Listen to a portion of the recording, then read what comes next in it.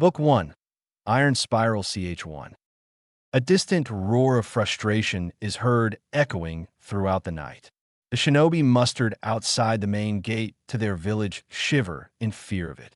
One wearing a dog mask leans over to the Sandame. Should we go help him? No. He knows what he is doing, we will just be in the way. Another roar sounds out in the dark. The battle between the Kyubi no Kitsune and the Yondaime rages on far away from the destroyed village. Then nothing, just silence. The collected shinobi wait, holding their breath for the silence to end, but it doesn't. After several minutes, the Sandame comes to a decision. Stay here, all of you. He commands as he turns and leaps into the trees, running in the direction of his successor's battle.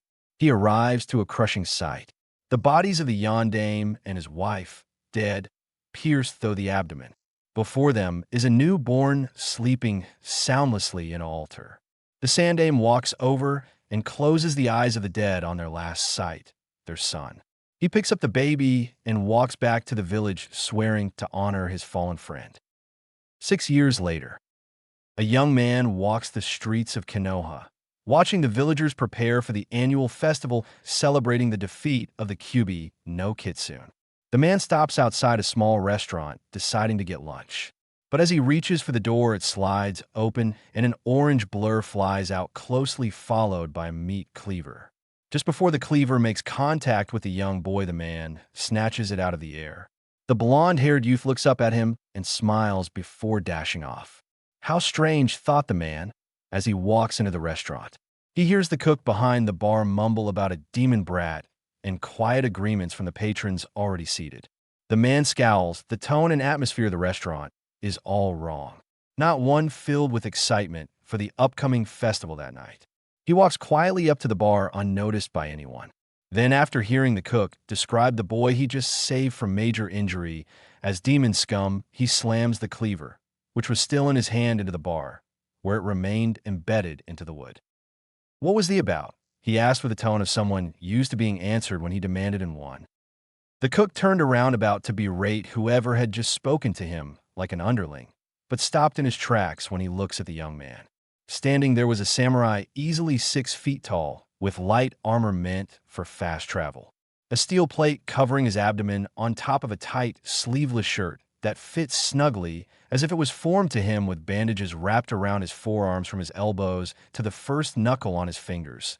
An ornate piece of plate armor on his left shoulder, resembling a wolf with spirals in the eyes.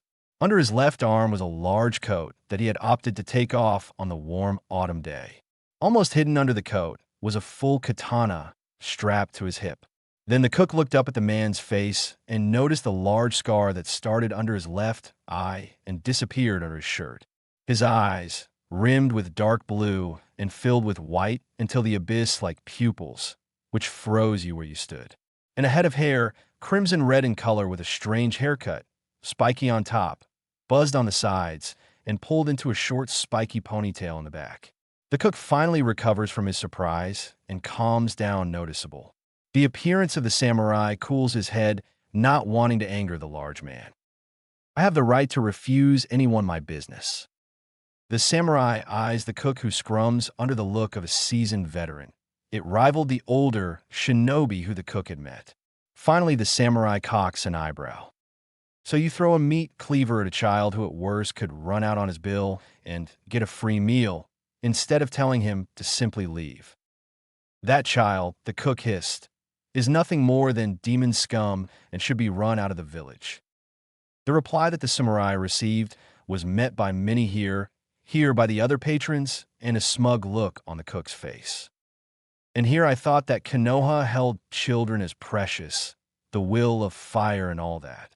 Guess not, he says with some venom as he turns and leaves, having lost his appetite. The samurai continued walking, looking for the boy, but after a few hours his stomach started growling, demanding attention. Coincidentally, he again found himself outside a small food stand. He ducks under the curtain and greeted by the heavenly scent of ramen, his absolute favorite food that he rarely got in the land of iron. As he sits at the counter, he is greeted by an older man who handed him a menu. "Welcome to Ichiraku Ramen. Please enjoy." He returns the greeting and asks what the house special is. The older man, who introduces himself as Tucci, shows the samurai the special's part of the menu. He thanks Tucci and introduces himself, then returns to the menu to choose what he wants for dinner. After a few minutes of looking, he decides on a miso pork ramen. He puts the menu down and is about to order when he notices a flash of blonde in the corner of his eye and looks. "You," he exclaimed, "I found you." The blonde jumps and looks at the source of the loud noise halfway out the entrance as he does, but doesn't get the chance to run. The samurai quickly garbs him by the shoulder and puts him the seat next to him. "I have been looking for you everywhere, kid." Now the boy was really scared. Whenever an adult is looking for him, it was never good. "Are you okay?"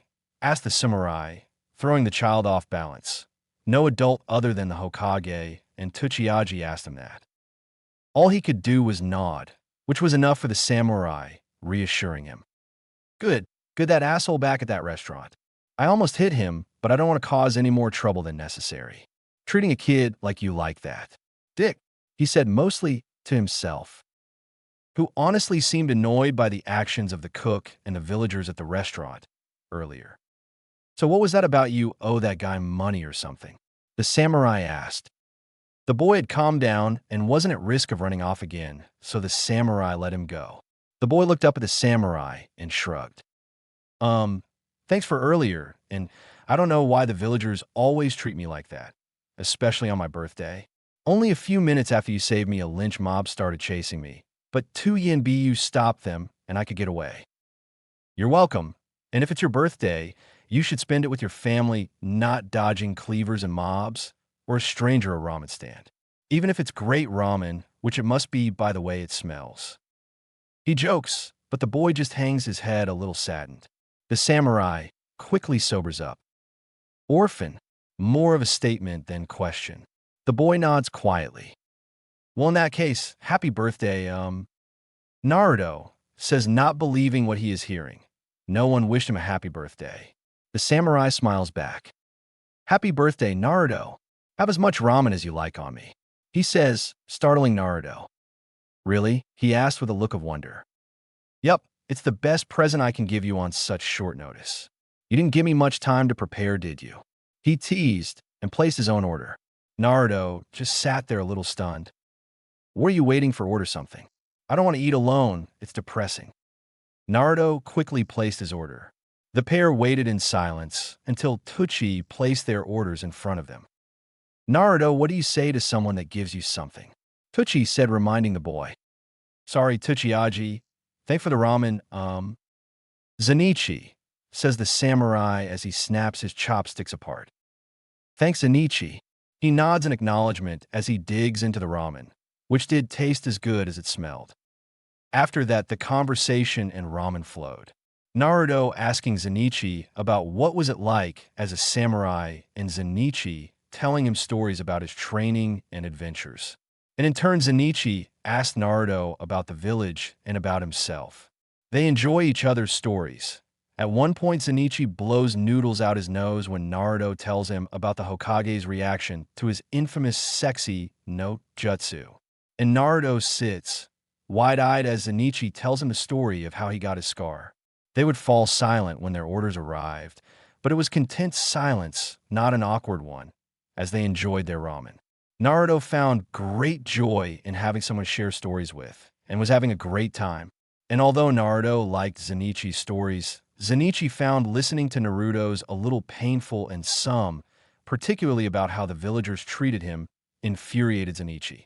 Here was a boy who just turned 6, having suffered greater than some full-grown adults that he know, but despite that he was still able to smile and was filled with such optimism, dreaming to become the Hokage like his hero, the Yondaime. Zenichi found himself respecting the boy greatly. "I am the daughter of Tucci and works as a waitress at night," brings them their next order, placing Naruto's in front of him. "Here you go, Uzumaki-kun." "Thanks, I am Ne." "And here is yours, sir." But Zenichi doesn't respond. He looks at Naruto, then at I am. "Did you just call him Uzumaki?" She nods, a little unsure of what is going on. Zenichi looks back at Naruto. "Your name is Uzumaki Naruto?" Naruto looks at him, noodles hanging out of his mouth. He slurps up the noodles and cocks his head side, weighs his eyes, squinting at Zen'ichi's weird look. Yeah, Uzumaki Naruto, that's my name, didn't I tell you that? But before Zen'ichi can respond, a man rushes into Ichiraku and grabs Naruto. Ayam screams in surprise, and after the conversation Zen'ichi had with Naruto all evening, that was all the justification he needed. With speed, painfully gained though years of practice, draws his sword, filling the ramen stand with the chilling hiss of steel, and cuts off the arms of the man who grabbed Naruto in one fluid movement like his name describes. One cut. Then, with the same fluid grace, kicks the man in the chest, sending him flying back out into the dark street. Zen'ichi, sensing the malevolence emanating from outside, turns to face it. He stabs the ground and throws his coat over his shoulders and thrusts his arms into the sleeves. Naruto stares at the symbol on Zen'ichi's back, a white spiral that was almost glowing against the black leather of the coat. Zen'ichi pulls his sword from the wooden floor and strides out of the stand, followed closely by Naruto. They are greeted by a large mob of villagers. The smell of alcohol was palatable. Many were armed with kitchen knives, other makeshift weapons and torches. They throw curses at him for what he did to their maimed compatriot. Zen'ichi silently assesses the situation. Roughly 200, maybe a few shinobi thrown in too, to think that this is what the kid has faced every year. He thought to himself, filled with pride, that Naruto could survive against such odds. Then silence. Naruto had been hiding behind Zen'ichi, but stepped out to look at the crowd that had gathered to hunt him down. At the sight of him, the gathered villagers growl like some kind of large animal. "Give us the demon. We will finish what Yondaime Sama started," yelled a faceless voice in the crowd, prompting many in the crowd to take up the call, yelling insults at Naruto, demanding that Zen'ichi turn over the demon scum to them. Naruto starts to shake. Doubt creeps into his mind. Zen'ichi protected me twice, but this is too much. He can't handle so many. He will not risk himself for me. I'm nobody. But his thoughts are stopped when Zen'ichi places his free hand on the boy's shoulder and gives it a gentle squeeze, and pushes him protectively behind him again. He then turns his focus on the crowd, remembering everything that Naruto told him. Letting the anger and disgust he felt for the villagers flow to the surface. Zen'ichi casts a killing intent out on the mob, so great the older members have flashbacks to the night the Kyuubi no Kitsune attacked and collapse in terror-induced convulsions. "My name is Uzumaki Zen'ichi, Vice Captain of the 2nd Division of the Iron Guard," he roared. "Any who wish harm to my cousin, step forward and face your death." Then, to demonstrate his threat, he swings his sword, cutting a gash in the street, effectively dividing it in half. With Naruto and himself on one side, separated from the mob, the promise of death to anyone who crossed it. The few shinobi in the crowd quickly sobered under the wave of killing intent and massive chakra spike from his demonstration. Most realized that they were no match for the monster that stood before them and ran for it, leaving the crowd to fend for themselves. But 5 of them felt differently and stepped forward to take Zen'ichi's challenge. They stood together on the line that had been drawn across from Naruto and Zen'ichi, many in the crowd cheering them on. All of them had faced samurai from other nations before, and none of them took this one any more seriously than they did the others. The first one charged Zen'ichi, but before he or Zen'ichi could do anything, an ANBU landed in front of him, taking him to the ground, pinning him there. The pinned shinobi started a struggle and was struck on the back of the neck and stopped moving. The others all fell into taijutsu stances. But before they could act a second, ANBU landed next to the first. "Don't even think about it. Leave before I get physical," he snarls. Then lightning shot out of his hand, starting to crackle with power, adding his own killing intent to the samurai and fellow ANBU. After a few moments, the shinobi thought about their opinions, decided that it was best to take up the dog-masked ANBU on his offer. One thinks better of fighting and leaves his fellows to face the ANBU and samurai. "That offer is about to expire, and I don't think the samurai will wait much longer," said the weasel-masked ANBU, a faint red glow coming from the eye slits in his mask, after he finished restraining the unconscious shinobi. The shinobi knew what that glow was and fled, leaving the villagers alone to face two Anbu and a really angry samurai. To emphasize this samurai losing his patience, Zenichi sends out a fresh wave of killer intent even larger than the first, enraged that someone thought so little of him that they could defeat him in a drunken stupor, causing most of the villagers to turn and run for the hills, leaving only the most stubborn villagers and those who had already fallen victim to the first wave of killing intent earlier on the ground. At last, even they finally turned, retrieved their unconscious comrades, and left, grumbling about demon lovers and the Hokage playing favorites. After the last of the villagers left, Zenichi sheathed his sword and turned to Naruto. He went to a knee in front of Naruto. "Naruto, are you okay?" He doesn't respond.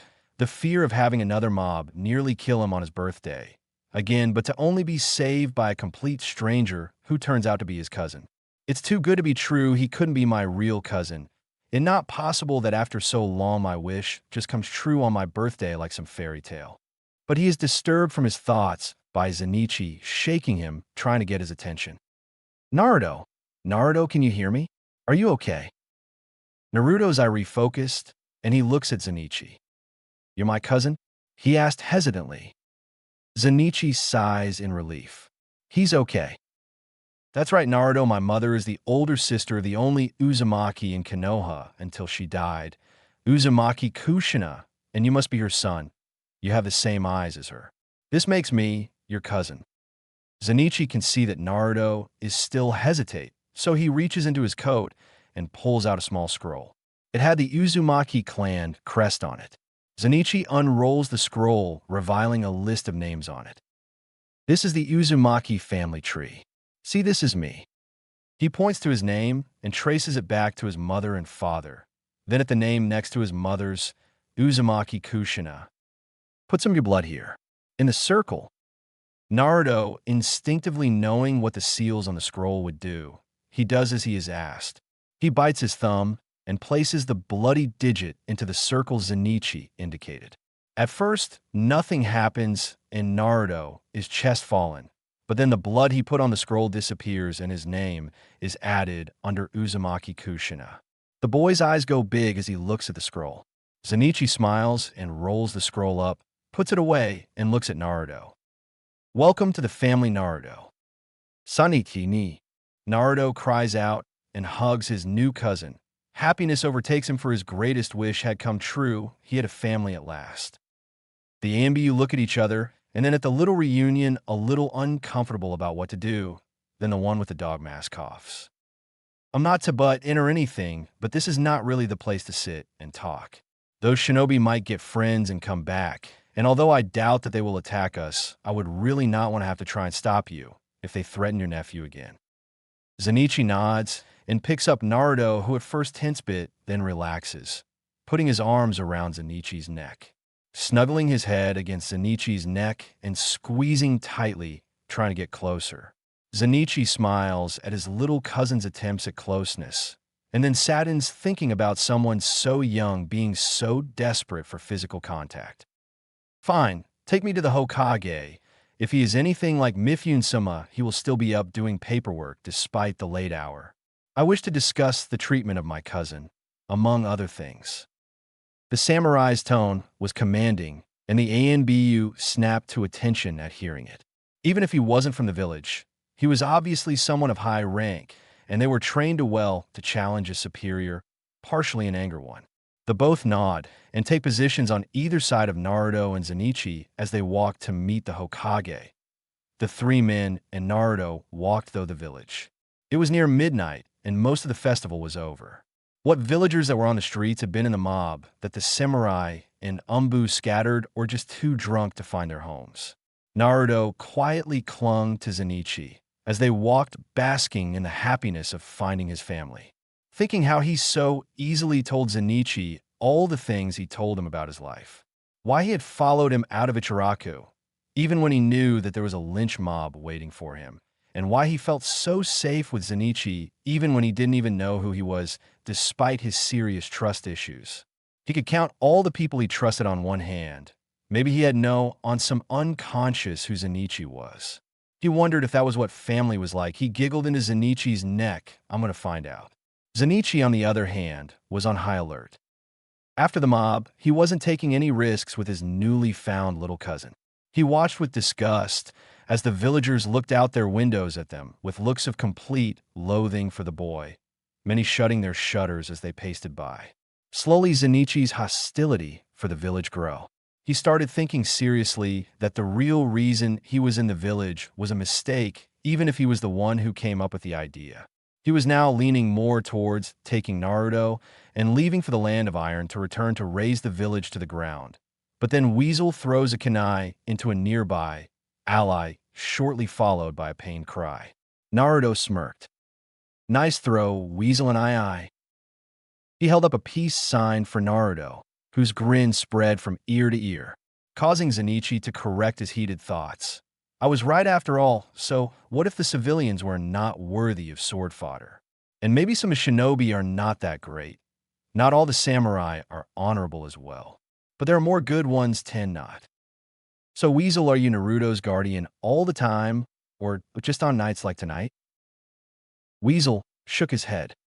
No, Dog and I are Umbu captains and have a lot of mission work. We only protect Naruto when we are in the village, which I must say sadly is not enough, but Dog and I asked the Hokage if he would let us both stay in the village this time after what happened last year. Naruto cringes at the memory of his last birthday, where he was caught on a dead end street and tortured within an inch of his life. He had to stay in hospital for 2 weeks, afterwards the longest he has ever stayed in the hospital. So we have been in the village more recently. Then I must thank you both for taking care of Naruto the best you could. If at all possible, I would like to honor you both with a drink. I will be in the village for a little longer if the talk with the Hokage goes the way I would like it to. If it is possible, we would be honored, but thanks are not necessary. It is us that should be thanking you. Had you not been there, we would not have been in time to stop them. They were very organized, and those shinobi worry me greatly. They walk in silence for several minutes, until it is broken by loud snoring. All three men go into high alert by the sudden noise. Then when it happens again, they look at Naruto in Zenichi's arms. The young boy, after a long, stressful day, has fallen deeply into sleep in the safety of Zenichi's arms. The three men laugh, quietly, so not to wake the boy. Well, that scared the crap out of me. I thought we were about to be ambushed, said Dog as he put the kunai he had drawn away. That is something I really don't want to happen right now. I'm still angry, and I honestly don't trust myself to hold back against anyone that would attack us right now, replied Zenichi. I don't blame you, and if it weren't for my orders, I would let you, and thank you again for stopping them and restraining yourself as you did. Knowing that such scum live in the village makes my blood boil, said Weasel. Zenichi shrugs, disturbing Naruto, who remains asleep after repositioning himself. I would do it for anyone. A drunken mob is not something to leave to its own devices. I am here on a diplomatic mission, so killing 200 or so of your villagers would be a little unreasonable, but self-defense, on the other hand, is another matter completely. Had you not stopped that drunken fool, I would have cut him in half. The two Umbu gulped after hearing his tone. They had really been lucky. If not for his mission, Zenichi would have killed all the villagers without a second's hesitation, and they both know it. Thank you all the same. On what you said about the boy's parentage. Is it true, or are you really his cousin? Yes. I was surprised to have met him. I was not expecting to find my aunt's son here, or that she lived long enough to have one. I met her once when I was very young. She had heard a rumor that survivors had made their way to the Land of Iron and came to investigate. When she and my mother saw each other, it was a very loud reunion, to say the least. She had tried to get them all to move to Konoha, but many had found a life in the Land of Iron and didn't want to leave their new friends and family. Most of my generation grow up together with children of samurai clans. We are a part of the Land of Iron now. So she left after declining the same offer from my mother. She was a shinobi and would stay with her village. Now thinking about it, she must have met someone. So that was why she declined. My mother couldn't understand why she didn't take her offer, since she was the only Uzumaki in Konoha. Her teammates and her sensei agreed to keep our existence a secret when they left from everyone. I had, though, about taking him with me back to the Land of Iron. Then my business was concluded once I realized who he was, but now I think that might be a little more complicated than before, though putting the Kyuubi no Kitsune in another Uzumaki shouldn't be any surprise. You lot have done it 3 times now. The two Umbu look at Zenichi, their bodies tense. He looks over at them and gives them an icy smirk. Did you really think I wouldn't figure it out? His birthday is today, the anniversary of the demon's defeat at the hand of the Yondaime. The villagers continued disdain for him and repeatedly calling him a demon. And I am an Uzumaki. I do know a thing or two about seals, and placing a beast like that without risk of future complications in newborn with undeveloped chakra coils would be the best option. By the way, who is his father, if it is just some random man that you lot had Kushina lay with to produce a new Jinchuriki? We're going to have serious problems, he said darkly, his tone laced with threats. Dog quickly spoke up in an attempt to placate the quick-tempered samurai. No, it was nothing like that. We cannot say who his father is, for it will place him in great danger both from his father's enemies and a few in the village who would want to take advantage of him. But I can personally vouch that Kushina was in a loving relationship of her own choice. She was very happy. I do understand where you're coming from, and although there are a few in this village, I would not put it past to try something like that. The Sandaime and Yondaime, when he was alive, would never let that happen, answered Dog, making it very clear that Naruto was a child conceived in a loving and happy union. Zenichi nodded his understanding. The men continued walking thought the village, taking streets and alleyways to get to the Hokage mansion instead of the tower, where the Sandaime Hokage lived and worked when he got tired of his offices, and at this time of night the chances of him being there were much better. As they crossed a main street, Zenichi looked up at the Hokage mountain, admiring the craftsmanship of the carving of something so large. He studied the faces of the 4 Hokage's face carved in the stone, studying the Yondaime's face intensely. So, was the Yondaime protective of Kushina because it was the right thing to do, or was it because he was in love with her himself and the father Naruto? Or at least I hope he is, he says slyly. Both Umbu stop in their tracks. This man, who has just arrived for the first time in their village, had already discovered 2 of the greatest and closest guarded secrets they have in the span of one night. Zenichi smiles at their reaction. I hope that means you will keep a secret then. As you might have guessed, if the truth that Naruto was the son of Minato, then he would become the target for over a dozen powerful people, not to mention the entire village of IWA, said an older man in white robes holding a large hat in his left hand and a pipe in the other. He was sitting on the steps leading into his home, waiting for them. Zenichi eyed the old man with a little killing intent in his stare. This was the Hokage, the man who should have by all rights been raising his cousin. So we meet at last, Sandaime Hokage, Sarutobi Hiruzen. I believe you were not expecting me until tomorrow, but I must insist we talk now. I would have to agree, and could you please not stare at me like that? When someone as strong as my students gives me a look like that, it puts me very on edge. The 2 Umbu look again at each other. For the 100th time that night, they were thanking Kami that the samurai restrained himself against the villagers, otherwise there would have been a very bloody mess to clean up.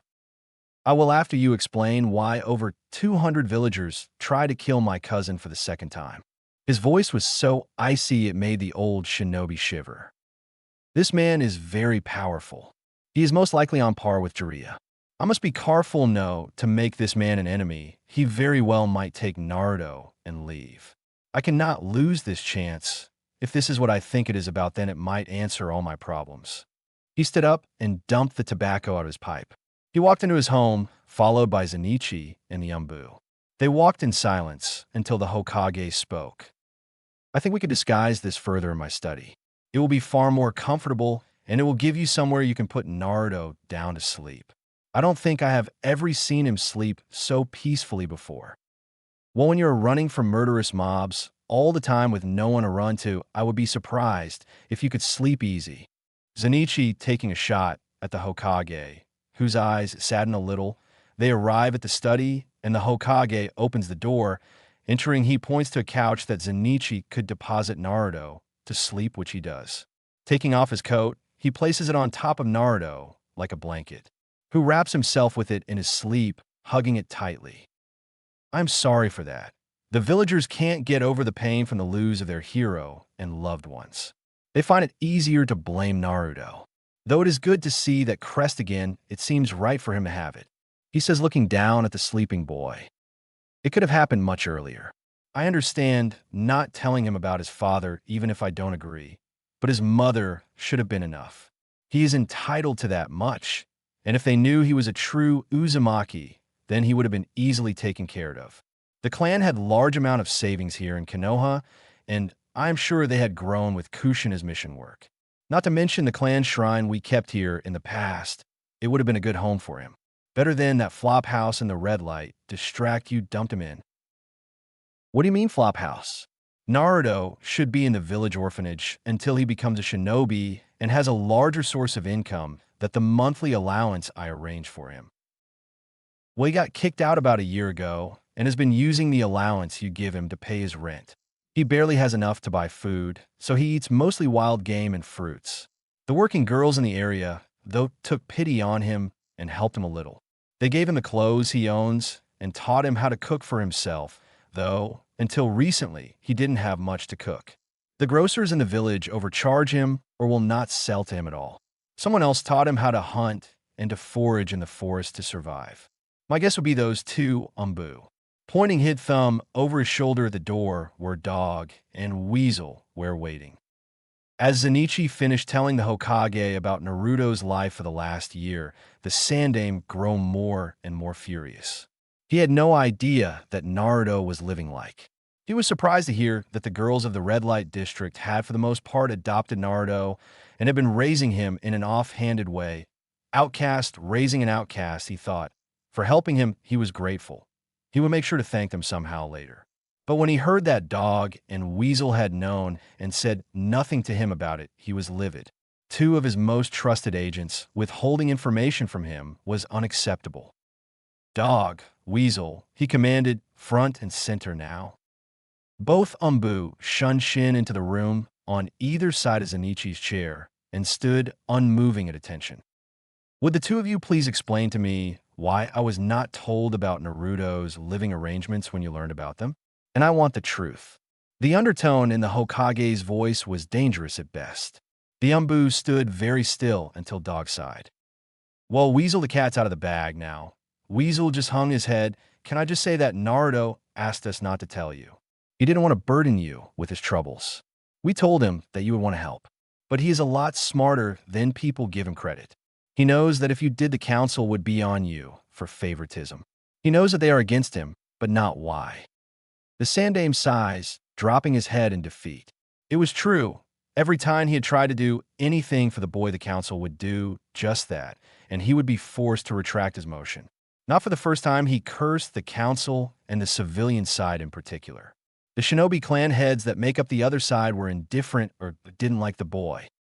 Explain yourself. I want a reason why you choose not to tell me at the whim of a 6-year-old. Like Dog, said Naruto, didn't want you to know, so you wouldn't try to help him and get on the bad side of the council again. A week after I returned from a long mission, Naruto sought me out and explained what happened.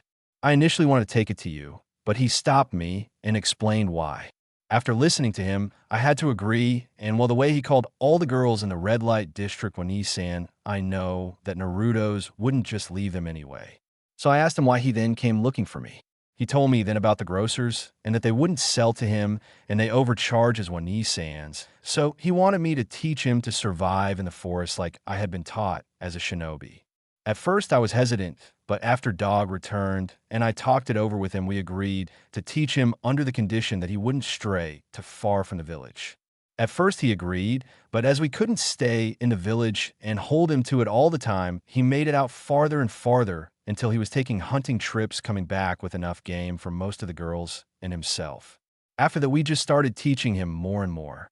Frankly, if he wanted to leave the village, he now has the skills to survive and make a living on the skins and meat. It wasn't until then that we realized that this might have been his intentions the whole time, but again, he surprised us, and after every trip, he would return and pass out the spools from his little apartment that is now decorated with the skins of some seriously impressive kills. When did he get that apartment anyway? Asked the Hokage, to be answered by Dog. 2 weeks after he got kicked out of the orphanage. I helped him find that apartment. The Hokage rolled his eyes.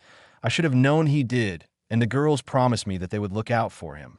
I then left for a mission and didn't learn about the food problem until my return, and Weasel came to me asking for advice. After I told him I was the one to get him that apartment, we started teaching him about hunting, foraging, and cleaning his kills. After that, he started providing the girls with free meat and vegetables from the woods. Some taught him to cook as a trade and would take the skins and sell them to the leather tanners for him and buy his clothes, since not a single one would do business with Naruto himself. His traps are impressive, to say the least. Coming up with traps that outdid ours has become a game for him. Not to mention his accuracy with the bow he made is amazing. In fact, it all has been working out very well. And the hunter skills he has learned from us have paid off in more ways than just as a means for him to provide for himself. The tone of Dog's voice intrigues Zenichi. What do you mean, not just a means to provide for himself? Well, he has been, how do I say this, the protector of the red light district. If anyone causes trouble for his Wanisans while he is in the village, then that person will come face to face with a half-dozen arrows. And if he hears about an incident while he is out hunting, then he will pay a visit to whoever was responsible. And let me tell you, he is very skilled with his hunting knife. The icy tone of Dog's voice and the hint of pride is all the evidence that it didn't end well for the perpetrators. Wait, I am confused.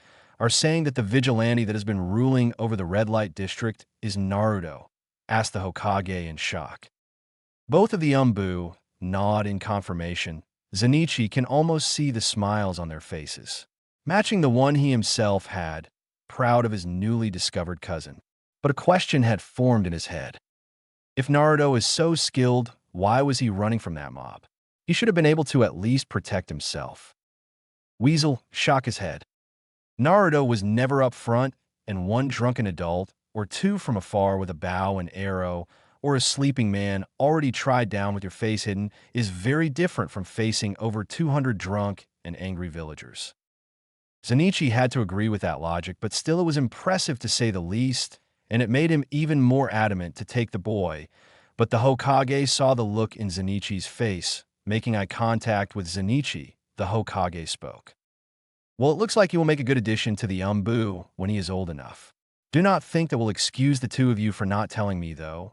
Both of the men hung their heads in defeat, while Zenichi met the Hokage's stare and smirked, almost to say this isn't over, old man. But if Naruto is such a good hunter, why does he wear that orange jumpsuit? Asked the Hokage. He expected one of his Umbu to answer, but was surprised when Zenichi spoke. It was a gift from a young girl he had saved just after getting out of the hospital last year. She was being bullied by several older children, and Naruto stepped in at her defense. In the resulting beating, his clothes were torn and ripped, so she bought it for him as thanks. It was all she could afford, I would guess, but he only wears it in the village. Something about showing her that he is grateful and to say no hard feelings. Apparently, once they were found by the girl's caregiver, she was dragged away and he was blamed for her injuries. Later, a pair of the girl's clansmen hunted him down and gave him a serious beating. Dog was shivering. He hadn't known why Naruto wore that orange jacket, but after hearing it explained to the Hokage, he was filled with fury. This is bullshit, he spat. Sensei must be rolling in his grave after all this. The village he loved so much, torturing his only son like this daily, is unforgivable. He saved that girl, and they reward him with a beating is unacceptable. He turned to Zenichi. Do you know which clan this girl is from? Zenichi cocked an eyebrow. So he is Hitaki Kakashi. Should have known after that, right, Anjutsu? No, not like I would tell you if I did. He wears that jacket as a symbol for that girl, showing that he has forgiven them. I am continuously impressed by my cousin's ability to forgive after so much. I agree with you, dog. He is much smarter than people give him credit, and he knows that the girl is not responsible for anything. In fact, I wouldn't be surprised if he had a little bit of a crush on her after she bandaged him up and bought that jacket. It was the most kindness he has been shown by a stranger in his young life, and If you go and attack them now, what message does that send? Well, anyway, I understand where you're coming from.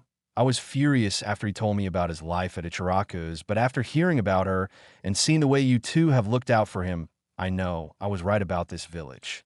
Besides, I don't think that Namikaze would want his last student killing any members of his village, no matter how much they deserved it. Hahataki. This time, it was the Hokage's turn to look shocked at Zenichi's ability to sniff out their secrets. Kakashi took off his mask, it no longer serving any real purpose, and looks at the samurai. How do you keep doing that? That is the third time tonight. Asked Kakashi. Zenichi just shook his head and chuckled. I'm the vice captain of the 2nd Division. It's unwise to let a counterintelligence specialist anywhere near your secrets. The Hokage was now gaping like a fish as he stared at the young man, no older than his youngest son. Then Weasel spoke up, his curiosity getting the better of him. What is the 2nd Division exactly? You said that back at the ramen stand too. It is the closed thing you will find to the Umbu in the land of iron. Weasel just cocked his head to the side, not satisfied with that answer. Zenichi sighed and continued. Basically, it started out as a group of samurai who had a great deal of skill in tracking and scouting, but later as they scouted, they caught enemy samurai or shinobi that were doing the same thing or setting up ambushes, and they were put in charge of holding and interrogating them, becoming the jailers and interrogators of enemy combatants, much like your TNI division. Much later, after the Second Shinobi World War, a few survivors from Izushio made it to the land of iron asking for refuge. The shogun at the time took pity on us and let us stay, including my mother and her Jonin sensei. There were also a few others with ninja training, mostly of genin rank, that were put in charge of guiding civilians out of the village. Zenichi paused to let the little history lesson sink in, until he continued. To repay the debt they felt to the shogun, they swore fealty to him and tried to serve with the other samurai, but were shunned. But the captain of the 2nd Division at the time saw the use of the shinobi and asked them to work with him in expanding the 2nd Division's skill set into espionage and counterintelligence. My mother's sensei took the role as that subdivision's leader and later rose to the rank of vice captain. It has been the role of the vice captain to be the leader of that subdivision ever since, due to the fact that it quickly proved to be an invaluable asset during the 3rd Shinobi World War, with shinobi trying to use our lands as a shortcut to enemy lines. We needed a way to know if certain shinobi villages planned to cross our borders. My mother later rose to the same position during the 3rd Shinobi World War, when her squad stopped a regiment of IWA shinobi from crossing our border and maintaining our neutrality. I believe they were reinforcements for some force near your border, some bridge, I think. IWA was furious, but after we proved that they had knowing plan to cross without our permission and ignored our orders to leave. Thanks to evidence presented by the 2nd Division's newest vice captain, they could do nothing but beg our forgiveness and swear it wouldn't happen again. I took the place of my mother as the vice captain about 2 years ago when she retired early to train the younger members of the clan and anyone else that wants to be a member of the 2nd Division. It has become standard practice for those of the Uzumaki clan to join that or the medical division, as our skills in sealing and medical jutsu has proven to be invaluable. The 3 shinobi stood in awe of Zenichi's story. Kakashi in particular seemed to be the most affected. Zenichi just sat in his chair and waited for the questions to start flowing like he knew they would. He was surprised when Weasel was the first to speak and by his question. How did you get the promotion? I mean, it couldn't have been because of your mother. You must have earned. Well, it's a little of both. After the break out of the Civil War in the Land of Water, a group of Kekkei Jinkai users fled to the Land of Iron much like my clan did, and I lead my squad to meet and escort them to safety.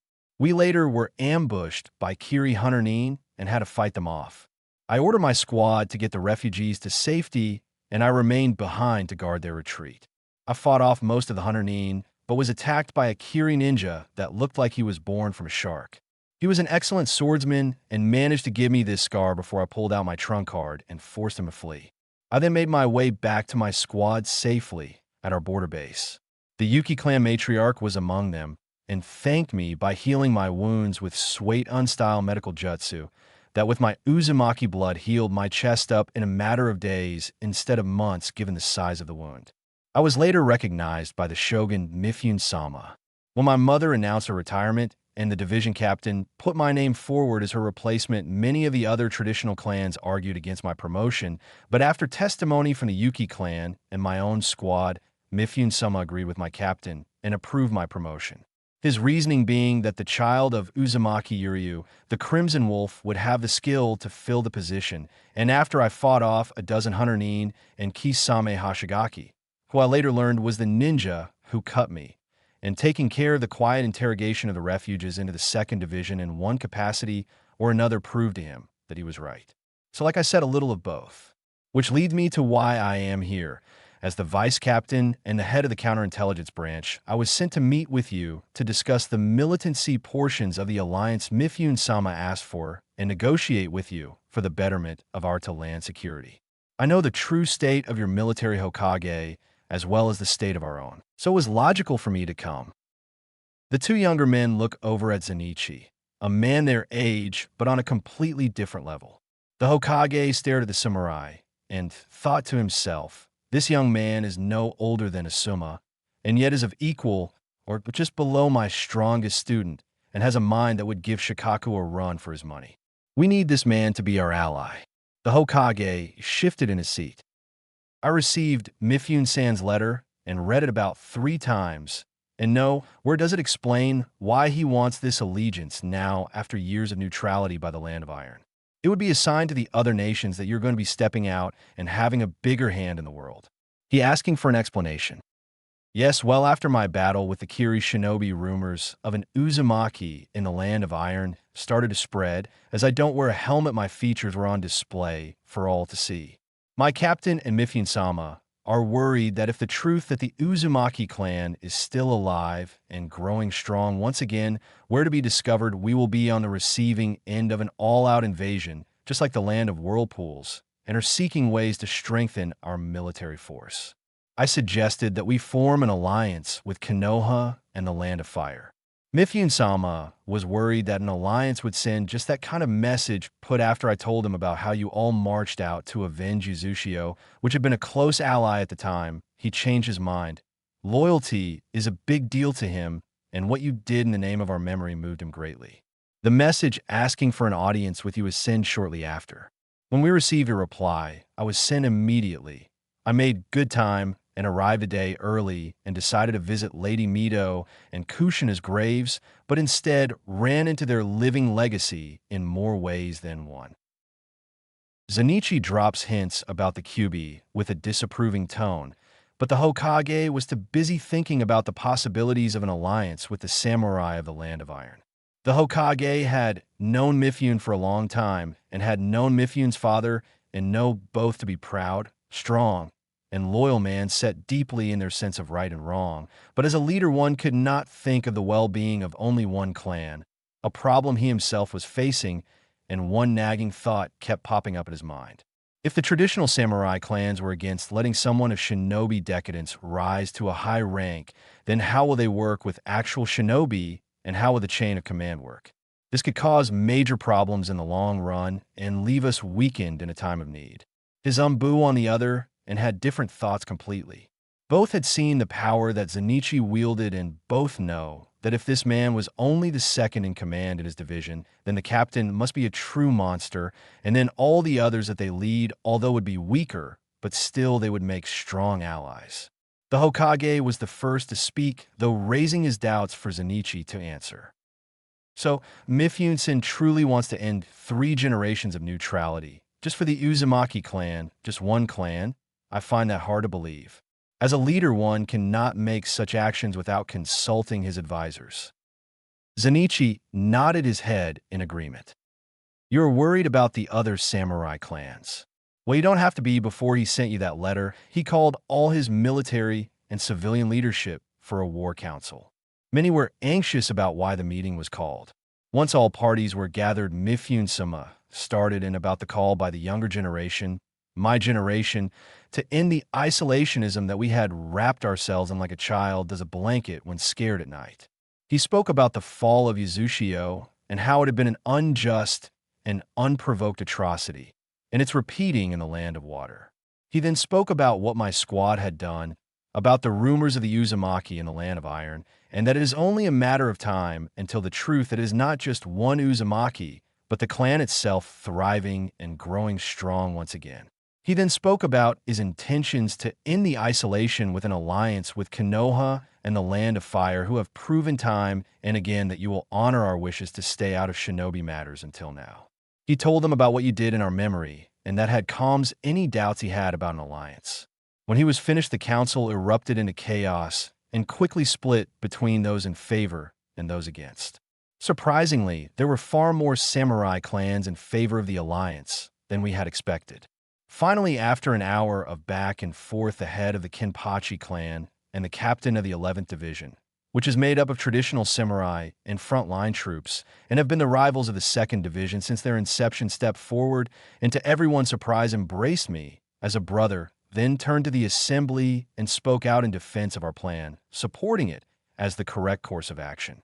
This is man, mind you, had spoken out loudest against me become a vice captain, like it was his mission in life, and for the most part finds anything ninja distasteful, to put it mildly. But what he did and said moved the whole assembly and lead to a unanimous vote in favor of the alliance. You have nothing to fear from the traditional clans causing any problems. They back this plan completely. Once committed, only an act of kami can change a samurai's mind, though I can't promise anything when alcohol is involved. He chuckled. The two Umbu were unfamiliar with the state of samurai politics, so didn't understand the gravity of what Zenichi had just said, but the Hokage did, and the look on his face told them all they needed to know. The impossible had happened. The Hokage just stared at Zenichi, completely stunned by what he had just heard. A look of shock stuck on his face. He had met the Kenpachi clan head when he had taken Minato to meet Mifune when he was chosen to be his successor. That man hated shinobi with a passion. To hear that he had not only agreed to an alliance with a shinobi village, but had basically pushed a vote, though, was mind-boggling. The Hokage asks out of pure shock. What did he say to move the whole of the land of iron? Zenichi nodded, understanding the Hokage's reaction. Even he had been surprised. So much so that he almost attacked the man when he embraced him. He said, and I quote, "How can we call ourselves samurai and then forsake our brothers who defend our country by our sides, throwing them out into the snowy night to protect ourselves from their enemies? No, our enemies, for any enemy of theirs is, and is enemy of us all, for they are part of us, proud samurai of the land of iron. I vote ya. Let those baby-killing bastards came at us. We will feed them samurai steel." The emotion and conviction in his speech moved everyone. All the samurai present took up the call, and even the civilians were cheering. Afterwards, he approached me and told me that although we had our differences in the past, it was nothing personal. He had only thought that I was too young for the responsibilities as a vice captain, but he was pleasantly proven wrong. The spirals of iron, as he calls us, had proven ourselves in his and his clan's book, and was proud to call me a brother. The Hokage, if it was possible, looked even more in shock. So much so that his Umbu were worried for his Heath, but the thoughts in his head were racing so quickly that he didn't know where to start. "Hokage-sama, are you all right?"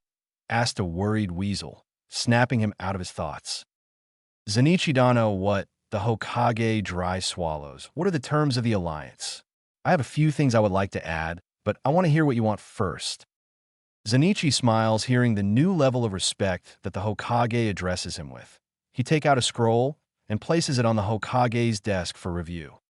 That is the treaty in its entirety, but the important parts, as we're concerned, is the terms of military support, which basically, after all the legal mumbo-jumbo, states that you will answer any call to arms from the Shogun of the Land of Iron, Mifune-sama, and we will do the same if you, the Hokage, call upon us.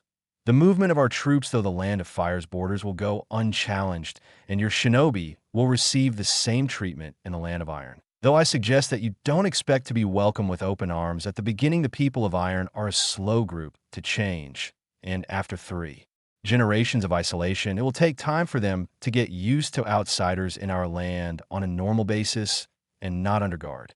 Third, the fair trade of information of a military nature to ensure both of our country's safety. as well as a few trade agreements that the merchant guilds wanted added. But I am sure that your shinobi will enjoy the metalwork of the Land of Iron the best hands down since Yuzushio fell, and one of the civilians my mother led to safety was the Uzumaki clan's master weapons craftsman, and she took on a few apprentices in the Land of Iron, passing the arts. And I am sure you personally should know of the craftsmanship of Yuzushio, as we did make your predecessors armors and weapons after all. The Hokage looked over the scroll as Zenitsu spoke and saw that what he said was true. Lots of legal mumbo-jumbo that the politicians could argue over, but the terms for the military were just as he described, and the Hokage approved, but he didn't let Zenitsu know that. He thought about it all for a few minutes as the samurai waited to hear his terms.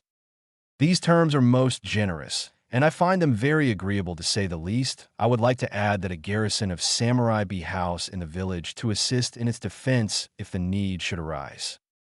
That could be arranged, I think, but a few squads of your shinobi will have to do the same, if that isn't a problem. No, it wouldn't. Also, I would like to ask for a few things off the record from you personally, if that would be okay. You can always decline, of course, it will not affect my decision about the treaty. Zenitsu nodded. First, you will stay in the village in the first few years of this alliance in charge of the samurai garrison here, and that you will train Naruto as well. I wouldn't mind staying to do such, and if this is an attempt to stop me from taking Naruto to the Land of Iron, then good luck. If Naruto asks me to do so, I will, but for the time being, I will train him in the village. The Hokage sighs in defeat. He had tried. Hopefully Naruto still loves the village enough to stay. Okay, I understand. Also, the second thing is something difficult for me to admit, but I would like for you to try and stop the coup that is being planned by the Uchiha clan. Now it was Zenitsu's turn to be surprised, and he wasn't the only one at that. Kakashi looked over at Weasel in shock, while Weasel looked at the Hokage with what would be a surprised look if he wasn't wearing a mask. Zenitsu looked over at Weasel. I'm guessing you're a member of the Uchiha with the red eyes you showed off to scare those drunken ninja. I thought you might be, but you could have easily been part of the Yui clan, but now I know for sure. The question now is, where do you stand? With us, or do I kill you now and then end this before it starts by ending the Uchiha altogether? Zenitsu's tone is icy as his hand moved to the hilt of his sword ready to draw. He would and could do it if necessary too. He disliked such action, but as a samurai, loyalty to your home and country were a big part of who he was, and anyone that would betray that trust was someone he would kill without mercy. The Hokage saw this and was taken aback. Their treaty was not finalized, and for all intents and purposes they were not allies yet. But that didn't stop Zenitsu from acting like they were, and he had such a bad first impression of the village with Naruto. Weasel took off his mask and looked at Zenitsu. If I was ever to betray the village, I would ask you to end me as well. My loyalty is with the village, but that doesn't mean I don't want to save my clan. I told the Hokage about my father and the clan elders' plans because I wanted to find a peaceful stop to it first, and have been working as a double agent against my clan to stall for time in the hopes that Hokage-sama could find a way to end this without any violence, or I guess you having to carry out that threat now. I'm sorry, Kakashi, that I didn't tell you, but sure sway, and I wanted to stop this from happening with the least amount of people finding out. My name is Uchiha Itachi, clan heir, and the son of Uchiha Fugaka, the current clan head, and if you stop my clan, I would be eternally grateful. Itachi gets on his hands and knees, begging Zenitsu to accept the Hokage's request. Please, I beg you, help me stop my father, and the others. I know this might sound like a lot, but they're not bad. Many are just frightened of the changes in the village and the way the world treats those with Kekkei Genkai now. Many clans are being killed off and all, but the major shinobi villages, and even in Kiri, they are now too. Please help me before it comes to violence. I do not want my clan to be the cause of a civil war in the village, which would most likely lead to a fourth Nin war. Zenitsu looks at the young man and then at the Hokage. I will try my best, and if I can't stop them peacefully, I and my samurai that will be stationed in the village will deal with them. The helmets that are part of the standard battle armor have tinted glass to protect us from the Sharingan, other dojutsu, and jinjutsu that relies on eye contact. We will be able to take them quickly. Stand Itachi. I will help in any way I can, and if it comes to violence, then you, the young ones, and any that prove themselves against this foolishness will be spared this, I swear, even if I have to move you all to the Uzumaki estates in the Land of Iron to do so." Itachi looks up at Zenitsu, tears flowing from his eyes. The emotional stress from the whole ordeal taking its toll on him, hope returning to his eyes, but Kakashi, on the other hand, is angry and wants an answer to why. "Itachi, why is your father doing this? Your clan is loved above all other by the villagers, second only to the Senju. Where did this come from?" As Itachi stood, he looked over at one of his two closest friends and wiped the last of the tears from his eyes. "Naruto isn't the only one to be treated badly after the Kyuubi's attack. My clan has been slowly pushed into our compound because of the mistrust of the villagers and the other shinobi. Many remember Yukika Madara could control the beast and blame us for its attack. My father worries about the safety of the clan because of it, and the less noble of the clan are angry that the villagers are ignoring us now, and second to the Senju has always been a sore issue with some. It's all just reaching ahead." Kakashi sighed. He understood where Itachi was coming from. After the Kyuubi's attack, even he had noticed that the Yukiko were being treated differently, but he had no idea it had gotten that bad. Also, Hokage-sama Danzo approached me with an offer that if I eliminate my clan, he will spare my little brother. The Hokage scowled. "Let me deal with him, okay? So Zenitsu Dano, do you agree to my requests?" Zenitsu nods. "Good. When do you want to tell the village council about this new alliance?" "In 2 days, if that is okay. I'm tired from my journey here and would like to rest and clean up before meet with your council. Also, I would like to borrow a messenger hawk to send word to Mifune-sama and my captain that they can expect your support and can send the ambassador to the capital to start the formal negotiations with the Fire Daimyo." "That sounds like a good idea. I will send a hawker over to thee and you're staying at in the morning with one of our fastest hawks." "Thank you, but I'm staying at the Uzumaki temple here in the village. I hope isn't a problem, and I will like to start making it habitual again. It will be a good place to garrison the samurai that will be here anyway. By all means, if you need any help, let me know. I apologize for its state. It was damaged during the Kyuubi's attack and never repaired." Zenitsu waves his hand. "It is no matter. It will give me something to pass the time and a chance to get to know Naruto better. I'm sure he would like to help, and I can start his physical training that way. Also, Itachi, if you could drop by, I would like to talk to you further." Itachi nods as Zenitsu stands and holds his hand out to the Hokage, who takes it. They shake and Zenitsu walks over to Naruto, picking him up. The Hokage walks him out. "I want to tell Naruto about the Kyuubi. He has a right and need to know for his safety and mine if I am to train him." The Hokage hesitates, but after a moment's nods. "You're right, I try to hide it from him, and it has brought nothing but pain to him. Maybe it is time to try a different way. I have failed him for too long. Also, although it is completely up to you, I would like Kakashi and Itachi to be moved into the normal Jonin forces and serve as a go-between for the samurai and ninja in the coming days. Also, I would like to relieve who they are to Naruto, so he doesn't lose the closest thing to friends he has in the village. I will think about. Thank you, good night." "No, thank you. You have helped me far more than I have helped you." Zenitsu simple nods and starts walking to the Uzumaki temple with Naruto. Naruto wakes up and rubs the sleep from his eyes. He looks around not sure where he is or how he got there. After a few minutes, he remembers the night before and falling asleep in the arms of his new relative. He gets up and notices that there is a large leather coat covering him. Upon closer inspection, he notices that it is Zenitsu's. He balls up the coat and stands up, walking over to the doorway that, unlike his first thought, it wasn't open, but the door was missing completely. He walks out into the courtyard and surveys the state of the gardens. To say that they were overgrown was an understatement of the year. The shrubs were completely wild. Grass had overgrown everywhere, and everything was covered in vine. Not many people know that Naruto has a small flower box outside his window in his apartment, and that gardening had grown into a pastime.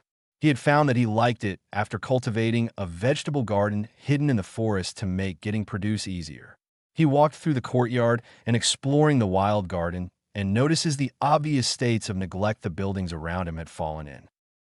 Naruto wondered why a samurai of his cousin's status would be in such a dump, until he turned the corner of a crushed building and saw a large temple with a spiral burned perfectly into the hardened oak doors. For some reason, Naruto felt drawn to the temple the second he laid eyes on it. Slowly, he walked up to the door and tentatively places his hand on it. After a moment, he pushes on the door and is surprised by how easy it was to open. It was very large after all. The hinges don't even squeak. Despite the decay of the other buildings, this one had withstood the touch of time. Naruto enters the temple, finding Zenitsu sitting in the center of the room in front of a simple shrine with incense burning in a bowl of sand. He walks up and sits next to his cousin silently. There was a feeling of peace that even Naruto's hyperactivity was calmed by. Without opening his eyes, Zenitsu knew that Naruto was next to him. The seals on the door wouldn't let anyone but an Uzumaki into the sanctuary. The two sit in silence for several minutes until Zenitsu spoke. "Did you sleep well? I tried to find a room that's still at tatami mats, but most of them were rotten." Naruto nodded, not wanting to disturb the peace that was coursing through him at the moment. "I see that this is your first time here. I am not surprised much was kept from you, though I'm a little surprised at how long you slept. It's already noon." Naruto listened in silence. As Zenitsu talked, the unfamiliar feeling of serenity had filled him and didn't want it to stop. Zenitsu looked at his cousin and smiled. The look of calm and peace was engraved on his face, not the mask he had on last night when the two met. "I'm sorry, Naruto, but you'll have to respond at some point. Don't worry, the feel will not stop until you leave the shrine." Naruto looks up at him. "I hope so. I really like this. I haven't felt like this in," he pauses, "ever. I think it's been too long. Running from mobs, the glares from people I don't even know, and the beatings all the time." Tears start running down his face. He looks up at his cousin and asks, "Is this what it feels like to be happy?" Zenitsu is completely taken aback, not expect Naruto to ask something of such magnitude. He watches Naruto and sees that he really wants an answer. "Naruto, how you feel when you are happy is different for everyone. I could tell you what happy feels like for you, because it's different for me. This feeling that you feel right now is the construct of the seals that are in place in the shrine. They are designed to install a feeling of peace and calming in the Uzumaki that come here to pray and meditate. I am so sorry that this is the first time you have left at peace, and I promise to do everything I can to ensure that you can feel this way outside of the shrine in your everyday life." He takes a breath. "Naruto, there are several things you and I have to discuss. As you know from last night, I am a high-ranking samurai in the Land of Iron, and that I am here in Konoha on a mission. That mission was to negotiate with the Hokage the terms of an alliance between our two countries." Zenitsu stopped to let Naruto grasp what he was talking about. "Now, the Hokage asked me to stay in the village and lead the samurai that will be garrisoned in the village when the treaty is finalized. He also asked me, as a fellow Uzumaki, to train you and teach you what it means to be an Uzumaki. As is your birthright, if you are willing, I will start teaching you today. So, Naruto, do you wish to know about your mother and her clan?" Naruto sat in silence and shock. "So everything I remember from last night wasn't a dream. I have a clan and Zenitsu is my cousin. But no, he is asking me if I want to learn about them." He watched the smoke rise from the incense in front of him. "Yes, I want to know about my family. What were they like? Why am I alone? And why didn't Hokage Gigi tell me?" "Well, the first two will be easy to explain, but the third one will be a little harder. I think the Hokage didn't want you to know because he thought not know would have been easier. I know that is not a good answer, and that is something the two of you will have to work out later. As who your clan is and why you are alone, I can explain." He paused to gather his thought. The Uzumaki clan is one of the oldest and strongest of the shinobi clans in existence. We can trace our line back to the time of the Sage of Six Paths. We are masters of Fuinjutsu, the art of sealing, and of many other shinobi arts. I personally am not a master in the terms of our clan, but compared to those not of our clan, I would be considered a master. I have much still to learn in the art that our people have progressed to levels not though humanly possible. Sealing is in our blood. After generations of study and practice on both objects such as scrolls and on ourselves we have developed an almost symbiotic connection to it. We can instinctively understand what simple seals can do without any teaching or experience. Also, in using them on ourselves for generations to increase our chakra, vitality, and recovery rate, we started to develop the effects without the seals in place. To help you understand he pulls a small knife from the small of his back and cuts himself on the palm of his hand. The small cut starts to heal almost instantly. As you can see, I healed very quickly. That is the effect in which I spoke of. All Uzumaki have these abilities, as they are an artificial Kekkei Genkai. With training, you will be able to use complex seals and make them with ease. By the time you're old enough to attend the Ninja Academy, you will be able to seal almost anything you want. As for why you are alone, I asked the Hokage what happened to your mother, and he told me that she was killed when the Kyuubi attacked the village shortly after giving birth to you. He didn't say, but I would guess that your father died that same night. It is fairly common for your generation here in this village. Naruto was in awe after hearing what his clan was capable of, but he wanted to know what happened to them all. So how did my mother end up in Konoha if our clan is from the land of iron? We are not from the land of iron originally, but from the land of whirlpools to the southeast. Our ability with seals was so feared by some that they started the Second Shinobi World War to kill us all off. My mother, your aunt, with the help of her Jonin sensei and some other low-ranked shinobi, mostly Genin and Chunin, snuck about a dozen civilians out of the village that we called home, Yuzushiobikure no Sato. My mother and the others with her made their way to the land of iron. The then shogun of the land of iron welcomed my mother and her company with welcome arms.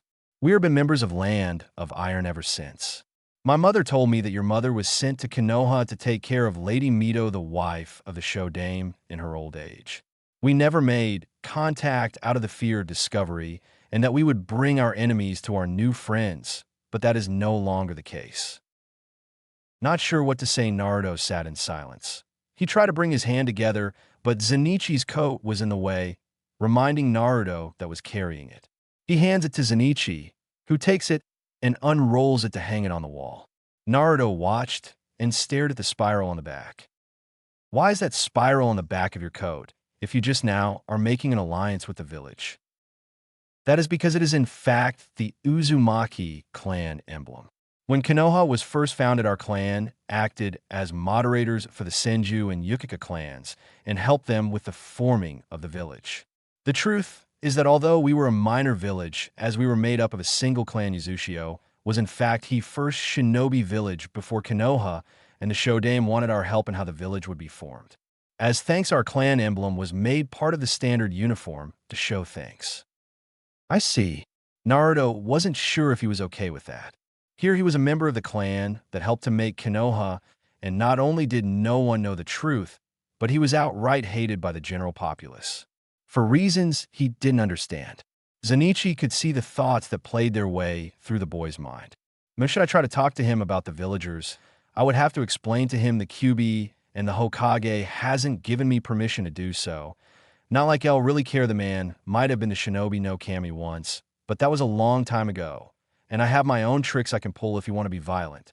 Zen'ichi thought to himself, conflicted as what to do. On one hand, he had what he thought would be best for his little cousin and what was best for his mission. He had a responsibility to make sure that this treaty was a success. It was because of him the land of iron was under threat now, and it had also been his idea in the first place. As the two of them sat in the shrine, quietly focused on their own thoughts, their stomachs had thoughts of their own, and both growled loudly, causing both Uzumaki to look at each other embarrassed. Then, after a second, they both laughed, lightening the mood that had fallen over them. I don't have anything to eat here yet. What do you want to do for dinner? He asked Naruto. We could go to my apartment and eat. I have some food there, and it shouldn't take too long to prepare. Okay, sounds like a plan, and I have been curious about where it is you live. You said it is the red light district, but that only perks my curiosity, he says as he stands up. You are very nosy, you know that. Naruto responds in a light tone as he too stands up. I'm not nosy, just inquisitive. It's an Uzumaki thing. I am sure you yourself have found yourself just wondering about anything and everything at once. It's part of why we're so good with seals. We have minds that hunger for knowledge, and it leads to some nasty headaches. Naruto nods his agreement and starts walking to the door, followed by Zenitsu. So that's why I get those headaches every so often. I have an herbal treatment for it, if you want any. One of the girls near my apartment taught it to me. Thank you. We have an herbal tea that works, but I didn't bring any with me when I left.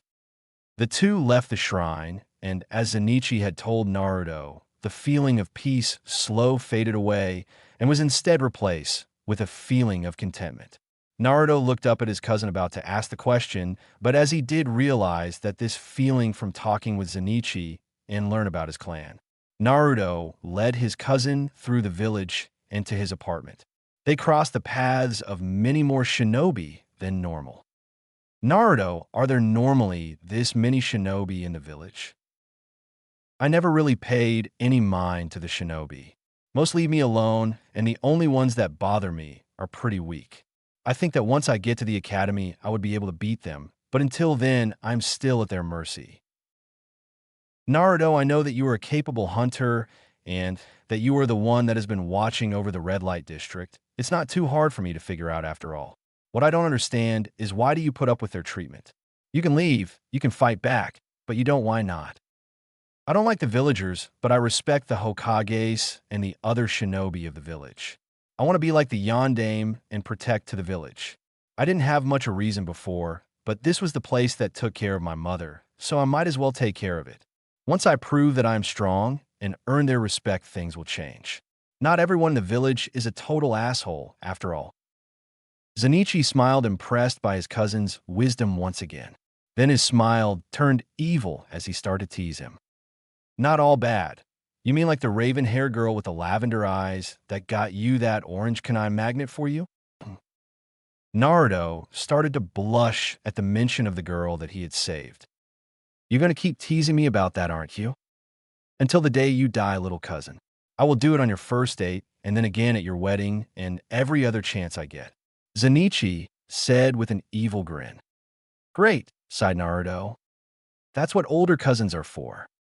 The two are watched by the shinobi of the village. They all had heard about the samurai that faced down a mob the night before to protect the Kitsune-gaki. Many had gone to the street outside Ichiraku's and saw firsthand the gash that ran the length of the street. It was an impressive feat to say the least, and for it to have been caused by a samurai was surprising for most of the ninja. Some of the older generations know of the talent of the samurai from the Land of Iron, and that they were not someone you fought without some serious resolve. The inhabitants of the Sanro Mountains were not to be trifled with. Then the biggest news came out later that day, that the samurai in question was in fact a descendant of the survivor of Yuzushiyo, and had claimed the Kitsune-gaki as his younger cousin. Meaning that a true Uzumaki still lived in the village, and whose clan was still alive and well hidden out in the world. Some of the parents of the other children Naruto's age heard the news, and quietly talk was spreading amongst them that Naruto was in fact their classmate Kushina's son. Some, particularly a pair of women who were the old teammates of Kushina, felt great shame not knowing about the boy and not taking care of him in the memory of their lost friend. They all had known that she was pregnant, but had though the child had been lost during the Kyuubi's attack like his mother. None of them know who the father was. Kushina would never say when asked. The two Uzumaki continued until they reached the border of the red light district when they were set upon by the working girls.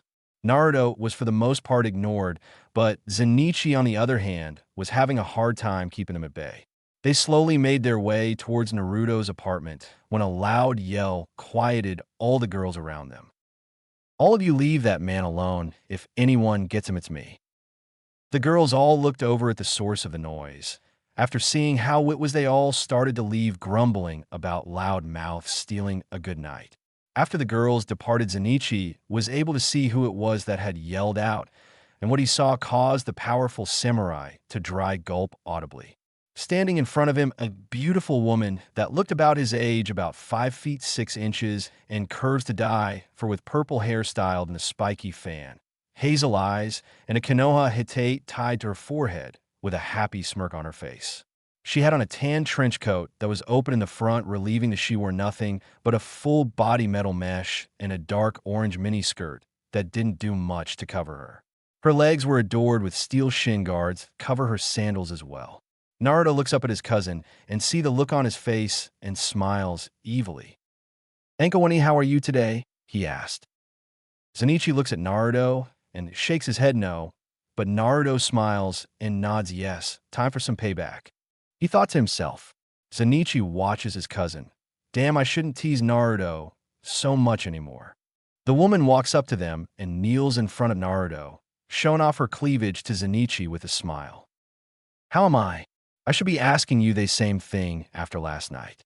Though it looks like you were fine, if I didn't know any better, I would say you're better than fine. What happened?" As she stood up, she teases Zenichi with her coat. "Well, Zenichi and I saved me and took me to the Uzumaki shrine. It was really nice there. I'm taking him back to my apartment for dinner. If you want to come along, I can tell you more over some food." She looked Zenichi up and down and smiled. "I would like that, Naruto, but it would be impolite for me to just join you. You spending time getting to know your new relative, if what I have heard on the street is to be believed." Zenichi looked at Anko. "Damn you, kid, you take me here and then put this beauty in front of me like this and invite her to dinner. You are so going to pay." Zenichi shakes his head. "No, it's fine. You obviously know Naruto very well. And from what I can gather from my little time here is that anyone that is good to Naruto is a person worth getting to know. It will be a pleasure to have you with us. You can tell me all of Naruto's embarrassing little secrets. I have 6 years of teasing to catch up on." Naruto hadn't thought about that and started to panic a little. Knowing Anko, she would love nothing more to have a new partner in making his life an embarrassing mess. Even though he was young, Naruto wasn't stupid. It took him a few weeks, but he learned what was special about this area of the village and what the girls here did for work. And although Anko wasn't a working girl, she spent a lot of time here, and she loved to spend her time in between missions messing with Naruto. Anko was a little surprised. She was expecting him to treat her like every other man in the village did. Not many know that Anko's mother had been a geisha and had worked here in Konoha's red light district. Her mother had pushed her hard, so she could escape the life she had lead and supported her during her early years at the academy until she died. "I would love to fill you in. You're right, 6 years is a lot of time to catch up on. I would love to help you, and I need to thank you for helping the little Gaki last night," she said as she took his arm. Zenichi, to his credit, wasn't even fazed by her forward actions and shameless tone as he went to adjust his sword, so it would still be in reach with her next to him. He was surprised when he found it already in the perfect place for him to draw it if needed.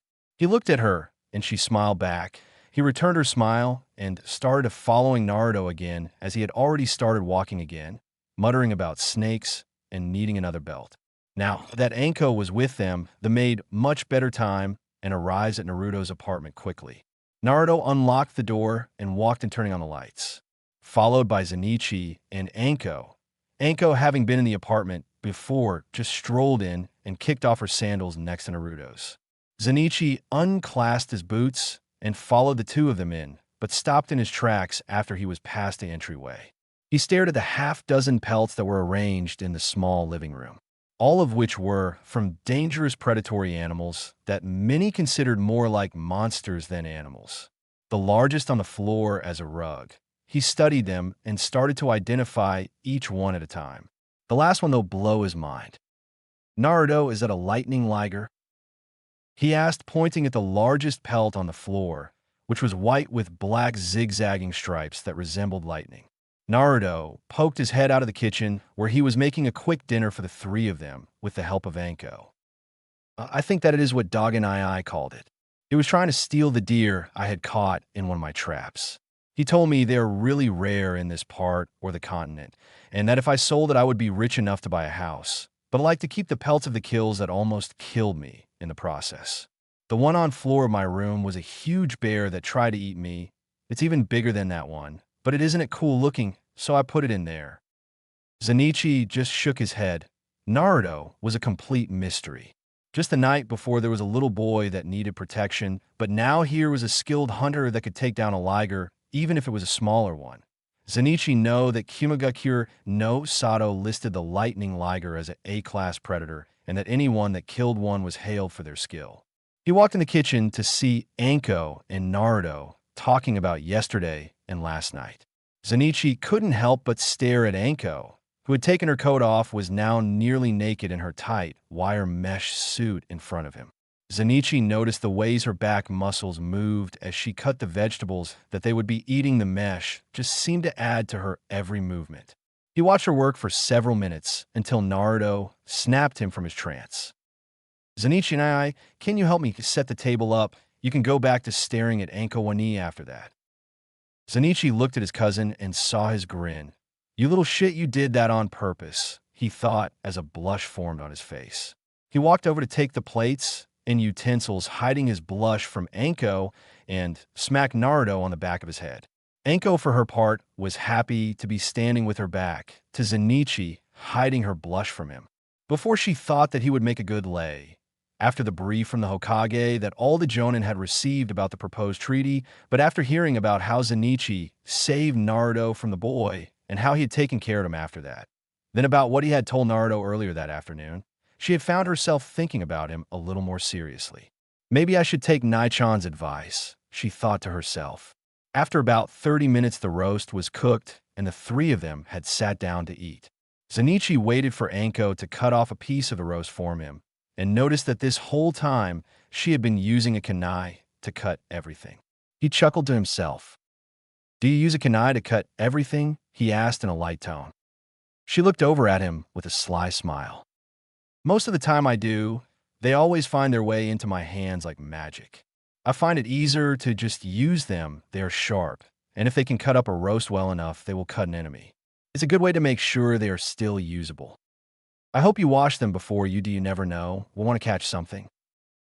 Well, I haven't had to worry about that. Due to some things that had gone on in my life, I am immune to most diseases and toxins. That must be convenient. I guess we will not have to worry about it then. Worry about what? She asked, curious. Well, I have seen ninja how blood was poisonous. It would turn into a gas shortly after being spilled, and if it got in your eyes or into your body, you were screwed. I had seals on my body that protected me, but one of the other samurai was not so lucky. It was a painful death, to say the least. I had to put him out of his misery after we failed to stop the poison from getting to his heart. The tone in which he said that made it apparent that he was troubled by it. Anko and Naruto look at him. Naruto, like anyone else, would feel bad about after hearing that story. But Anko, as a ninja, knew that wasn't the end of it. There was telling the family of your fallen comrade, and the guilt from being the one to kill them, even if it was to stop the pain. She gave him a sympathetic look that he noticed, and gave her a small smile in return. That was a long time ago, though, and this roast smells great, so let's eat.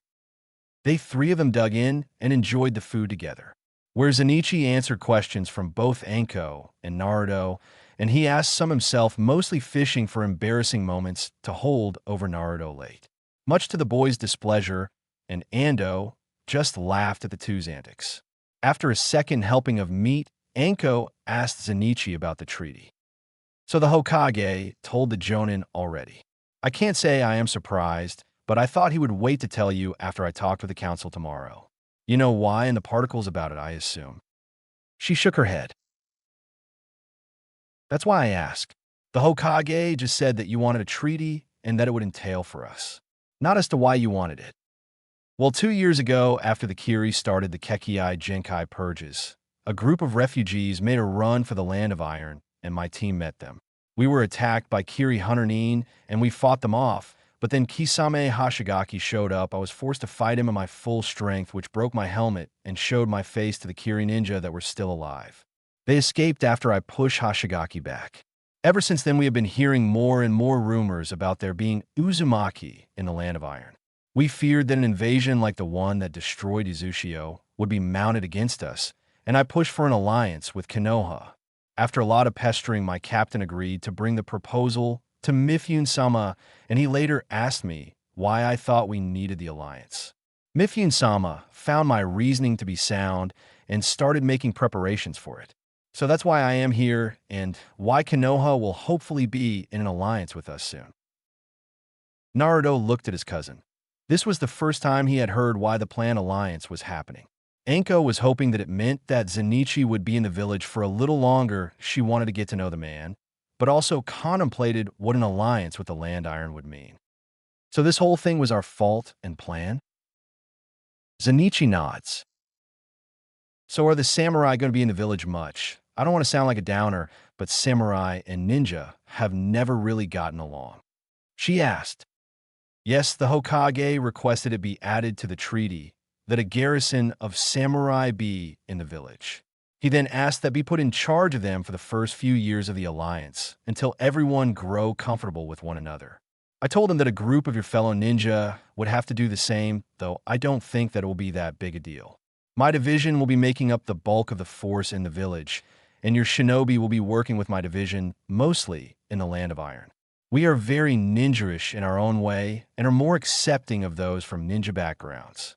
It's mostly made up of Uzumaki and refugees from Kiri nowadays, anyway. What members that were from other clans have married in, finding Uzumaki women far more enjoyable to be around. In fact, before us, the idea of female samurai was unheard of, but with ninja, they're also kunoichi, and as the samurai learned that being a relationship with a woman that understood the life on the battlefield, relationships became less stressful and stronger. The Land of Iron is becoming very progressive since my mother broke the boundaries between men and women. He said nonchalantly as he continued eating. The shinobi hopeful sat in silence looking at him. Naruto was beside himself that Zenichi would be training him in the village for the next few years. Even Anko was strangely happy after she learned that he would be in village for some time to come, and she wasn't sure why. They had just met, but she was almost overjoyed hearing that he would be in the village longer. They finished eating and started cleaning up. Zenichi offered to do the dishes, saying that growing up the cook didn't clean. Naruto, who hated do the dishes, took the offer and went into the living room to relax. Anko offered to help, but he told her that he was all right by himself, after which she insisted with her kunai finding its way in her hand again. Zenichi let her dry and put them away, saying she know where they went better than him. The two cleaned up together and got to talking about their careers, about what could complicate the alliance, and all the little embarrassing moments Ando had on Naruto. She told him about one time a few months ago about a pair of busted girls thinking that Naruto, with his whiskers, was the cutest, and squeezed him in between their breasts as he turned blue, until she saved him from suffocating, hearing that he was in hysterics. He asked her for advice on the council. Even if he was well-versed in the village's military strength, he was almost ignorant of the everyday coming and goings of the village. He asked about the politic state of the village and asked if there was anything he should know before meeting with the village council the next day. Ando then make a sarcastic comment about what the elders would say after they learned that the Uzumaki were still alive. Zenichi looked at Anko and just started laughing as she did an impersonation of the Hokage telling the council, and how quickly the civilian council would try to sell their daughters to get to the clan's wealth and power. He then replied jokingly, calling her Councilwoman Mitarashi, that the Uzumaki clan wouldn't be leaving the Land of Iron just for their daughters. They wanted their sons too. He said it with such a straight face that she erupted into laughter. After that, the two joked back and forth until they finished all the dishes.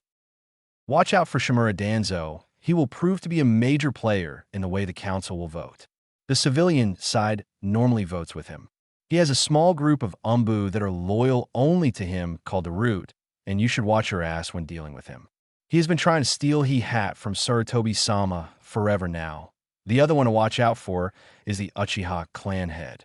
Ever since the Kyubis attacked Danzo, and the other elders have suspected the Uchiha of the attack, and have had the whole clan under surveillance using Danzo's route, making him very paranoid to a fault. The representative from a merchant guilds will be a problem, as they like their little monopoly in the village. They will not like you bringing competition, and if what I have heard about the ironwork of your country is true, you will be just that, at least for the stores that sell to shinobi. Lastly is the current Umbu commander Nara Shikaku. He is a man of great intelligence, and if you try to lie to him, you're screwed. He will find out, and there is no way you will survive making him your enemy. And I wouldn't want that. Zenichi cocks an eyebrow. And why is that? Anko blushes lightly. I meant what I said. If anyone gets you, it would be me, and I can't have you die. First can I. You saved Naruto from that mob, and you gave him a family and real hope again. I want to thank you personally for that. Naruto doesn't know this, but he helped me by making me his Anko 1E. I was in a really bad place in my life, and when he met me, he called me out on it. He could see the loneliness I had been drowning in and gave me a place to belong. It helped me a lot and got me back to a place where I could function not only as a shinobi, but as a person, albeit a strange one, again, and repair the relationship I once had with my best friend. Plus, you have a nice ass. She gave his but a squeeze and kissed him. Zenichi blushed, and so did she. They stood very still for several minutes, both not knowing what to do. Zenichi was taken aback. He was not used to the frankness that Anko displayed. The women of his homeland were far more reversed. He had to admit to himself that she was a beautiful woman, but he wasn't sure what the only relationship he had with the opposite sex had been a working one with the medics or with the women of his clan. Anko, on the other hand, was freaking out. This was not like her. She never was the one to be so emotional. By Cammy, she was blushing like a schoolgirl. This was not how she acted, and despite how she tried, she couldn't stop. She would just take what she wanted and be done with it.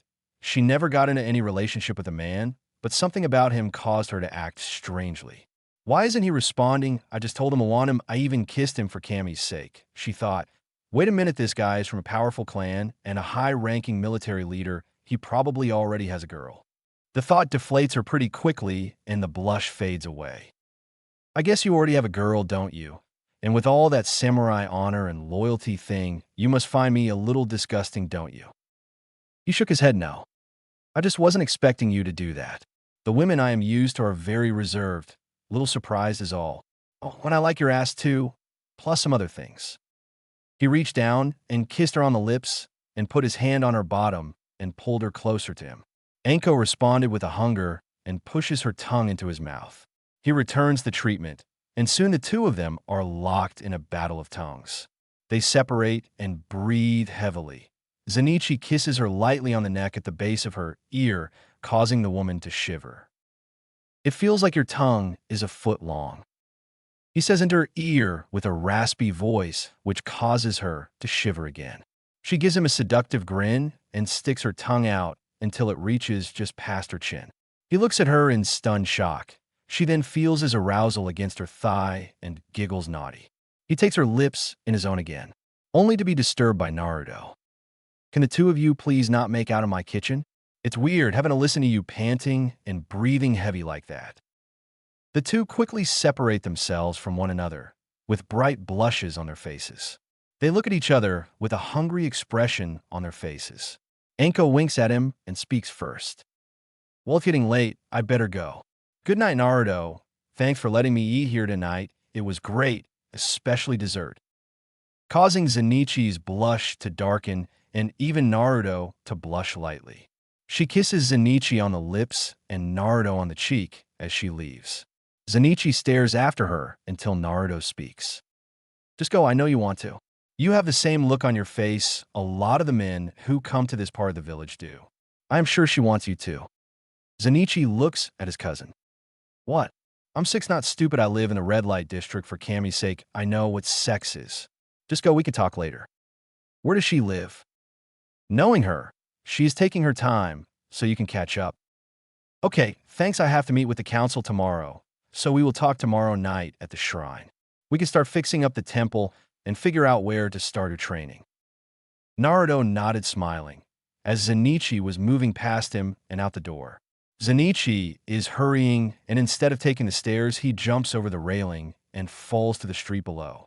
He lands in front of the stairs that lead up to Naruto's apartment just as Anko steps off. He steps to her and takes her in his arms again and kisses her. They separate. She asks, breathing hard, "My place or yours?" "Mine is under construction." "Mine, then let's go this way." She takes his hand, and they start running as fast as a horny kunoichi and samurai could. Zenichi wakes up and sees purple. A little confused, he sits up, and the hair covering him falls to the side, and his vision clears. He looks around Anko's room. It was surprisingly feminine. The walls were painted a light blue with light purple snakes painted at random. The window curtains were a dark blue with red floral patterns. The dresser and bedside tables were a simple design with random odds and ends sitting atop them. Zanichi focuses at a T&I kit that was siding open on her dresser and sweat drops, curious if it had worked its way into their night together when he wasn't paying attention. He looks over to the woman whose bed he had shared. I could get used to this, he thought as he laid back down and put his arm around her middle. She shifts in her sleep, pushing herself into his chest with her back. I definitely could get used to this. They lay together for another hour until Anko wakes up in Zanichi's arms. I could get used to this. He is so warm it's like sleeping next to a heater, she thought to herself, almost purring as she rubs her back against him. She rolls over, so they face each other much to Zanichi's pleasure, feeling her breasts against his chest.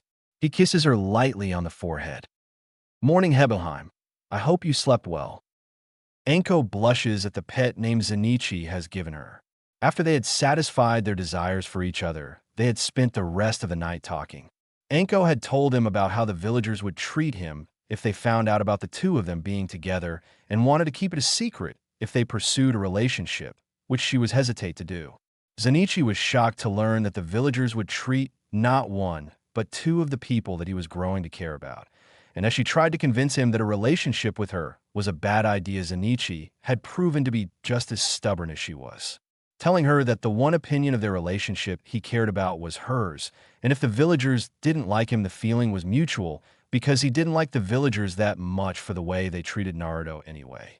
She had laughed after hearing that, and given to him, snuggling close and falling asleep in his arms. Morning, lover boy, kissing him.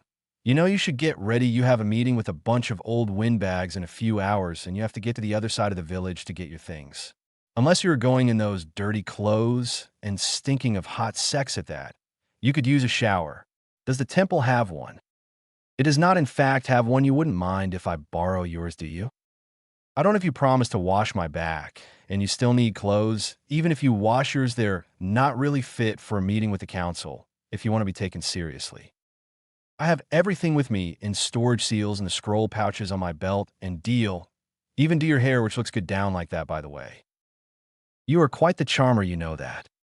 She says, though, giggles. This is so weird. No man has talked to me or made me feel this way before. I am a professional snake charmer, in fact. If you didn't know, the poisonous ones are my specialty and favorite.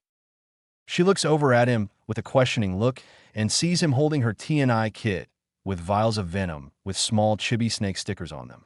She sees his sly smile as he holds up a half-empty vial with a boa on it with a blush across its face, causing her to have a mild panic attack. You used this on me, didn't you? The look of shame and guilt crosses her face.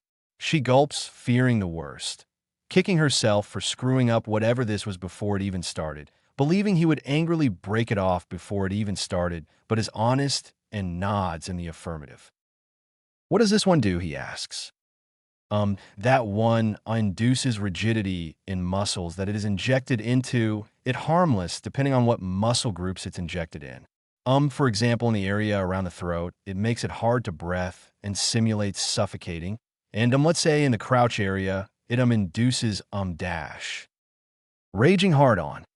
He finishes for her, causing her to blush and hang her head so her hair hides her face. Yes. Does it work on women as well? Her head snaps up and sees the perverted look on his face. She realizes that he wasn't mad, but was willing to play too. A part of her heart swells, having not realized the thought of him leaving after only one night would have such an effect on her. Her face goes a dark red from all sudden and new emotions C was feeling. He cocks his eyebrow, waiting for an answer. Yes, it does. It causes severe contractions of the vaginal muscles. She mumbles. Zanichi couldn't help himself but to tease her some more after seeing the look on her face. Severe contraction of what? I couldn't hear you. Anko couldn't handle the teasing, knowing he was playing with her as payback, but was feeling embarrassed and guilty after getting caught and having to tell him what the venom did and that she had used it on him without his permission. It makes my pussy insanely tight. Okay, she shouts, happy now. He walks over to her and kisses her on the cheek and whispers in her ear. I will be after I use it on you tonight, my naughty little Hebe. He turns and walks into the bathroom, whistling as he goes, leaving her sitting on her bed with goose bumbles all over her body. Why am I blushing and stuttering like a little girl? This isn't the first time I have used that on a man without his permission, but now I am embarrassed and ashamed to have used it on him behind his back. And now this man is going to use me like a toy tonight, and I can't wait for him to do it. I'm Mitarashi Anko for Kami's sake. I am the one who plays with people not played with. But why am I so excited at the thought of him playing with me like a toy? He makes me feel so weird. Is this what Chan was talking about? Zenichi, calling her name, snaps her back to reality. Anko, are you coming? Or what? I can't wash you if you're not in the shower with me.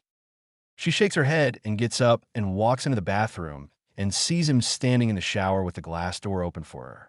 She stands there and studies the man that her body and soul were craving, how the water ran down his muscular body and the massive scar that ran down from his face to his abdomen and across his chest to intersect with the vertical one forming a cross over his heart. The feeling of arousal heating her core again as she walks into the shower and presses herself against him and lightly runs her hand along his vertical scar and kissing where the two scars meet. I want to get dirty again, first my shogun. The seductive way she touches and says his pet name causes Zenichi to stiffen. He leans down and kisses her passionately. Your wish is my command, Hebeheim. Zenichi walked through the village after leaving Anko's apartment dressed in a formal red and silver battle kimono with his clan emblem proudly on his back. With his offhand, lazily sticking out of the bottom of the V formed by the crossing cloth, he looked like a bored high-born lord, then a seasoned veteran, about to have a formal meeting with the village's council about a treaty that will change the power structure of the world. He was in a good mood after spending the night and morning with Anko. He was refreshed and ready to go. Surprisingly, she was a wealth of information on the council as she told him about each council member as he got dressed. She had watched him intently the entire time, and finally he asked her what she was looking as she told him that if she had seen him dressed like that, like some kind of uptight noble instead of in his dirty travel armor and dusty long coat she had seen him in with Naruto, last night wouldn't have happened in a million years, causing him to chuckle as he remembered the conversation they had afterwards. Her reaction when he told her that she would have to wear something similar if she was ever going to meet his parents was priceless. She blushed and started stuttering out reasons that would never happen, which he in turn shot down one after another. Smiling to himself, Zenichi arrives at the Hokage Tower and walks inside and walks up to the front desk. Good morning, Uzumaki Zenichi, for a meeting with the Hokage and Village Council. Yes, the Hokage has been waiting for you. Please follow me, Uzumaki Dano. The secretary stands up and leads Zenichi through the tower. They ascend several floors, then turn down a hall and stop outside a set of double door. Zenichi was not impressed with the level of security in the tower. He counted only a dozen or so ombu on the way up and 4 in the room with him hidden. The secretary pokes her head into the council chamber and then turns to him. The council is assembled and ready for you. Thank you very much. He walks past her and enters the council chambers to see the council already seated and waiting. The table was a U shape with the Hokage at the apex, the village elders to either side of him, and the shinobi and civilian council members sitting opposite of each other. He made eye contact with the Hokage as he stood to greet Zenichi. Good morning, Uzumaki Dano. You're right on time. Please let me introduce the members of Konoha's council. To my left and right are the village elders and my old teammates Mitokado Hamura and Yuditane Ku. For the right of Hamura, we have the shinobi half of our council, starting with Akimichi Choza, Narashiko, Yamanaka Inoichi, Hyuga Hayashi, Inazuka Tsom, and lastly Uchiha Fugaku. And to Kohiru's left, we have the civilian half of our council, Ruchika Hataka, the head of civilian affairs. If you have a event in mind, you can talk to her. Kataza Roki, our financial minister, he can help you get the Uzumaki accounts back in order. Katichi Renzo, head of education, if you're curious about the schooling Naruto will receive. Ikaira Takamo, our merchant guild representative, he can help you get the supplies for the Uzumaki temple. Haruno Mabiki, Shimura Danzo, and I believe have already met Ichiraka Tucci, are our 3 elected villager representatives. If you could be so kind to introduce yourself to the council, I would be very appreciative. Of Kazuho Kagadano. Good morning, I am Uzumaki Zenichi, Vice Captain of the 2nd Division of the Iron Guard of the Land of Iron. It is a great honor to meet you all this morning. Since all of you are already here, I assume the Hokage has told you my reasons for my being here and shown you all the copy of the treaty agreement I left with him the other night. After several nods around the room, Zenichi knew he was correct. Then why not get straight to the details, shall we? Are there any questions I can answer for you that will placate any doubts you might be feeling for this alliance? The Hokage nods approving of how he dealt with the council, keeping things focused on the treaty, knowing full well that the petty council members would want to waste time on silly formalities. After a minute, the first to speak stood up. Good morning, Uzumaki Dano.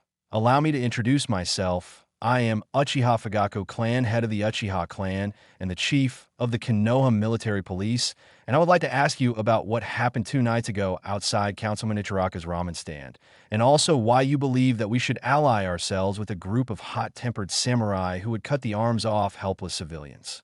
Frankly, I should put you in chains for that act alone until the investigation is over. The Hokage frowns. This was not going well. Fugaku-san, I don't think this is the proper place for this conversation. I beg to differ from what I've gathered. This will represent a microcosm of what will happen in the village with samurai as an everyday occurrence, and if having them as allies will be good for the village's security. No, it's all right, I have to agree with Uchiha-san. As I myself am in his position in the Land of Iron, I fully understand, and I would be asking the same questions. Though to call it a microcosm might be a little much. I don't think one samurai will be facing over 200 villagers on his own like I did. I am sure you have seen testimony from the Umbu that responded, as well as personal testimony from Councilman Ichiraku. I was dining at his restaurant with the young Uzumaki Naruto. He turns to face the Uchiha clan head after a blood test using seals that all Uzumaki from the Land of Iron carry on us, so that if we come across anyone we believe to be a member of the clan, we can make sure and to what family they belong to. And he has proven to be a true member of our clan, as well as the son of Uzumaki Kushina, my aunt, meaning my little cousin. He snaps with anger, causing the clan heads to flinch. All the members of the council take a sharp intake of breath after they heard confirmation that Naruto was a true Uzumaki and Kushina's son. Both the Uchiha and Hyuga clan heads steal a look at each other. Their wives had sent them with orders to confirm the rumors that Naruto was indeed Kushina's son, and both know that this wasn't going to end well for the Hokage. Fugaku frowns at the accusing tone in Zenichi's voice, not liking what this would mean if the samurai had taken this oversight on his part personally and would retaliate in his cousin's name. My mother told me why my aunt was here in Konoha, and yes, the two have seen each other, but that was many years ago, and neither have had much contact. We didn't even know she had been pregnant. I know that my aunt was taken under the terms of the treaty with Yuzushio to be the 2nd Jinchuriki of the Kyubi no Kitsune, something my mother would very much like to kill you all for. She is not happy with me for suggesting this treaty. It's not a secret how people treat Jinchuriki, and she wants nothing to do with the Konoha. She blames you all for the death of her little sister, and she outright hates the village for the treatment she received growing up, treatment that I have seen to have been passed on to her son. If my mother had known that Kushina was pregnant, I am sure you would have learned about us much sooner. Zenichi leaves out that his mother most likely would have forced Kushina back to the Land of Iron for Naruto's birth to ensure nothing happened with the seal, which leads him to his next thought. You did, however, let my cousin suffer for 6 years of mistreatment for the only reason I can fathom being the cause of why the seal on his mother failed, releasing the bijou something completely beyond his control. The acidic tone causes the Hokage to wince, remembering the talk they had only a night before. Danzo sees this and looks again at the young samurai and wonders if he can use the obvious anger at his cousin's treatment to his advantage. Which leads us back to the event in question, doesn't it? Because a mob of over 200 villagers and shinobi attacked us due to that maltreatment, believing that they could kill my cousin without consequence, so I showed them no mercy. My clan is the most precious thing to me, and when anyone threats one of them, they earn my full wrath. Under normal circumstances, I would have killed the whole lot of them then and there, but I did not want to act so violently due to my responsibilities to fulfill my mission. In my defense, I had just been listening to Naruto tell me about what happened on his last birthday. To say I was angry would be a grave understatement, and I may have overreacted. If I had not let myself become as emotional, I would not have acted out as I did. I'm sure you Uchiha can understand that. Is that a reasonable explanation for you, Uchiha-san? The clan head nods his head quietly, fully understanding what Zenichi meant about his clan. What the Uzumaki would have done for his clan, if not for his mission and loyalty to the Land of Iron, humbled him greatly. Many of the other clan heads nodding their agreement as well, successfully earning their respect. The Hokage was impressed to see someone so young so easy answer Fugaka's verbal attack, and he not only proved himself, but won over all the clan heads. In the process was franking impressive. Are there any questions about the treaty that Uzumaki Dano can answer? I don't want to hear anything else. This is not our only item to discuss today. Spoke the Hokage, wishing to move this meeting along. I have one Hokage-sama. Good day, Uzumaki Dano. Ruchika Hataka. I would like to ask you, where do you plan to house the samurai that will be garrisoned here, and how will you provide for them while they are here? The Hokage spoke of a plan to house them in the ruins of the Uzumaki Temple, but even if it is repaired to its former glory, it is still too small for a sizable force, and the cost of living for those that will be housed there will not be cheap if the shinobi of the village are anything to judge by. That is a good question, Councilwoman Ruchika. As you said, the temple is a ruin, and I plan to rebuild it during the winter with the help of my cousin, increasing it in size and make it more suitable for living. The samurai that will be stationed here in the village will not be arriving until next spring at the earliest, which will give us plenty of time to rebuild and renovate the temple to be a proper compound for the housing of samurai. As for the cost of feeding and living for the samurai that will be here, we can work out a means for the Land of Iron to reimburse the village if it proves to be necessary. We will have to come up with some kind of transfer of funds for your shinobi, for they face the same situation when stationed in the Land of Iron as part of this exchange. As for the shinobis housing the 2nd Division, we'll be providing it. I am sorry if that is not a good answer. We have specialists to handle those very issues, and I am not one of them.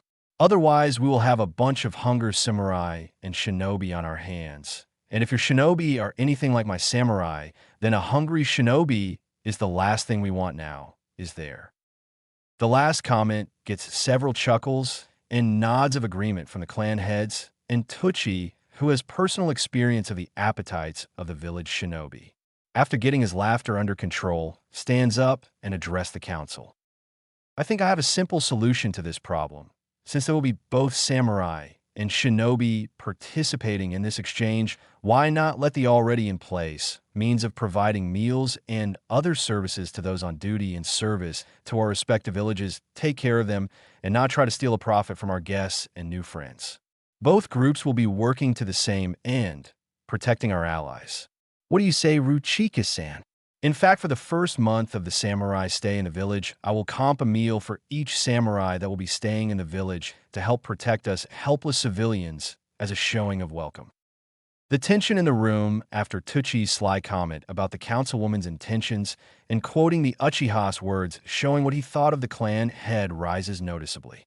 Zenichi no thanks to Anko that the relationship between Tucci and his partner on the council, Haruno Mabiki, the matriarch of a minor craftsman clan, and the rest of the civilian side of the council was not very good. As both council members were retired shinobi themselves, they often sided with the clan heads and the Hokage against the more self-serving peers, though the shoot on the clan head was a surprise to many. Ruchika and the Yukika narrow their eyes at him as he sits back down. Without standing, Mabiki supports her colleague. I think that is a good idea. In fact, any samurai who needs work done on their armor or need anything crafted will receive them for the first month free of change, paying only for materials by any craftsman under the banner of the Haruno clan to show support to our new allies. My only concerns are how are the samurai to be paid. The shinobi perform missions on the benefit of the village and receive part of the payment as spending money. This exchange will be considered a long-term mission, and they will receive pay for it before departing, and upon their return, what will more than compensate for their time from home. Please, Uzumaki Dano, can you enlighten us on how the samurai are financially compensated for their services? Yes, of course. The samurai are paid a salary that comes out of the taxes paid to the shogun. The pay is rank-based, and the higher one is in rank the more one is paid. I personally receive, as a vice captain, a little less than 500,000 ryo a month, plus 70% on any bounties we happen to collect in the line of duty or on our free time. Many lower-ranked samurai have earned small fortunes from bounties they have collected on their off time.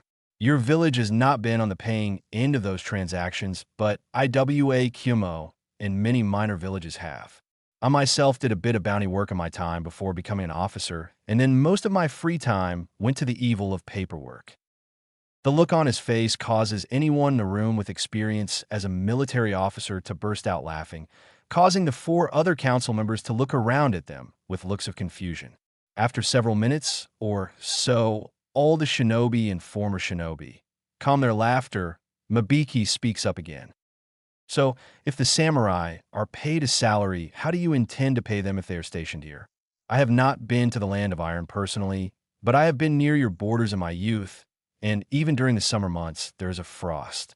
How will you get their payment here during the winter months when all the mountain passes are blocked with heavy snow? Part of the renovations I will be making will be a large vault protected by Uzumaki seals and more traditional methods that will store their bi-weekly pay, just like in any of our border stations, which will be delivered just before winter by the 3rd Division.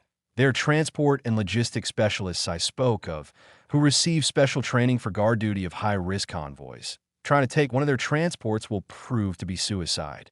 Though I'm sure there will be some who will like to do little jobs on the side to occupy their time. A current copy of your village's bingo book will most likely end up in their hands at some point, I would suspect. I don't expect you to pay them at the same rates as the shogun does, though. Mifune-sama is a very generous leader, and it's more of a way for the junior ranks to earn a name for themselves and impress their superiors, so they will not really care about it, as long as they get the credit and some money to spend on their vices. Does that satisfy your question, Councilwoman Haruno? Yes, it does, Uzumaki Dano. Thank you very much. Anything else any of you wish to know? That is when Hyuga Hayashi stood up.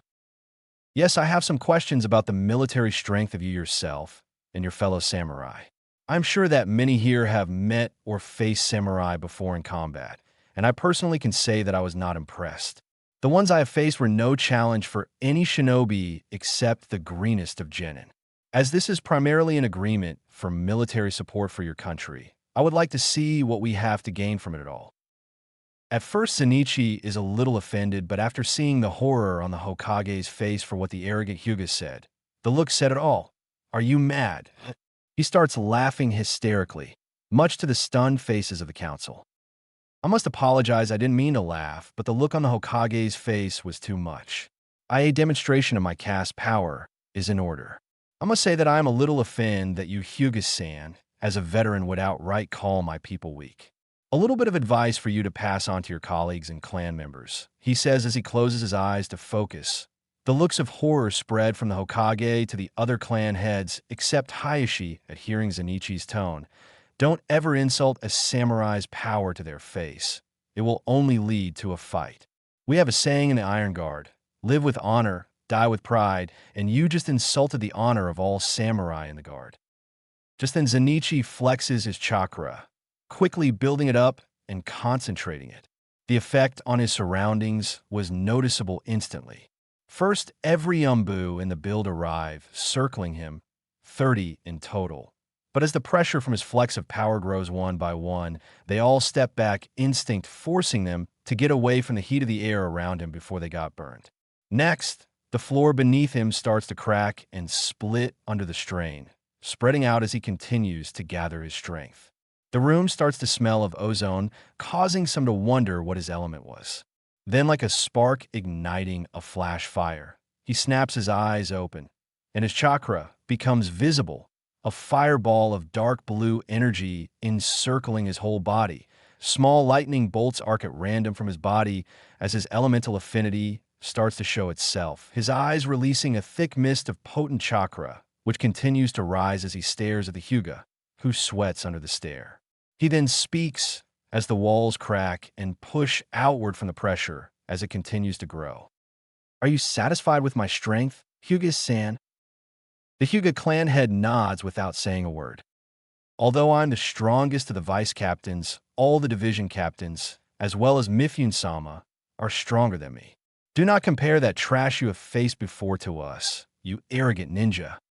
The edge on his voice causes the table. Some of the Umbu and the 4 council members with 0 shinobi experience to collapse. The elders, as well as the remaining members of the civilian half of the council, were sweating profusely from the strain from trying to remain conscious, with the clan heads all with their faces tight under the pressure. The only one not showing any sign of strain is the Hokage, who simply shakes his head. He had known that this would happen at some point and had tried to rush the meeting in an attempt to avoid it. Curse you, Hayashi, why did you have to challenge the young samurai's pride like that? Zenichi, could you please relax your chakra before you bring the building down? I believe you have made your point very clear. Zenichi closes his eyes again as his chakra begins to calm and dissipate, releasing the pressure that had filled the room. To think that someone as young as you would be of Sanin's level is quite frightening. You are sure to grow into a legend. I think every ninja in the village felt that. He says absent-mindedly. He looks over at the Hyuga and Uchiha clan heads and smirks. Both of their faces were twisted in instinctive fear. The Hokage accurately guessed that the samurai had directed a sizable amount of killing intent their way. The first for his arrogant challenge of the samurai's pride, and the other for his earlier questioning of Zenichi's honor, proving that the samurai live up to their code. I think that will be all for today. If any of you have any more questions for Uzumaki Dano, then I suggest you pursue the answers at a later time. Uzumaki Dano, you may leave. Zenichi bows, turns, and leaves the severely damaged council room. He meets the secretary outside and sees her, unfazed, and cocks an eyebrow.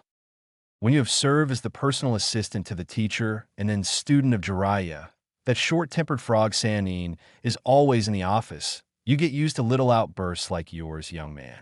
Hyuga-san was a fool to challenge you like that. Anyone with half a brain can see you are a powerful fellow. I say you gave them a good scare.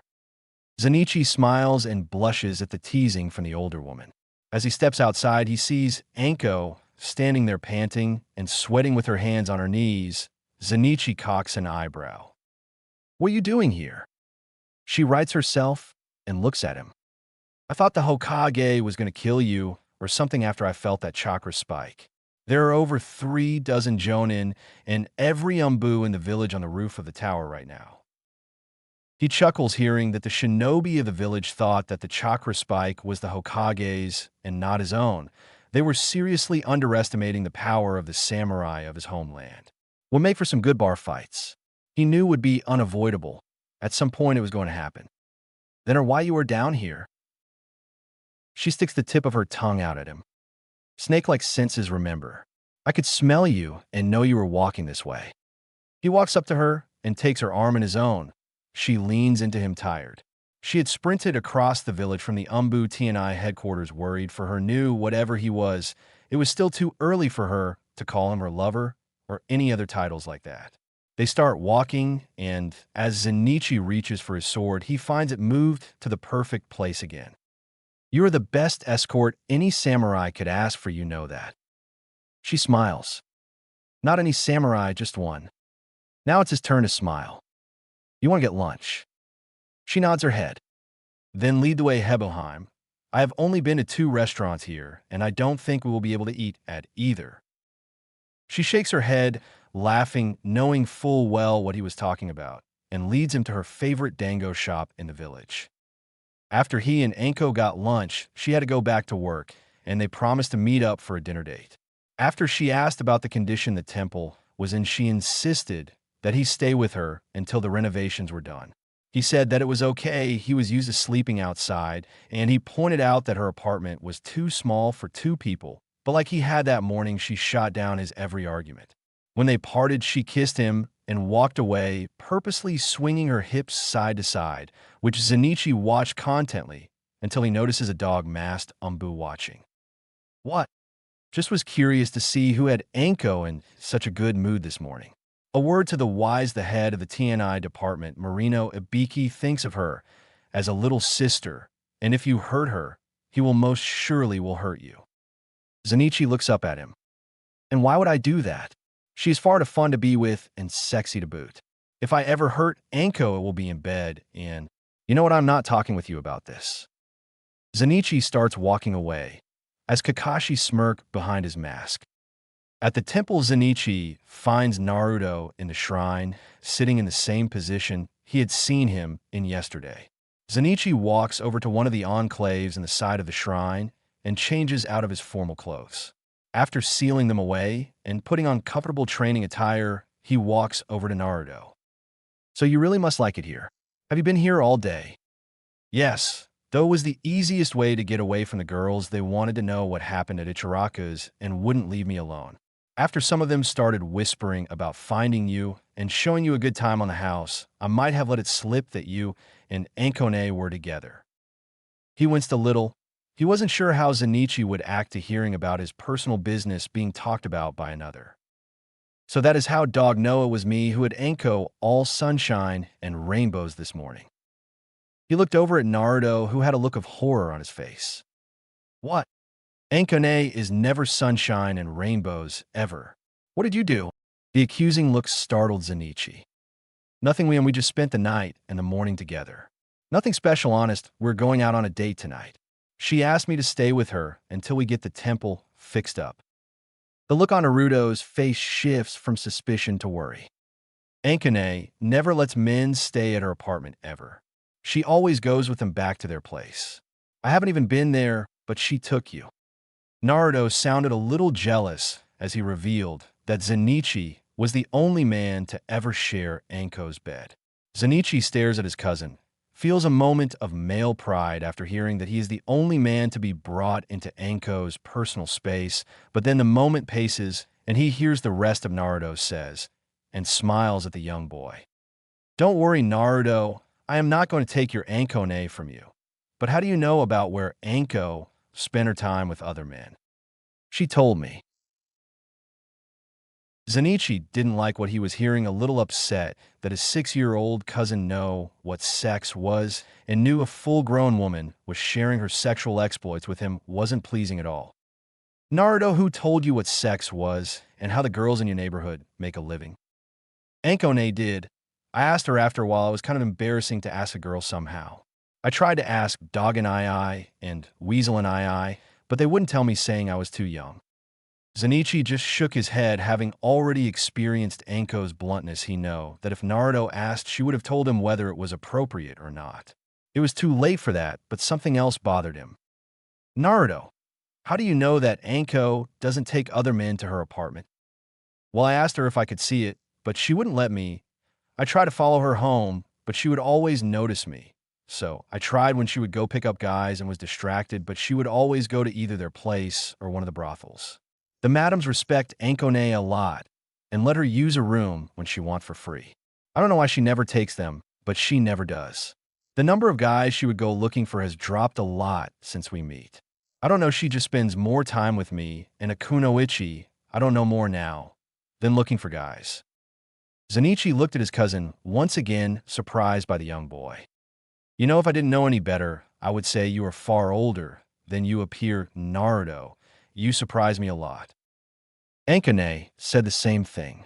Are kids my age not like this?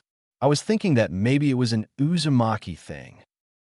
Zenichi thought for a minute, thinking about when he was younger and about the Uzumaki children he had helped his mother teach. Many of them would pick up the lessons faster than the non-Uzumaki would, and after thinking about the experiences Naruto had lived, though, he realized that was it. Naruto had just experienced a life of pain and harshness that most didn't experience until much later in life, leading Naruto to develop a worldview that was far more advanced than those his age would normally have. You know what, Naruto, you're right, it is.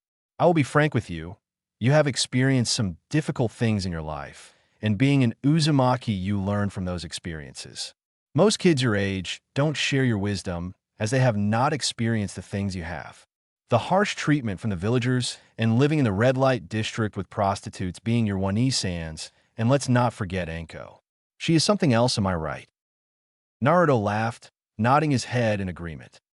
So I would say you're at least in life experiences far ahead of those your age, not to mention your skills with a bow and a skinning knife. Although you have a lot to learn still, so don't get a big head, okay? Naruto nods his head again, with a smile, happy to have someone other than Anko to teach him about stuff. He liked her lessons, but well, it was Anko, and the things she taught him didn't help get on the villagers' good side. If anything, it was the opposite. Okay, so we're going into the village to find out about getting supplies for the temple, and we will see if we can find an architect to help with building the barracks for the samurai that will be here. After we get back from that, I will start teaching you to control your chakra, so we can get you using a jutsu that will help me fix up the temple. It was developed by the Naidame with the help of his sister-in-law, Uzumaki Mido. It's called the Kage Bunshin. It will let us build the barracks and get the rest of the temple back to its former glory much faster. It is a jutsu that will create physical copies of us and will let us have a large workforce without the cost. Plus, it will let you work on your chakra control and build up your chakra. This jutsu was labeled as a kenjutsu because of the chakra cost, but as an Uzumaki, even one as young as you will be fine. You should make 2 or 3 with little problem. I have a date tonight to get ready for and some chakra lessons for you, so let's get going. He stood up, as well as Naruto, and they head out of the shrine. They make their way out into the village and look for an architect that they could get to work for them. They try a few construction companies until they walk into one, meet a middle-aged man that told them that although he couldn't help them, not having any idea what they would need, he recommends an architect that designed the Umbu headquarters who worked a few streets away. Zenichi thanks the man who had treated him with far more respect than any of the other contractors he had talked to that afternoon. Most had treated him fine, but the second they saw Naruto, they would begin being hostile, which would lead Zenichi to simply walking out. They walk over to the shop where the architect that was recommended worked and entered the shop. It was filled with drawing supplies, modeling equipment, and an assortment of tools. A path to the front counter was formed through the clutter. Zenichi and Naruto walked up to the counter and rang the bell. They watched as a layer of dust was knocked off the bell when Naruto hit it. They heard a crashing noise from the back of the shop and a yelp. "Hold on 1 minute, be right there," came a call from the direction of the crashing noise. Then a short older man with a short goatee and shaved head stepped out from between the shelves behind the counter. He walked up to them and stepped up onto a stool hidden from sight. "Hello, and welcome to Destiny Design. You dream it, I design it. I'm the architect Doken Oda at your service. How can I help you?" The upbeat tone in Oda's voice was a much-needed boost for the two Uzumaki. "Good afternoon, Doken-san. I am Uzumaki Zenichi, and this is my cousin. We were hoping that you would be able to help us redesign the Uzumaki temple in the village to house the samurai that will be staying in the village starting in the spring." Oda looked at the tall samurai and squints. He reaches into a drawer and takes out a pair of eyeglasses and looks at Zenichi, then Naruto. "So you're the samurai that has the village in an uproar now. I would love to help you revitalize one of my favorite projects." Zenichi looks at the man. "You designed the temple?" The older man nods. "Yes, I did. It was a commission from Lady Mido herself. Although I was a much younger man then. It was my first real project, and I have been very sad to see it deteriorate over the years. A young Kunoichi, a relative of yours I would guess.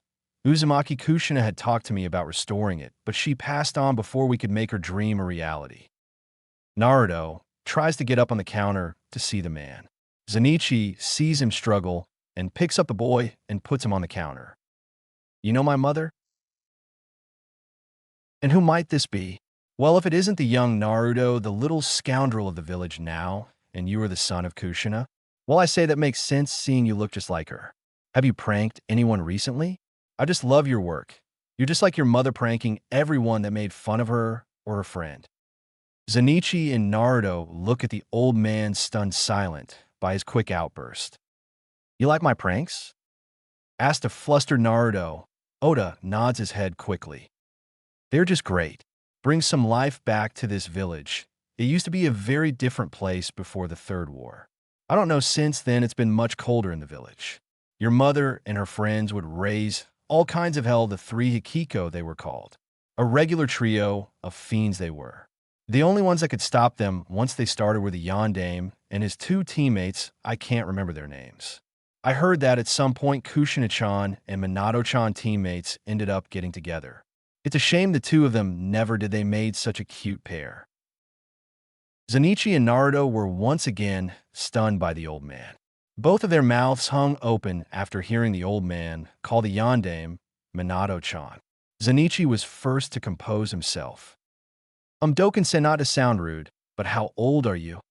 78. Why? Oh, was I showing my age again? I have such a bad habit of doing that. Okay, Doken-san, would you be willing to work with us? Of course, my boy, I would love to. How about we discuss what your plans are for the temple, and I could draw up a few sketches, and we look at them over some tea tomorrow. That sounds great. Oda takes out a notepad and starts taking notes as Zenitsu describes his vision of what the new samurai compound, as Oda would call it, whenever he asked for more detail on something could be. For an hour, the two men talked, and once or twice Naruto would add a little, which surprised both men at how good the ideas of the 6-year-old were, and both would immediately praise the boy for his genius and incorporate his ideas. When they were done, Oda had filled his notebook and asked Zenitsu where he would like to meet and at what time. Any time that is good for you, Doken-san. Please call me Oda, and how about a little afternoon? Can take you to the tea shop my granddaughter works at. Naruto looks up at hearing that, and although he was more advanced in some areas than the children his age, he was still 6, thinking that Oda was trying to set Zenitsu with his granddaughter. Zenitsu and I has a girlfriend already, Odajiji. Zenitsu blushes and shoots the boy a glare, but Oda just laughs. Does he now? And who would that be then? Onkone. Naruto says proudly. At hearing Anko's name, Oda looks a little sad and looks at Zenitsu questionably. Well, I wouldn't say girlfriend yet, but maybe after tonight. She is someone that I'm hoping to pursue a relationship with. Though it seems that there is still much I have to learn about her, she has been a good friend to Naruto. Plus, I have always been a good judge of character, and she is a good person despite what people say about her. Oda gives Zenitsu a knowing look which the young man instantly recognizes, but choices to ignore. It's good to see such a good young man like yourself see past that mask of hers. She has had a hard life and deserves a little happiness. I wish you luck. With women like her, you have to be patient. My late wife was a kunoichi. The wars had left her scarred, and it was a hard time. Some of the things she had done ate at her soul. It took a long time for the emotional scars to heal. I like to think I helped. Just be patient, and if it is meant to be, it will be. Thank you, Doken-san. What did I say? It's just Oda. Zenitsu chuckles. Okay, thank you, Oda. Have a good night. I will see you tomorrow. The two men stand up and shake hands. Zenitsu and Naruto leave and head back Naruto's apartment. After word got out that Anko had claimed Zenitsu as her own, the girls left be this time. Some greeted him and Naruto warmly. Naruto, knowing who they were, would return the greeting, then asked them how their day had been and if they needed anything. Most would just smile at the little boy trying to take care of his surrogate big sisters and would thank him and told him if they needed anything they would let him know. When they got to the apartment, Zenitsu instructed Naruto in same basic chakra control exercises that he wanted Naruto to practice, and as Naruto set out to stick a leaf from one of his potted plants to his forehead, Zenitsu got cleaned up for his date with Anko. They agreed to meet up at her apartment after Zenitsu had finished his errands with Naruto and would make do with what they could find. Anko told him of a few shinobi-only bars that service good food and were open all night. He had said he wanted to take her someplace nice, but she showed signs that she wasn't comfortable with being in some of the more upscale places the village boasted, and he relented. He at least got her to agree to dress in something other than her trench coat and wire mesh. She had teased him asking if he didn't like it anymore, but he played it smoothly, saying she would be sexy in any outfit she wore and that he wanted to see her in something that he could show her off in. She blushed at the way he spoke, almost to say she was his. She had liked it more than she was comfortable to admit. Zenichi walked out of the bathroom dressed in a simple pair of pants and tight, sleeveless shirt with his wolf shoulder guard on. The bandages that had been wrapped on his arms were gone, showing his tattoo covering his right forearm. He sees Naruto with his eyes shut in concentration. He already had a leaf stuck to his forehand, but it was quivering slightly, telling Zenichi that Naruto was using too much chakra. Well, that was quick, he thought. Naruto, you are using too much chakra, rein it in a little. Zenichi watched as his cousin followed his advice and pulled back on his chakra, as he slides his sword into the red sash he wore around his middle. But he pulls back too much, and Zenichi watches as the leaf fell to the floor. He hears Naruto swear softly. Don't worry, you will get it. Naruto opens his eyes and looks at his cousin. You heading out to meet Ankone? What is that tattoo? Yep, and I will tell you some other time. Meet you here in the morning, and once you can perform the leave exercise to a level I am happy with, we will go over the next exercise, and you can start. You will probably finish it tonight or in the morning, depending on how long you stay up. Naruto nods and walks into the kitchen to make himself dinner. Have fun, Zenichi and I. He called. Zenichi shook his head. My cousin is so odd. One minute he is a little boy, the next he is an independent adult trapped in a child's boy. You are a mystery, Naruto, he thought as he walks out. Get some sleep, Naruto. Tomorrow is going to be grueling. We're going to start clearing the gardens to try and get them back under control. I'm more worried about you, Zenichi. See you tomorrow. See you tomorrow, Naruto. Zenichi arrives outside Anko's apartment building and walks up the stairs to her apartment. Right before he can knock on the door, it swings open, revealing Anko in a tight pair of pants with a loose black blouse with the collar cut in a V down to her belly button, made of thin material that, despite its loose fit, showed off her breasts and curved seductively, hinting at what lay beneath it. With her hair down and pinned to the side, showing off more of her face and letting Zenichi see her earrings, a simple pair that looked like snake coiled around a kunai in her ears. She had a little eyeshadow, making her eyes intense to look at, and purple lipstick that made her lips shine. To put it bluntly, Zenichi was awestruck by the goddess that stood before him and was completely speechless, his mouth slightly open and watering, hungry for the beauty standing before him. Anko gave him a nervous chuckle after seeing his reaction. How do I look? The question was innocent enough, but the nervous way she asked was lost on him, still in awe that he was about to go on a date with her. She crossed her arm in front of her stomach and held on to the elbow of her other arm. Not knowing how to act, she had asked Naichan help her look more feminine for her date that night, and wasn't sure what his reaction would be. Zenichi, are you okay? He finally snaps out of his trance, and he gives her a light, affectionate kiss. Noticing that she was wearing heels, adding a little height, making kissing that much easier for him. You are easily the most beautiful woman I have ever seen. Okay, change of plans, we are going somewhere nice. A simple bar is no place for a goddess like you. Anko freaks out. No, Zenichi, please, it's okay. I don't mind, simple, it's fine. She pleads. He looks at her and sees the look on her face and remembers what Oda had said that afternoon. Okay, if that is what you want. But you have to wear this again. When my teammates get here in the spring, they think I am incapable of getting a smoking hottie to go out with me and want to hug you in their faces cause you are the hottest woman I have ever met or seen in my life. Anko blushes. Okay, I promise to help you get back at your team. She takes his arm when he offers it, and they head out to the bar area. Zenichi doesn't even try to readjust his sword, knowing that Anko already had it in the perfect place for him to draw it and still be as close to him as possible. Unbeknown to him, another woman was hiding in the shadow of Anko's apartment, listening to their whole conversation, and had seen his reaction to her appearance.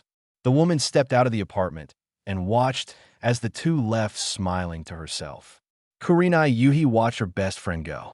She thought about how Anko had showed up at her apartment that afternoon, frantic, not knowing what she was going to do for her date.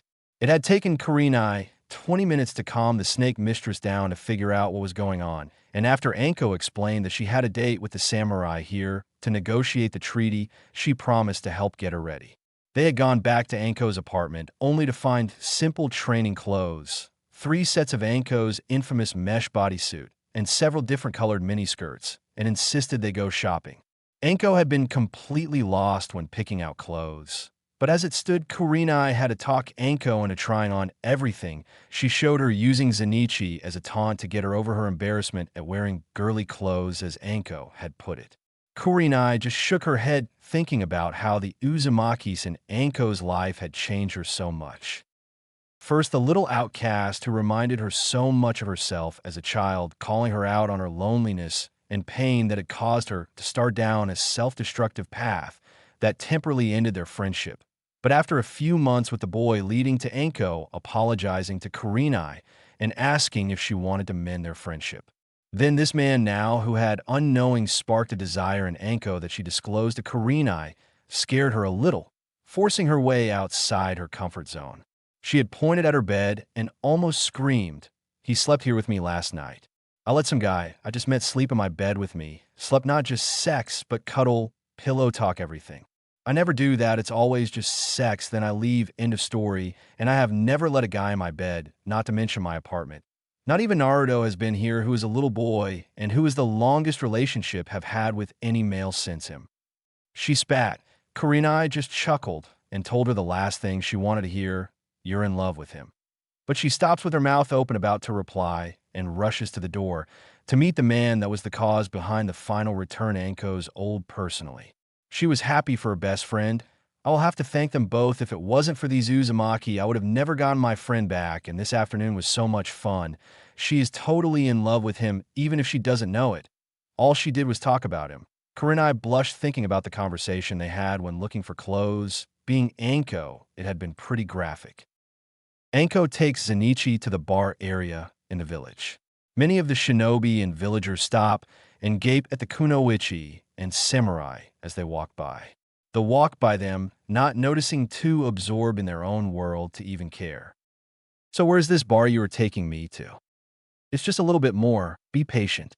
"Oh, and you should know this is a shinobi-only bar. Since you are a samurai, you might have some problems, but you are with me, so the chances are small. And I know you might think this is just a bar, but it is a bit more than that, because it is the only place where shinobi can just relax and have fun. So music, dancing, I haven't been here in a long time. I'm looking forward to it." "Okay, any rules I should know about then?" She nods. "Yes, first, there will be kids drinking in there. It's okay, as they are ninja and, old enough to kill, old enough to drink. Second, if a fight happens, don't try to break it up. There are no bouncers and you're expected to finish your fight. It's an honor and reputation thing." Zenichi nods understanding. "Also, if you do get into a fight, no weapons or ninjutsu, though. For you, I don't think the no ninjutsu rule will be a problem, but you cannot draw you sword, okay?" Zenichi sighs but nods, which makes Anko smile. "For the record, I do know some ninjutsu," Zenichi said, which threw Anko for a loop, forgetting she was explaining the rules of the bar to him. "Really, like what?" "I can use the Kage Bunshin, and I have a summoning contract with the wolves of the Sanra Mountains, and a couple right unjutsu that I use for long range, plus a few things that made my clan famous." Anko gasped after hearing that samurai could do all that. "What I said, the second division, are ninja-ish, plus my mother was trained as a kunoichi." Anko thought for a moment. "I want to see your summons. Show it to me." "What, right now?" She nods. "No, even the smallest of the wolves are the size of grown man, and my summons is considered huge by their standards. But I want to see him." She whines like a little kid and pouts. Zenichi laughs at her antics and relents. Fine, but just to let you know, he is a she-okay." She squeals in victory. Zenichi shakes his head as he bites his thumb, then slams it into the ground. A howl sounds out of the smoke that formed from his jutsu, causing all the villages to flinch and run away. A black wolf with blue eyes and crimson spirals on its shoulders, twice the size of a wagon, stands before them. It looks down at them, first at Zenichi, then Anko. It takes a whiff of Anko, then snorts on her. "Zenichi-kun, why have you summoned me? There are no enemies here to fight." Anko is surprised by the sound of the summon's voice. It was surprisingly gentle and soft. "I am sorry to have disturbed you, Okemika-chan. I was telling Anko about you and the other wolves and she wanted to meet you. Is that so? And who is she, Zenichi-kun? She smells like snakes? I am not a fan of snakes. Anko hears the ways Okamika says snakes and wishes she hadn't forced Zenichi to summon her. But after she hears what Zenichi says next, she wants to jump for joy. This is Anko, my girlfriend, and I know how you feel about snakes, but she isn't like that, and you'll be nice, okay? The large wolf just scoffed and smelled Anko again. At least she is a strong snake. She will make a good mate for you, Zenichi-kun. It is nice to meet you, Anko-chan.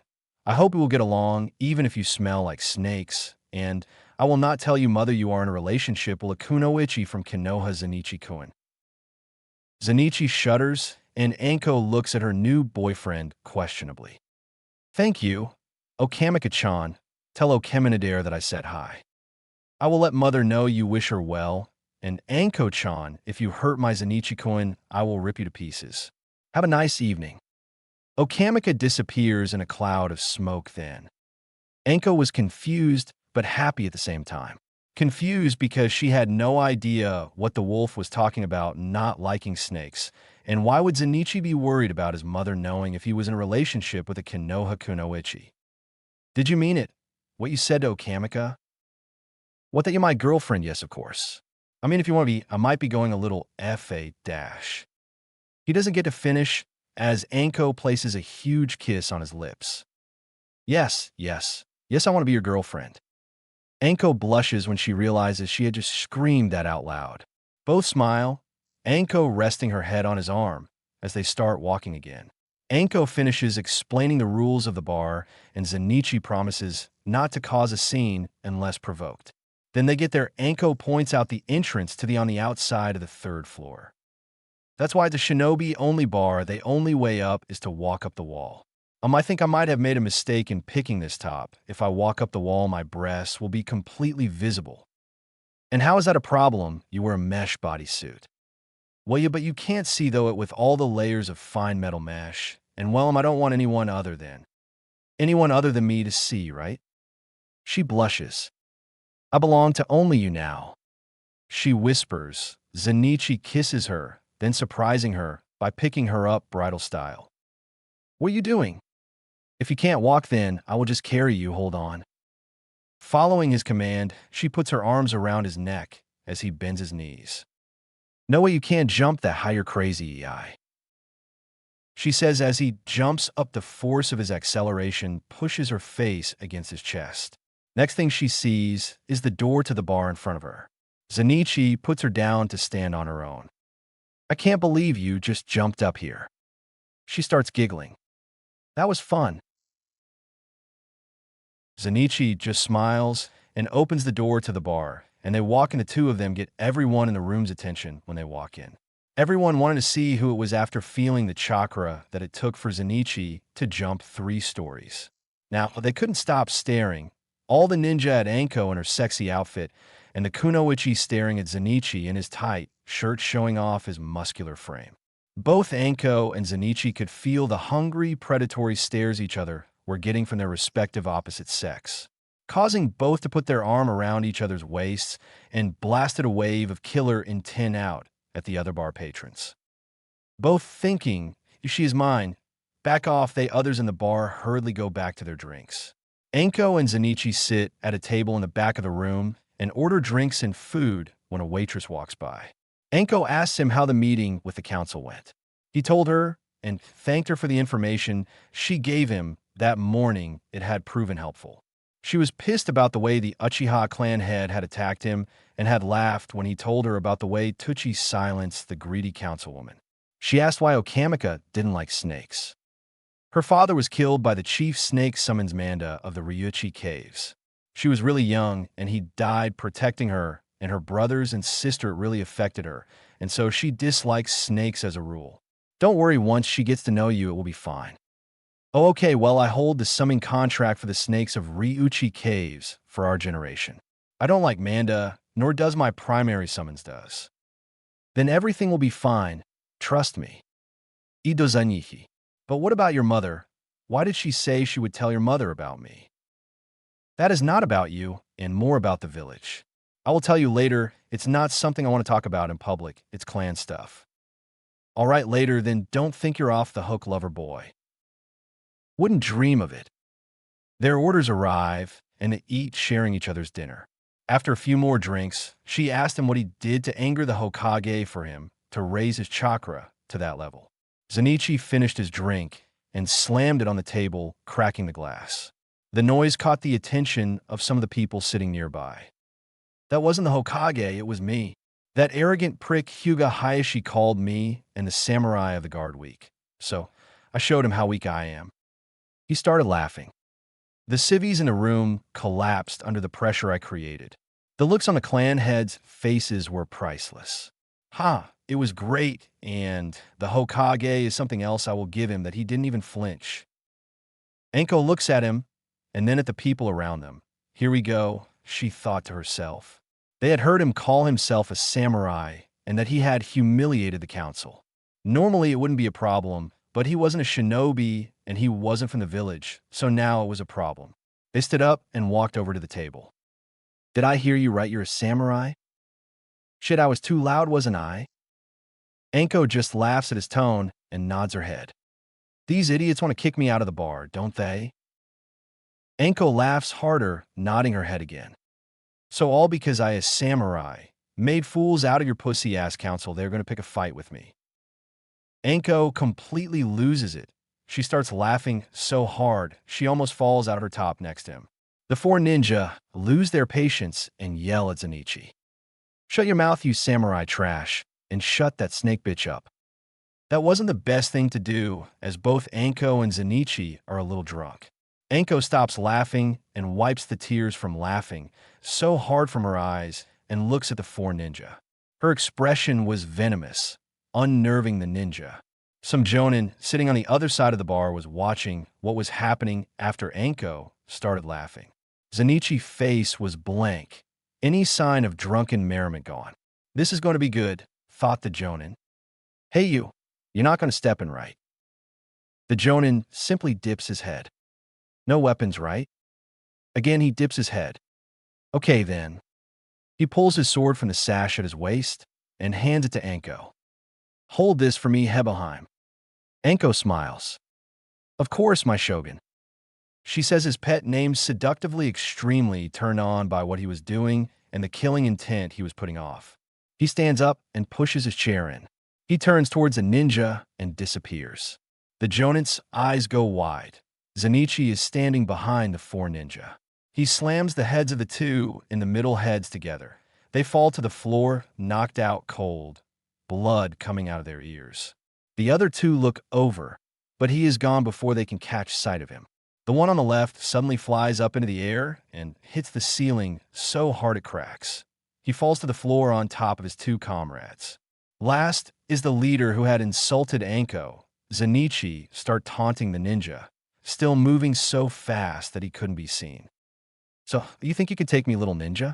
You think you're so mighty and strong that you can insult my woman and get away with it? Do you even know who I am? No, I don't think you do. If you did, you would have just sat there and enjoyed your drink. Zenichi stops moving behind the ninja and whispers in his ear. Let me tell you who I am, little ninja. His hand snaps to the neck of the ninja and lifts him in the air and holds him there. I am Uzumaki Zenichi, Vice Captain of the 2nd Division of the Iron Guard, the Wolf Blade of Sanro. This caused everyone in the bar to stare at him, and Anko's eyes went wide. She looked at the sword he had handed her. It was too short to be the Okami Kami no Ken, which was known to be an Odachi. She pulls it from the sheath and sees the saw-like back of the blade. Her eyes go wide again. My boyfriend is the only samurai to ever be, but into the bingo books. The ninja in this grip wets himself in fear. Zenichi sees the wet stain, and he throws the ninja out the window. The other ninja in the bar look at him. What he pissed himself, I didn't want to get urine on the floor. That smell is a bitch to get rid of. The Inuzuka in the room nod their heads in agreement and go back to their drinks. Zenichi steps over the bodies of the knocked-out ninja, and Anko stand up to meet him and proceeds to kiss him passionately. When they part for a breath, Zenichi kisses her cheek lightly. Not like I am complaining, but what was that for? For defending me. No one ever has. Now, let's head back to the apartment. I want to reward you some more. Zenichi smiles and head to the bar behind him. Anko slides the Okami Kami no kin back into his sash. He pays off their tab and turns to leave and sees Itachi and another Uchiha walk in. He greets Itachi with his arm around Anko's waist. What did you do, Zenichi-san?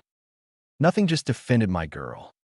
Was all he said before they left. It had been a little over 3 weeks since the samurai Uzumaki Zenichi came to Konoha to negotiate a treaty with the Land of Iron.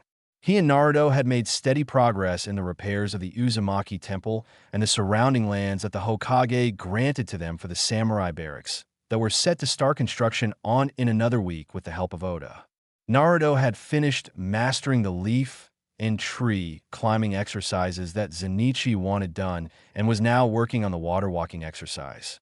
Naruto had taken to carrying a black wooden practice katana that Zenichi had given him, which had a lead core to match the weight of a real sword, and had him doing simple kinjutsu exercises when Naruto's chakra reserves were exhausted. Anko and Zenichi's relationship was going well. She would often show up at the temple after her work and help with Naruto's training. Between the two of them, Naruto was already far ahead of the civilian children that would be in his class in the Ninja Academy in the spring. After their first date, Anko and Zenichi had a long conversation about where their relationship was going, and after Zenichi persistently asked her why the villagers didn't like her, she told him about her ex-master, the traitor snake Sannin Orochimaru. She even showed him the failed curse seal that he had branded her with before abandoning her. Zenichi was upset after he learned about her painful past and furious after seeing the seal. As an Uzumaki, he could feel the evil in the corrupting seal. He asked if it bothered her at all. She told him that on occasion it would flare up and she would be paralyzed by the pain. He then insisted that she let him look at it, which she was hesitant to do, but after he reminded her that as an Uzumaki, he could help her, and as her boyfriend he wanted to. She relented, and after a few days of study and carefully probing the seal with his chakra, he figured out a way to seal the seal so that it was completely isolated from her chakra system, which would stop the pain. She felt the result instantly as a weight was lifted from her mind and jumped him in a passionate embrace. Currently, Zenichi was in the courtyard of the temple watching Naruto as he worked in the gardens. He then noticed that there were more than one Naruto, causing Zenichi to smile. The blonde had taken to the Kage Bunshin like a fish to water. Zenichi had been shocked when Naruto first used a jutsu and made 36 clones at once and was able to stay standing. Naruto, it's time for your swordsmanship lessons. Make another clone to take your place. Hai, Saniki ni. As Naruto walked out of the garden, he made a single hand seal and a clone took his place. Zenichi stared wide-eyed. Naruto, when did you learn to make clones with a one-handed seal? 2 days again. It was easy after all the control exercises and doing the jutsu every day. I figured if I'm going to learn to wield a sword like you, then I should be able to do jutsu one-handed, so I never have to put my sword down in a fight. I'm going to make it a personal goal to be able to perform all my jutsu one-handed. Naruto, I have to say, I am impressed to be able to do that at your age, and after only knowing the Kage Bunshin for a few weeks. You're going to be scary strong when you're older. Naruto smiled wickedly. I know. Zenichi simple shook his head. All right, Mr. Big Head, 1,000 swings today and no clones like you did yesterday.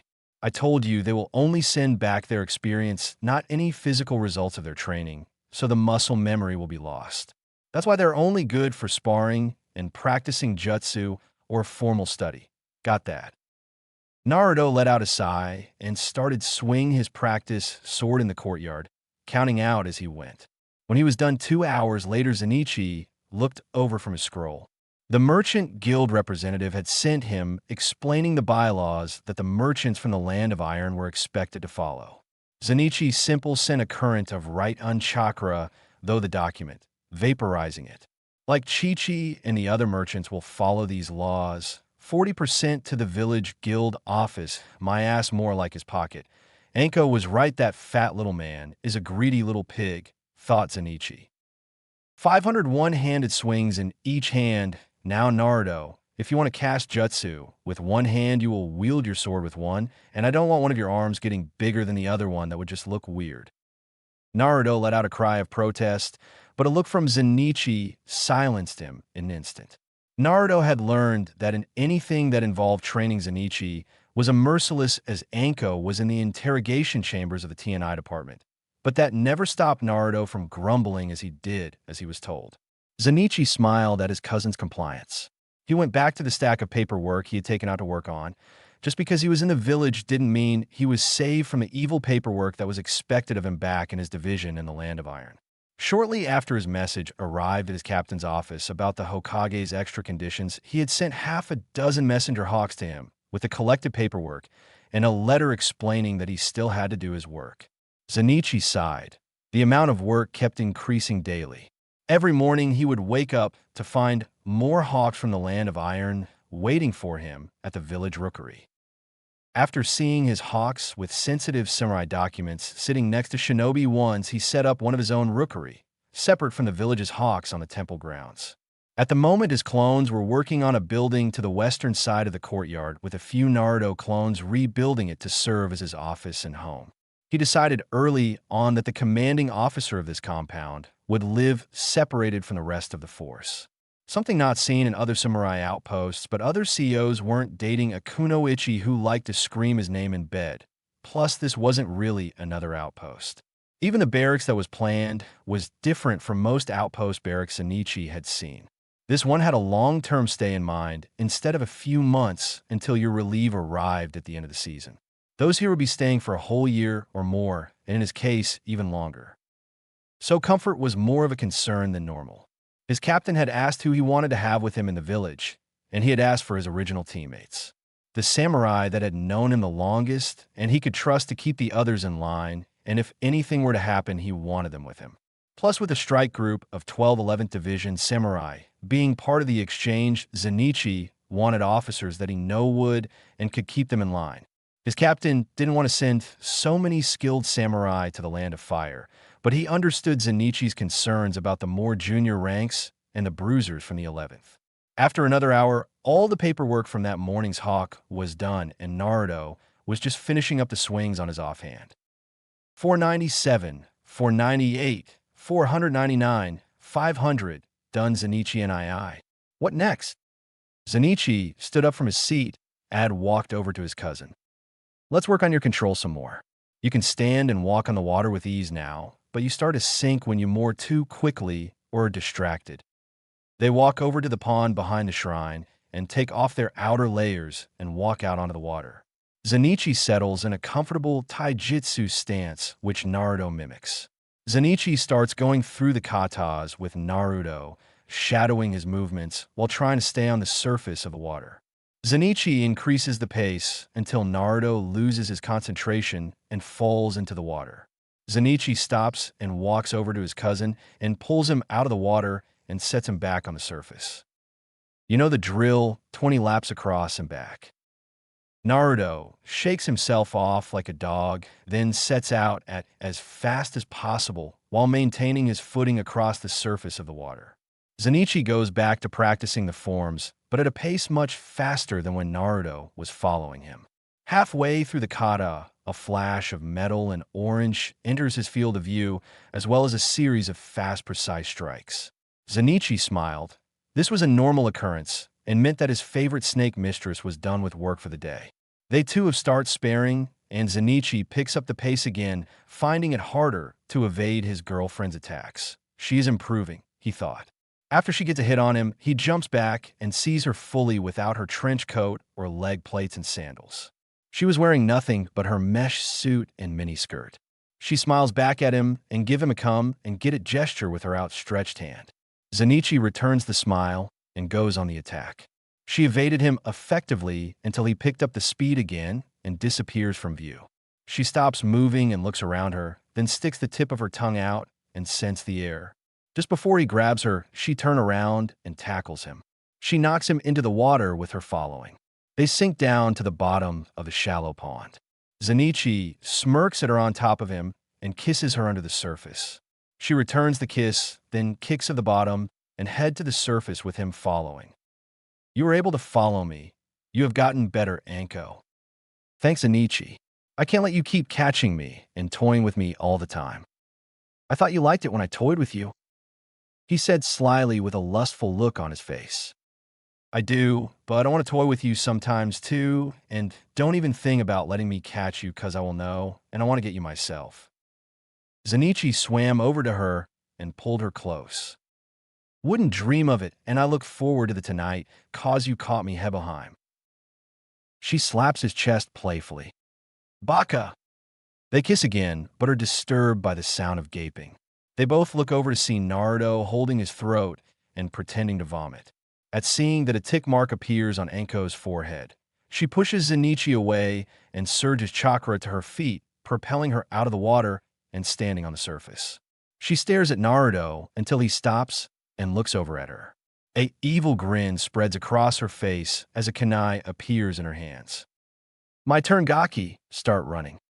At that, Anko starts pelting Naruto with kunai and Sunbon as he runs screaming around the pond. He tries to escape, but Zenichi appear in front of him every time he tries to leave the pond. Traitor, says Naruto after the second time Zenichi gets in his way. Zenichi just laughs and points behind Naruto. Damn you both. Just you wait, I'm going to get stronger than both of you, and then I will have a new wolf pelt cloak and snake skin belt. Naruto yelled out as he dodged another volley of kunai and Sunbon. After 10 more minutes of this, Zenichi called an end to Anko's fun. Okay, that's enough. Naruto has to get back to practicing the Uzukai. Naruto, get over here. Anko, you too. Hit him with a Sunbon if he fails to mimic me perfectly. Naruto paled at that, but Anko simply smiles as she walks over to Zenichi and gives him a light kiss, then takes a seat on the shore next to her trench coat. Zenichi gets back into the opening form of the Uzukai, as does Naruto, and they go through the katas again. Zenichi slowly picks up the pace like earlier, and Naruto keeps up as best as possible. Anko watches Naruto mimic Zenichi like his shadow, a little disappointed that he hadn't made any mistakes yet, but was also impressed that after only a few weeks of instruction, he had progressed so far. She smiles wickedly as he makes a mistake and hits him with a Sunbon, not hard enough to penetrate deeply, but enough so that he felt it. Zenichi hears Naruto's whelp as the Sunbon struck and picked up the pace again. Shortly, Naruto looked like a pin cushion and was panting from trying to keep up with Zenichi.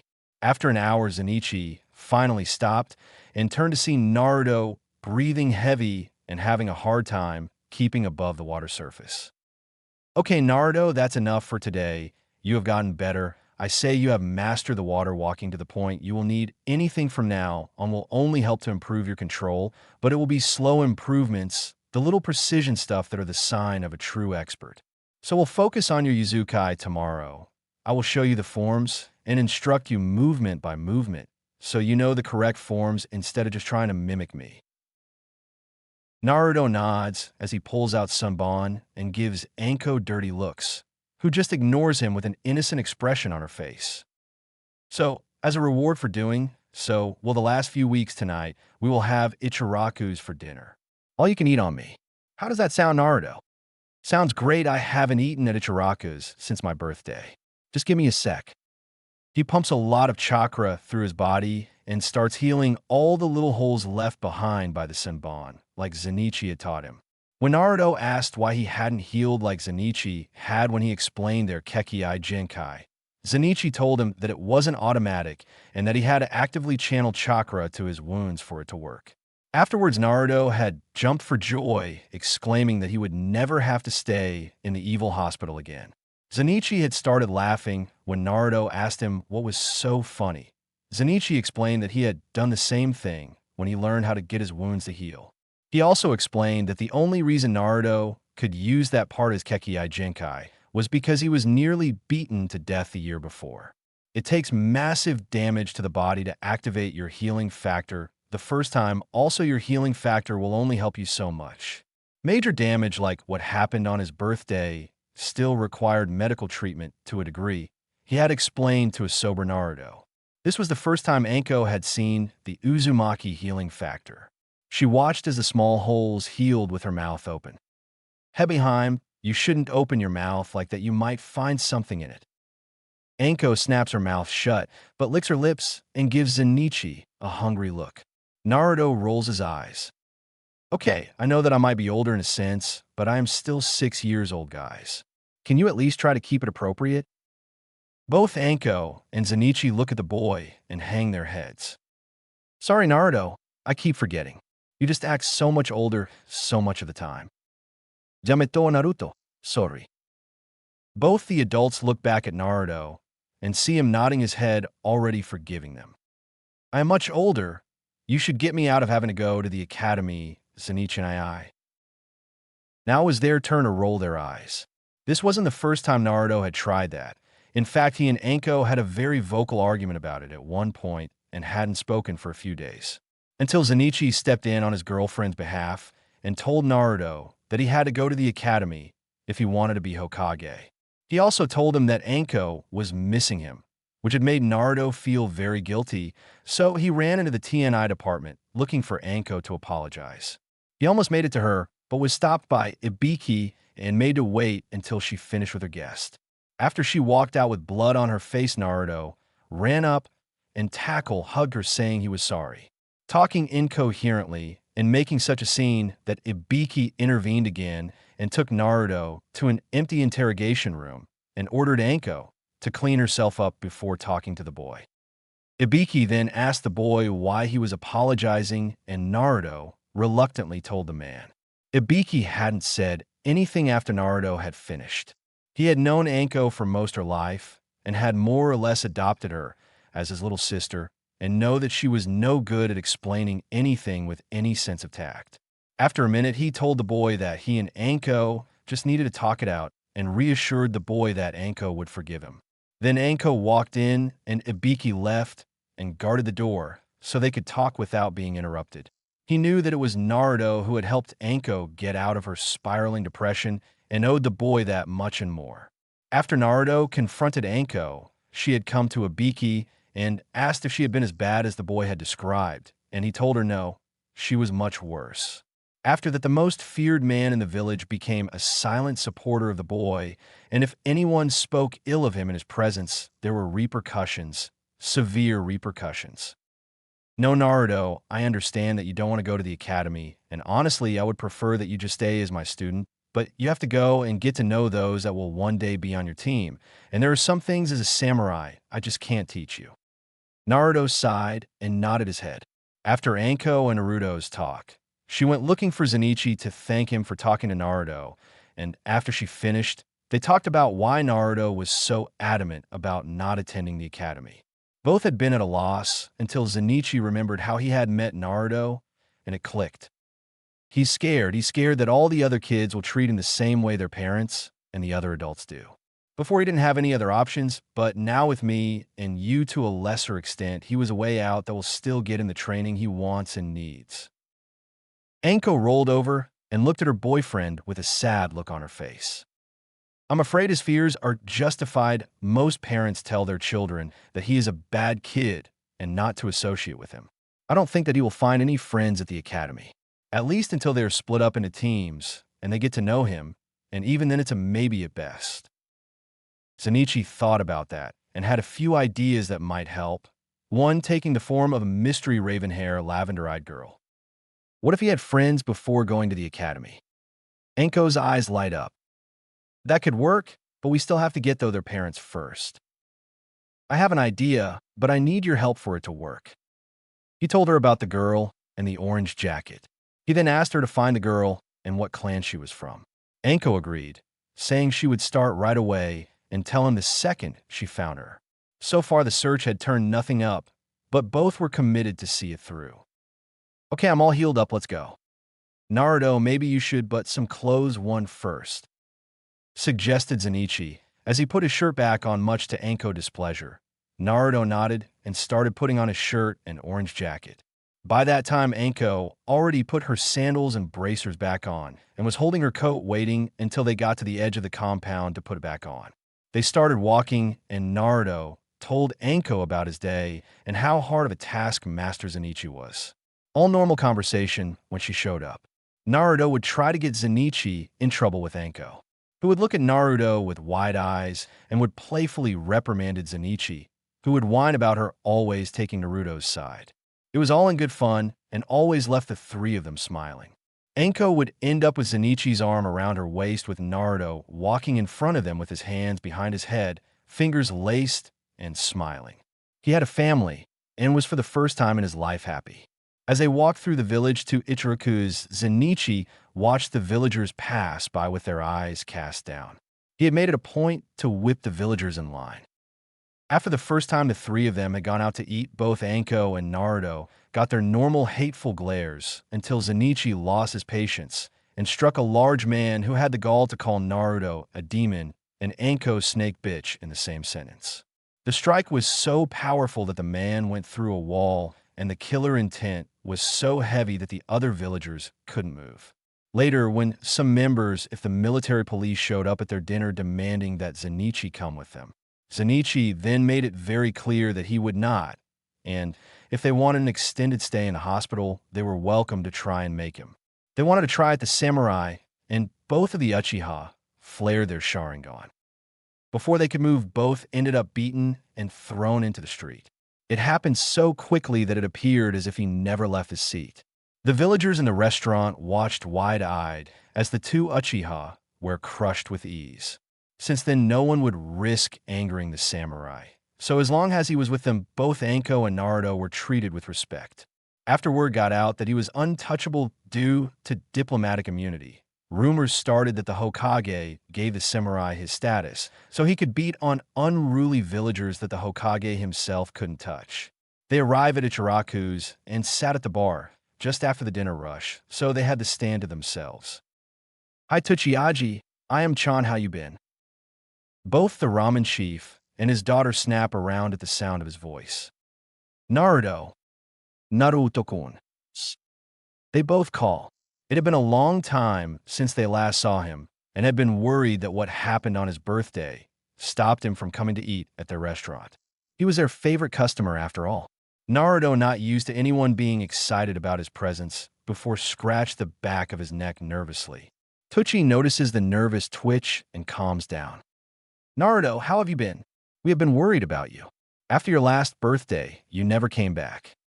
"Sorry, Tsuchiyaji. I have been busy helping Zenitsu rebuild the Uzumaki temple for the samurai that will be staying there in the spring. I have so much to tell about the last few weeks."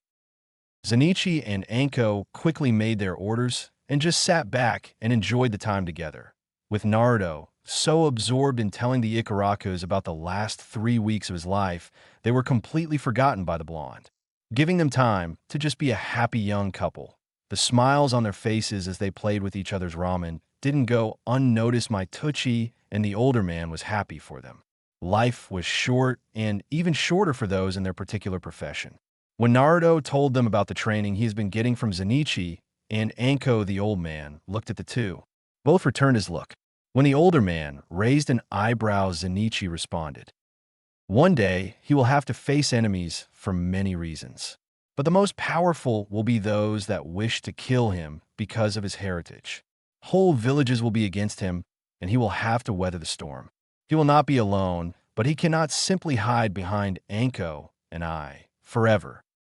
The way that Zenitsu spoke told Tsuchi all he needed to know, and the two men shared a nod. Tsuchi was not as blind as many in the village, and he knew who the boy's parents were.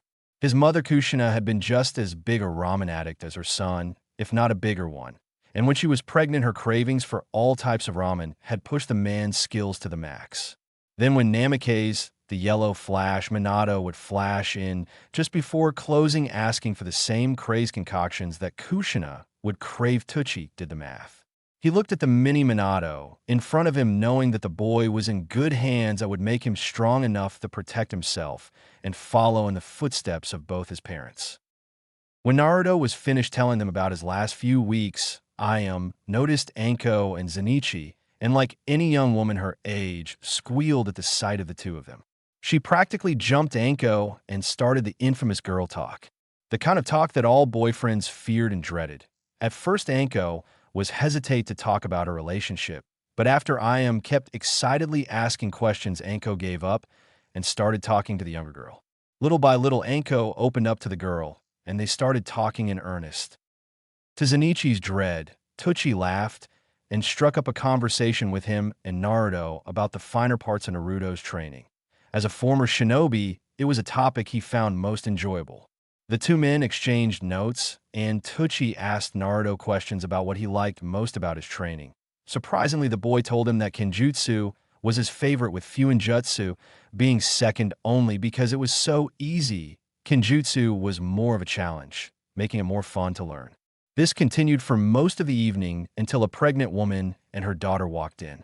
Tucci walked over to the two and handed the menus. "Hikare-chan, it has been a long time since I last saw you here." "I am sorry, Tucci-san, but I have been so busy.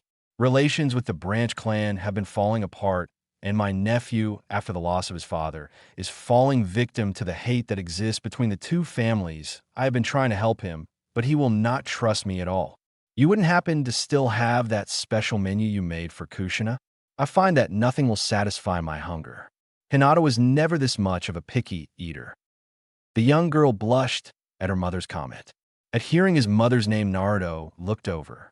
Now, it was his turn to be the loud Uzumaki, scaring the patrons of the ramen stand.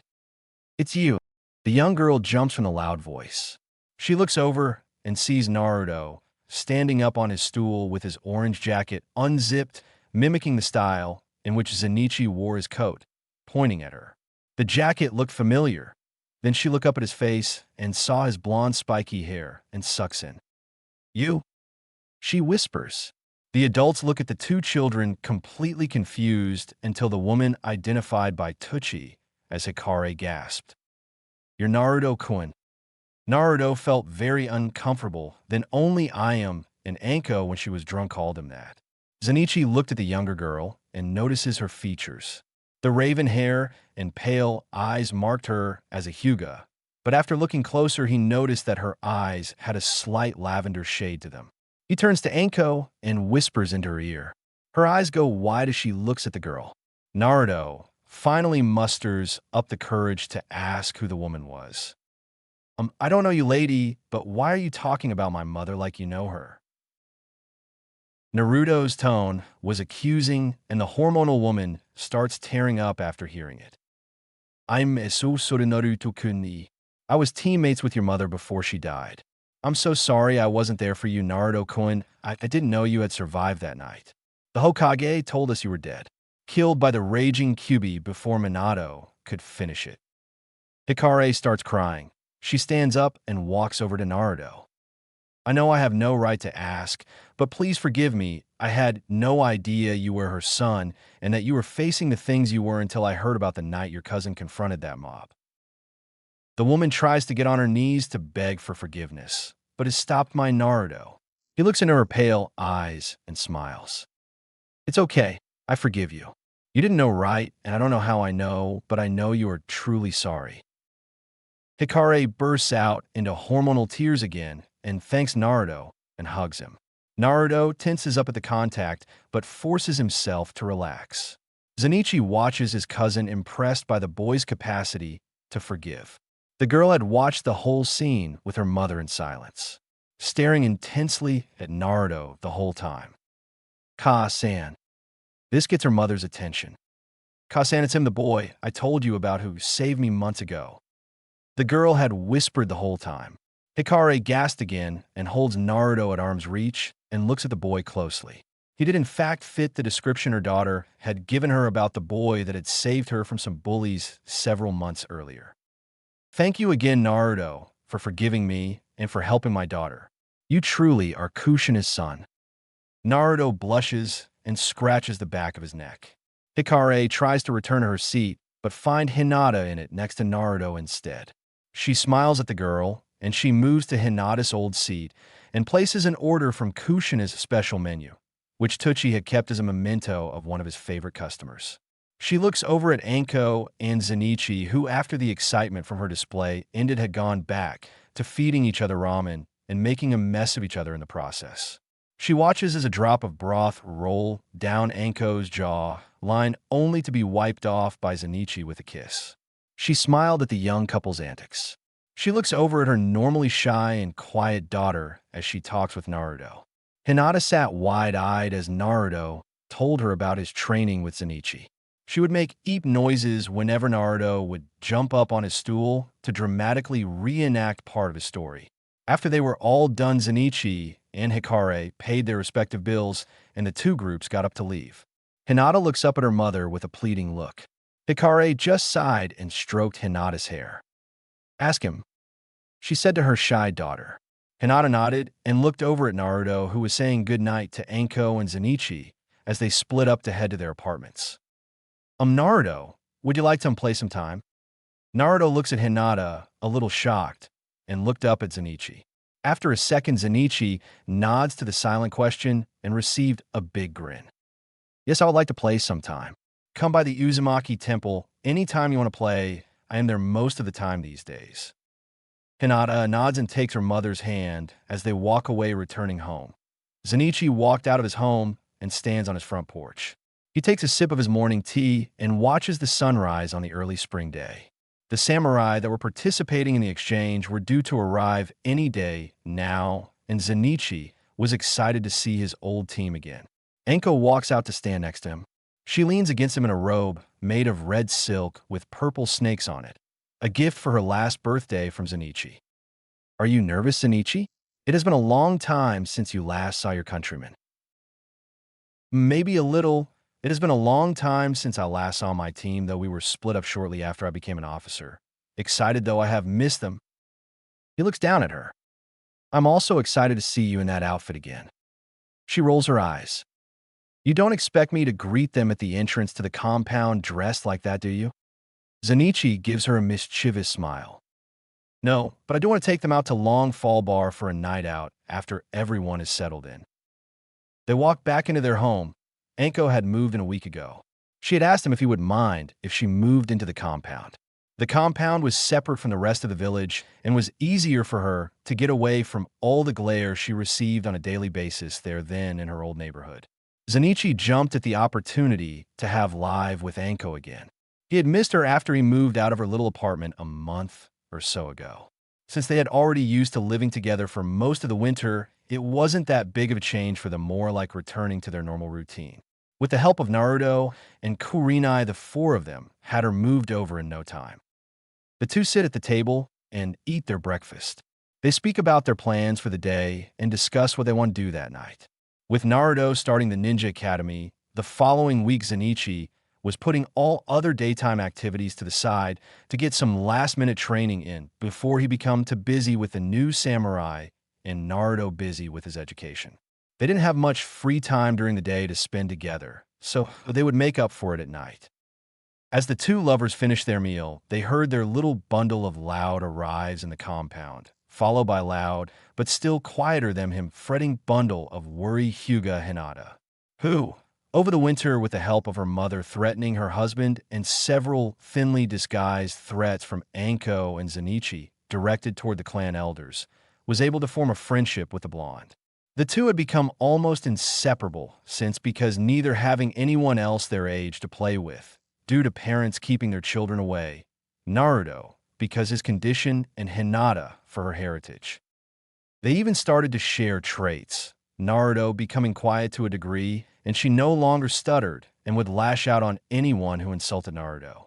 Once when training with Zenitsu, Naruto was hit with a Senbon from Anko, who was quickly hit with a Juken strike by Hinata in retaliation. It ended up with Naruto and Zenitsu watching the two females wrestling on the ground and insulting each other until they noticed them watching and united against the boys. It could be said that Hinata was picking up personality traits from Anko as well. Morning, Ankone, Zenitsu and I called Naruto as he walked into their house. They call greetings back, and the two friends find them at the kitchen table. Hinata follows him in and greets them as well. "Good morning, Anko-san, and you as well, Zenitsu-sama." Both adults sigh. "Hinata, how many times do I have to tell you? You don't need to use suffixes with us. You're Naruto's closest friend. You don't need to use such formalities here. I get enough of that when I meet with the village council every week. It is almost sickening." Hinata looks at Zenitsu and nods. Okay, Zanichi-sa. I mean Zanichi, I will try to remember. Father said that the other samurai will be arriving soon. Is that true? Yes, it is. Would you like to meet my old team after they get here? There are going to be a few of the medics with them. I know you want to learn some medical jutsu. I could introduce you to them as well if you like. Hinata vigorously nods her head. Her father didn't approve of her learning medical jutsu, believing that it was below the Hyuga main family and that it was a role for the branch family to fill, partially not his daughter. Okay, then I will talk to the medics that arrive and ask if they would be willing to teach you a thing or two. I know you have worked with your father and have helped Naruto on his chakra control, so I don't foresee any problem with them teaching you. They enjoy showing off their skills almost as much as the 11th Division. Thank you very much, Zanichi. I really appreciate it. Anko looks over at the girl. Well, of course, who else is going to heal Naruto when he hurts himself from training himself into the ground over and over again? You just love wrapping him in bandages, don't you? It gets him out of his shirt, doesn't it? And the way the two of you look together is so cute. Anko's teasing gets a blush out of them both. Naruto comes to her defense. It's not like that. Hinata just so kind that she wants to help people. And well, I'm the only one she can help right now. But just you wait, she will become a great medic and help all kinds of people. Hinata's blush deepens as she listens to Naruto defend her from Anko's teasing. The two children sit at the table next to each other across from Anko and Zanichi. So, Zanichi and what's the plan today? I want to get started. I am looking forward to starting at the academy and showing off my skills. So I need to get stronger. Zanichi smiles. Only a few months earlier, Naruto was dreading the start of his time at the academy, but now with Hinata at his side, he is ready to face whatever the academy has in store for him. His plan had worked out better than he had hoped. Well, Naruto, we will be working your sword draw. Some more you still are not fast enough yet. The whole point of the Iaido is to strike with so much speed that your adversary doesn't have a change to evade or defend. We samurai perfected the style to combat ninjutsu because its speed allows us to take advantage of the momentary opening caused by the hand signs. So have a little something to eat and meet me at the training ground. Hai saniti ni. Is it okay if Hinata watches the clan is having a big meeting and Hikare didn't want Hinata around for it? It's fine, but I think Anko would like some company. She has the day off today. So what do you say Hinata watch Naruto's training, you hang out with Anko and do girl stuff? Anko gives her boyfriend a dirty look. Come on, Hinata, you could train with me today. I will teach how to throw Senbon though a kanai. Anko grabs Hinata's wrist and drags her off to Anko and Zanichi's room to change into something more appropriate for training. Hinata looks at Naruto with a pleading expression, but Naruto shakes his head and mouths have fun back at her. Hinata then scares Naruto by giving him the same look Anko just gave Zanichi. Zanichi and I don't think it is a good idea to let Hinata hang out with Ankone anymore. Hinata is starting to have the same facial expressions she has when she is mad at you. Naruto, it has nothing to do with hanging out with Anko. All women are born with the ability to make the man in their lives extremely uncomfortable with just a look. Welcome to the club, cousin. Naruto blushes. But we are not like that, we're just friends. Sure, Naruto, whatever you say. Zanichi said as he head out the back door walking towards the training grounds. But we're not, insisted Naruto as he followed Zanichi outside with a piece of toast in his hand. They reach the training grounds, and Zanichi begins instructing Naruto on the finer points of the Iaido. As Zanichi is instructing Naruto, Anko is with Hinata in her room having a heart-to-heart. The entire time Anko is getting dressed, Hinata has been staring daggers into the back of Anko's head. You know you've been a really annoying pain, you know that. I have been with Naruto far longer than you, and as his big sis, I am allowed to tease him. So what is your problem? You have had one with me for a while now. Hinata stares off to space, silent.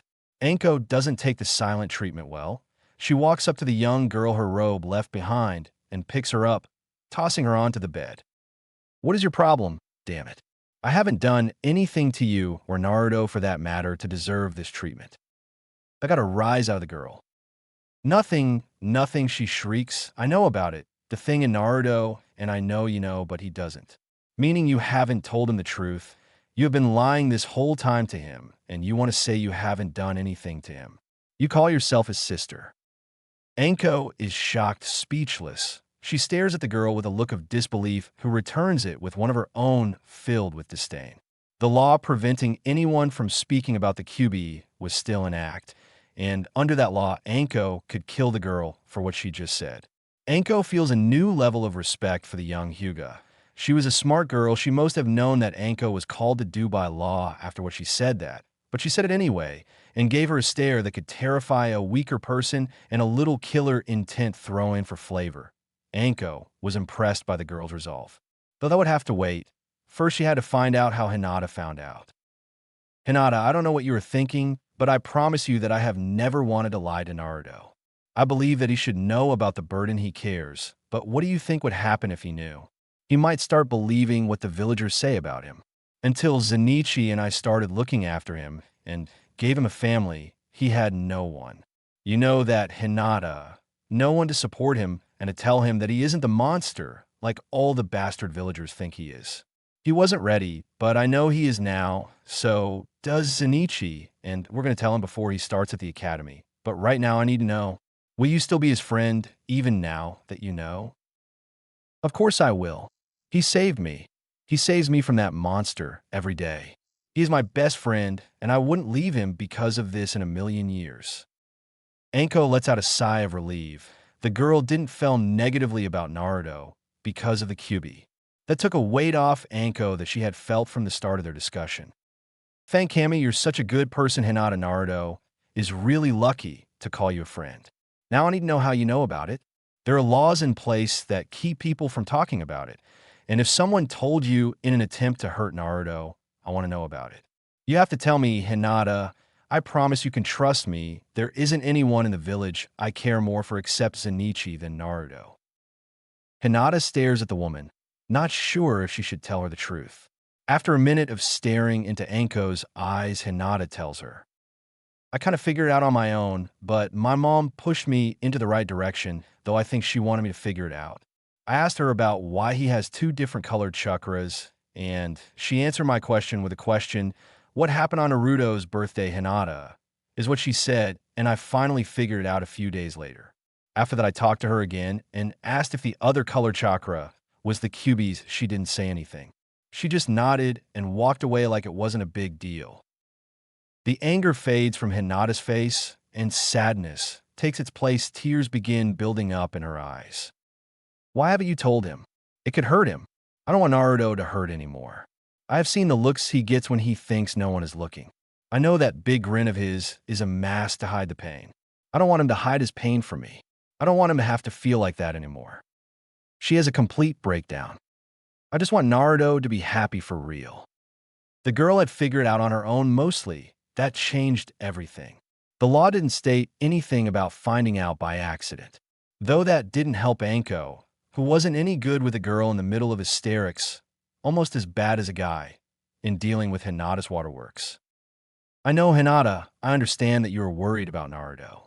In fact, I think it's time to tell him, shall we?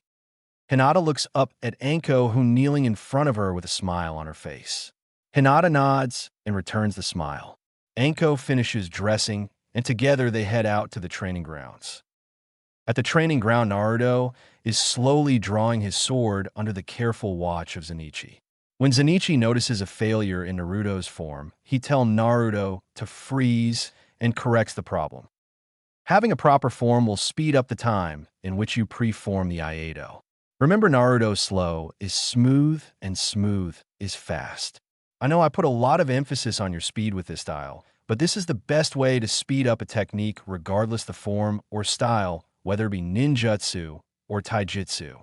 If you slowly take your time and remove any flaw in your movement, it will make you faster.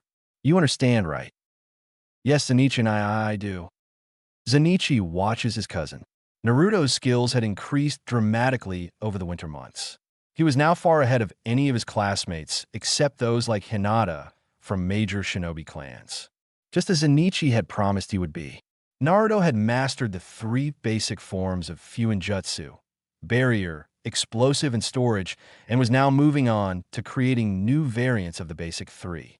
His skill with the traditional Uzumaki Taijutsu style, the Uzukai, had greatly improved, and his skills in Kinjutsu were so improved that he was now working on one of the most advanced forms, the Iato, a Kinjutsu created and perfected by the samurai of Zen'ichi's homeland and its signature style. Zen'ichi put Naruto, in terms of power and skill, between a seasoned genin and a low chunin now. He was worried that the academy would lose Naruto's interest quickly and he would do poorly out of boredom. Zen'ichi sees Anko leading Hinata towards them and thinks nothing of it, until Anko walked you to him and whispered in his ear. Hinata knows about the Kyuubi. She figured it out when she saw that he had two chakras mixing together inside him. She confronted me about it. She is pissed that we haven't told him. I'm really proud of her. Don't let her know that. Zen'ichi nods and gets a kiss on the cheek from Anko. Zen'ichi comes to a quick decision. Naruto, come here. Naruto stops mid-draw and returns his practice katana to its sheath, which Zen'ichi had given him when he started to learn the Iato. He walks over to Zen'ichi, who looks down at his cousin, trying to figure out how he is going to tell him the truth. The truth doesn't always set you free. Naruto, we have to talk. I have to tell you something, and it is not something that will be easy to hear. It's also something very private, so we're going to talk about it in the shrine. The serious tone in Zen'ichi's voice causes Naruto to stiffen, which is not missed by Zen'ichi, but he chooses to not address it. He turns and starts walking to the shrine with Naruto in tow. Hinata starts to follow, but Anko places a hand on her shoulder. You can't enter the shrine. Only someone who carries Uzumaki blood can enter. The protection seals wouldn't let you, and if you were to force your way in, the next level of the seals will kill you. We just have to wait for them to come out. Hinata looks up at the older woman and sees a sad look and tears starting to form. Hinata knows that Anko cares a great deal for both of them and was worried and sad that she can't be there for Naruto. Hinata takes a deep breath. Then we will wait for them outside, so when they come out, we are there for them. Anko looks down at the little girl and sees a look of fierce confidence. Anko smiles at the girl and wipes the tears away. Let's do just that. Hinata takes Anko's hand, and they follow their boys to wait for them outside the shrine. Naruto and Zen'ichi enter the shrine and sit in the center of the room like normal. They sit in silence as Zen'ichi gathers his thoughts. Naruto, do you know what happened on your birthday? Yes, the Kyuubi no Kitsune attacked the village and was killed by the Yondaime, but he lost his life in the process. Zen'ichi sighs. He decides to take a page from Anko book and be very frank and deal with the fallout afterwards. That, Naruto, is a lie the Sandaime told you and everyone else that didn't already know the truth. Even I didn't know the truth until I met you. Naruto, it isn't possible to kill the Kyuubi. It is a creature made of chakra called a bijou. You can destroy it, but after a few years it will reform again. The only way to truly stop it is to seal it away in something. If you were to seal it into a person, that person becomes something called a Jinchuriki. A Jinchuriki becomes the beast's prison and keeps it locked away. Naruto sits quietly, thinking. The gears start to turn in his mind, putting the pieces together. Zen'ichi and why are you telling me this? The hesitation is clearly heard in his voice. Zen'ichi shakes his head. Naruto is far too smart for his own good. Because Naruto, you are the Jinchuriki of the Kyuubi no Kitsune. You are its jailer, and that is why the villagers hate you. They are too stupid to see you for what you truly are. And what is that? Naruto's voice is shaken with fear and anxiety. He starts to silently cry. You are a little kid, one who has been dealt a hard hand in life. One that takes care of his big sisters before thinking about himself. Go out of your way to help and protect them. You are a hero who saves the village daily by not giving in to the hate the villagers throw at you in their ignorance. And I can say with great pride that you are an Uzumaki, and my little cousin who I love deeply, and I am not the only one. I'm pretty sure Anko will do terrible things to anyone who were foolish enough to hurt you again. Naruto looks up at his cousin, the tears streaming from his eyes. He wipes them away and gives Zenichi a hug. Thank you, Zenichi and I. Don't thank me. From what I hear, if it wasn't for you, Anko wouldn't have been the woman she is, and I never would have been able to meet the woman I love more than life itself. And that isn't the only thing I have to thank you for too, just the most important one. Is there anything you wish to know that I can tell you? A hard expression crosses Naruto's face. Yes, I want to know why. Why did the Yondaime seal it in me? Why didn't the Hokage tell me the truth? I have so many questions. Let me start with those two, and we can move on to more after, okay? Naruto nods. Good. As for why the Sandaime didn't tell you, is because he thought that it would be too much for you to know at such a young age, and put a law in place to prevent anyone from telling you or anyone else about the Kyuubi under pain of death. He thought that it would allow you to grow up peacefully, but we both know how that turned out. He had the best intentions, Naruto. You have to know that. He just had too much faith in the villagers. He thought they would rise from their pain and law stronger, but was wrong. Oda and I spoke about it during the construction. The Third Shinobi World War killed many of the greatest heroes of the village, causing the villagers to lose hope and fall into despair. After the Yondaime died, to save the village, it was the last straw. The villagers gave into their despair and have never come out of it. I am not going to defend them. They have no right to do what they have done to you. But please try to forgive the Hokage. His only crime is not seeing what was happening in the village until it was too late. Naruto just sat silently and listened to Zenichi talk. He was still trying to come to terms with what he had just learned about himself and missed most of what Zenichi just said. I will think about it. I have to talk with him. That's fair. I suggest that you do so. Soon you'll be very busy at the academy. Now about your second question, I can't say what was going through the Yondaime's mind at the time, but I'm sure he didn't want his son to suffer like this. That got Naruto's attention. Did you just say his son? Zenichi nodded. He had many enemies, Naruto. Powerful enemies. He hid his relationship with your mother in fear that his enemies would hurt her to get to him. Only the Sandaime and a few others know about their relationship. That is why the Sandaime doesn't want me to tell you about him yet. I figured it out, and we got into a heated argument about it. I wanted to tell you right away, but I came to understand his position. Namikaze Minato had a whole hidden village after him, not to mention his rivals in Konoha. You have to promise not to tell anyone about this. You have gotten much stronger, but you are still not ready to face those kinds of odds yet. Naruto sat without saying a word. Naruto, you have to promise me, or I will make it so you never tell anyone. Naruto silently nods his head. I want to hear you say it, Naruto. This is your life we're talking about here. I will not risk it because you want to brag. I promise I will not tell anyone that the Yondaime is my father. Naruto spat in anger. Zenichi let out a sigh of relief. Thank you, Naruto. In a few more years of training, and you can tell them. You can tell the world that you, the outcast, are the living legacy of their greatest hero. You can shame them all and be on the path to be just as strong, if not stronger than him, I promise you. I will give you your chance at vengeance. They will be forced to live with their shame for the rest of their lives, a never-ending vengeance. Naruto smiled at hearing that. Then the full weight hits him in the chest. I am my hero's son. Namikaze Minato, the Yondaime, the Yellow Flash is my father. I am Namikaze Uzumaki Naruto. He starts crying again, but this time it takes several minutes before he gains control again. Why did he seal it in me? He must have known what my life would be like. Zenichi stares off into space for a minute. I think he made the same mistake the Sandaime did. He had too much faith in the villagers. He knew that you would have a rough life, but I doubt he knew it would be this bad. The villagers were not the only ones he had faith in, Naruto. He had faith that you would be strong enough to withstand the trials that being a Jinchuriki would cause you to face, and that you would wield the power of the Kyuubi the right way, to protect what was important. He had faith in you, his son. Naruto was stunned by what he had just heard. His father had faith in him, even if he had been nothing more than a newborn, and that he could use the power of the greatest demon mankind had known. Do you mean I can use the Kyuubi's power? I thought it was just sealed inside me. The Kyuubi is a being made of chakra, so you can learn to use it to strengthen your own chakra in time. It is the reward all Jinchuriki receive in exchange for being the jailers of these beasts.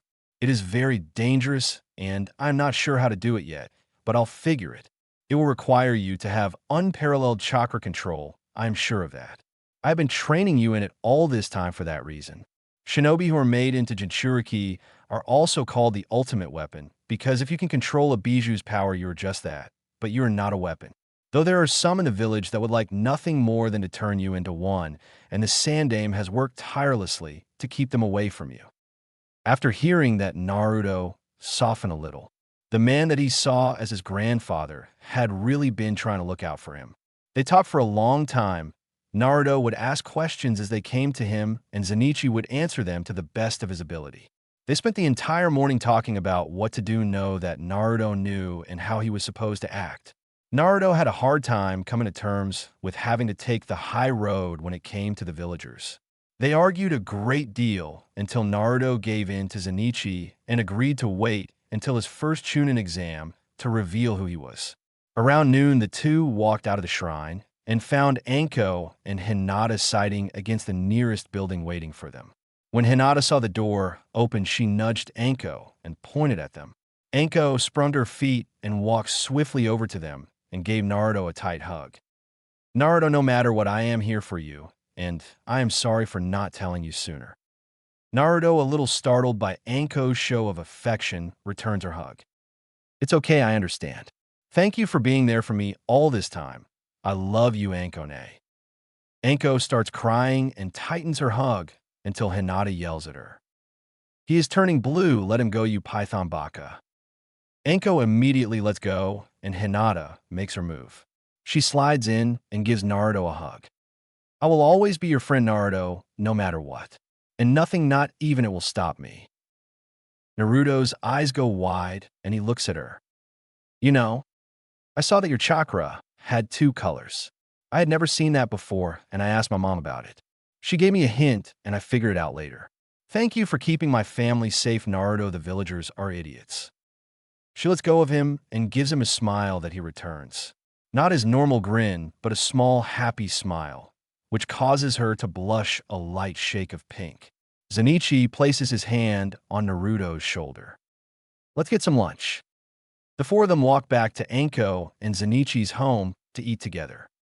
At the gate to the village, Izumo and his partner Kotetsu are standing guard, or what could be called that if they weren't half asleep in the guardhouse. You awaken there? The sound of someone's voice snaps the 2 Chunin to awake. They stand up and see about 50 samurai in different sets of armor.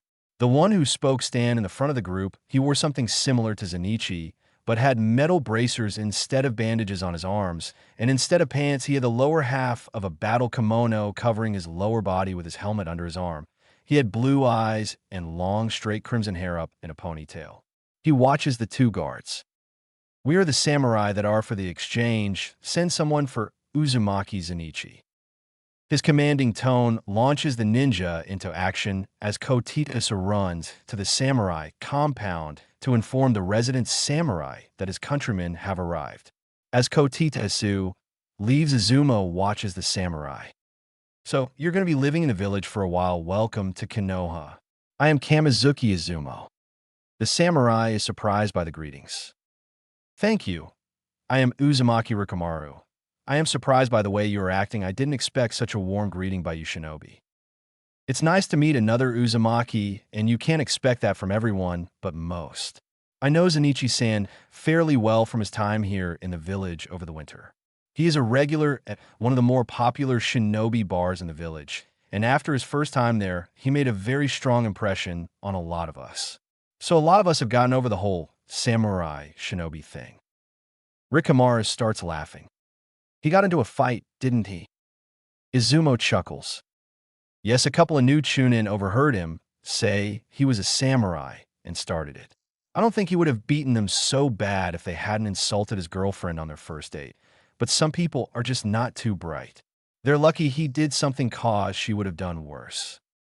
The mention of a girlfriend piques Rikamaru's curiosity.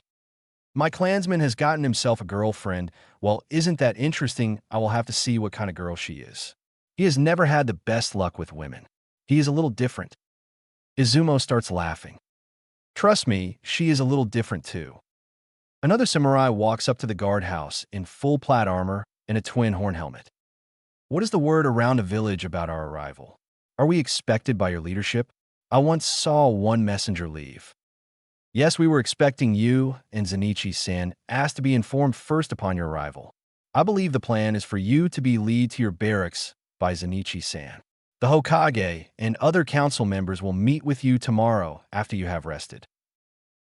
The armored samurai nods his head and walks back to the other samurai with similar attire. Rikamaru rolls his eyes at the exchange of words. I apologize for my rude comrade. That is the squad leader for the 11th Division members that are here with us. His name is Tatewaki Shumaru. He can be a little hard-headed sometimes. He is one of the more skeptical of this alliance and needs to learn more respect. He speaks loud enough so it carries to the other samurai, who either doesn't care about Rikamaru's opinion of him or his armor hides his reaction. By the time all is said and done, Kokatisu returns with Zenichi in tow. Rikamaru sees the movement and turns to see their arrival. He walks up to Zenichi and holds out his arm. Zenichi grabs it just short of the elbow, as is customary for samurai who are close. Rikamaru, it is good to see you again. As it is to see you, cousin. How has the village of Leafs treated you this winter? Very well, Zenichi said with a smile on his face. So I have heard. Where is she, Zenichi? I want to meet the woman that can match you. Zenichi looks over at Izumo, who just shrugs. She is back at the compound that I have spent the winter preparing for you. He releases Rikamaru and faces the collected samurai. He notes the armor variants distinctive of each division. The leather of the medics, meant for them to move quickly around the battlefield, and large scrolls across their backs containing all their medical supplies. He notices the full-plate heavy armor of the battle addicts. The majority of those gathered were wearing the light plate of the 2nd Division. You all will find it very different here from what you are used to. I took special care to ensure that you are all comfortable for your extended stay. Come, I will show you the way to your home for the next year, or longer if you so choose. The samurai form up into ranks by their division and follow Zenichi to the samurai compound. They hadn't traveled to Konoha in formal rank, but they moved together as they entered the village to showcase their discipline and pride. Rikamaru walked with Zenichi and asked him questions about the village. He wasn't here to lead the other members of his division. He was in Konoha, it be Zenichi's right hand as well as his other teammates. The villagers stop and watch the column of samurai march by. The shinobi watch from the rooftops and gauge the level of the force that the land of Iron sent. Some simply wrote them off as simple samurai and not of any concern. Most, having seen or heard of what Zenichi was capable of, eyed those following him more intently. So what do you think of those that were chosen to participate in the exchange? Zenichi asked his oldest friend and comrade. For us, a lot of green, fresh from the academy. Their commanders are a little better, but they are green too in compression to those I would have liked. I would recommend that you have Ikaku Takichi, who will arrive tomorrow with Mifune Sama for the signing of the treaty, and myself take them under our wing and teach them ropes. It will be a rare chance for them to learn from veterans like us for a whole year. Not to mention what they will learn for the shinobi. The 11th guys, while they are the 11th, you know what to expect from Shumaru and his team. Zenichi nodded. I will have to make sure they know who the boss is and what are the medics. I asked for some experience. Did they give it to me? The medics are all pretty well, seasoned Zenichi. I serve a season with 2 of the men on the Kumo border. They're good. 3 of the women are just girls barely into their womanhood, but they are Uzumaki. They show me some of their Fuin jutsu when I ask. They're good, even by the clan standards. Also, they wanted to help make sure your plan succeeds. We all do. Over half the clan on active duty volunteered. I don't know too much about the others, but from what our cousins tell me, they're good. Rikamaru stops and looks over his shoulder. Also, I haven't felt these kinds of vibes from you in a very long time. So, I'm telling you, because even though I haven't met her yet, I know she is good for you, and I want to give you a heads up. Zenichi looks over at him. What? Aiki is here. She volunteered to come. Zenichi nearly fall when he heard Rikamaru. And so is your mother. She will arrive with Mifune Sama and the others. Zenichi's blood ran cold after he heard that. My mother. Rikamaru gives him a grim expression and nods his head. Shit, fuck. What am I going to do? One of them I could handle, but two. By Kami, this isn't going to end well. Rikamaru's eyes widen at see his friend's reaction. I know it's not the best situation, but it will be all right. Your mother will only be here for a week, and Aiki will behave after you make things clear a few dozen times. Rikamaru's light joke doesn't help. If anything, it makes Zenichi's panic attack worse. You don't understand. I am in a relationship with a woman that is the most feared member of Konoha's Umbu TNI department after Marino Abiki. She will kill them both if they start up their normal act. Rikamaru gapes at Zenichi. You are dating Mitarashi Anko, even I have heard of her. You got some serious brass balls, you know that. I heard she's hotter than hell. I'm not just dating her. Ricky, we life together. Rikamaru just stops in his tracks until Zenichi grabs him and gets him walking again. You live together? Zenichi, don't get me wrong, but don't you think that is a little soon? Zenichi just shrugs. No, not really. When I first got here, the compound wasn't really habitable. We kind of had our first date the second night I was here, and we slept together, and the next day, during lunch, I told her about the condition of the old temple that became our compound, and she insisted I stay with her. We have been living together for most of the winter. Most of the winter? When the commander's quarters were finished, I moved in, but after about a month, she asked to move in with me away from the village. She has it kind of rough here. He almost growls the last sentence. Rikamaru watches his friend, and from knowing him for the better part of their lives, he knows that Zenichi really cared about this woman to act like that. They arrive at the gate into the samurai compound where a pair of young eyes are watching them from the trees. Zenichi, who are the little ones that are watching us? That is my student and his friend.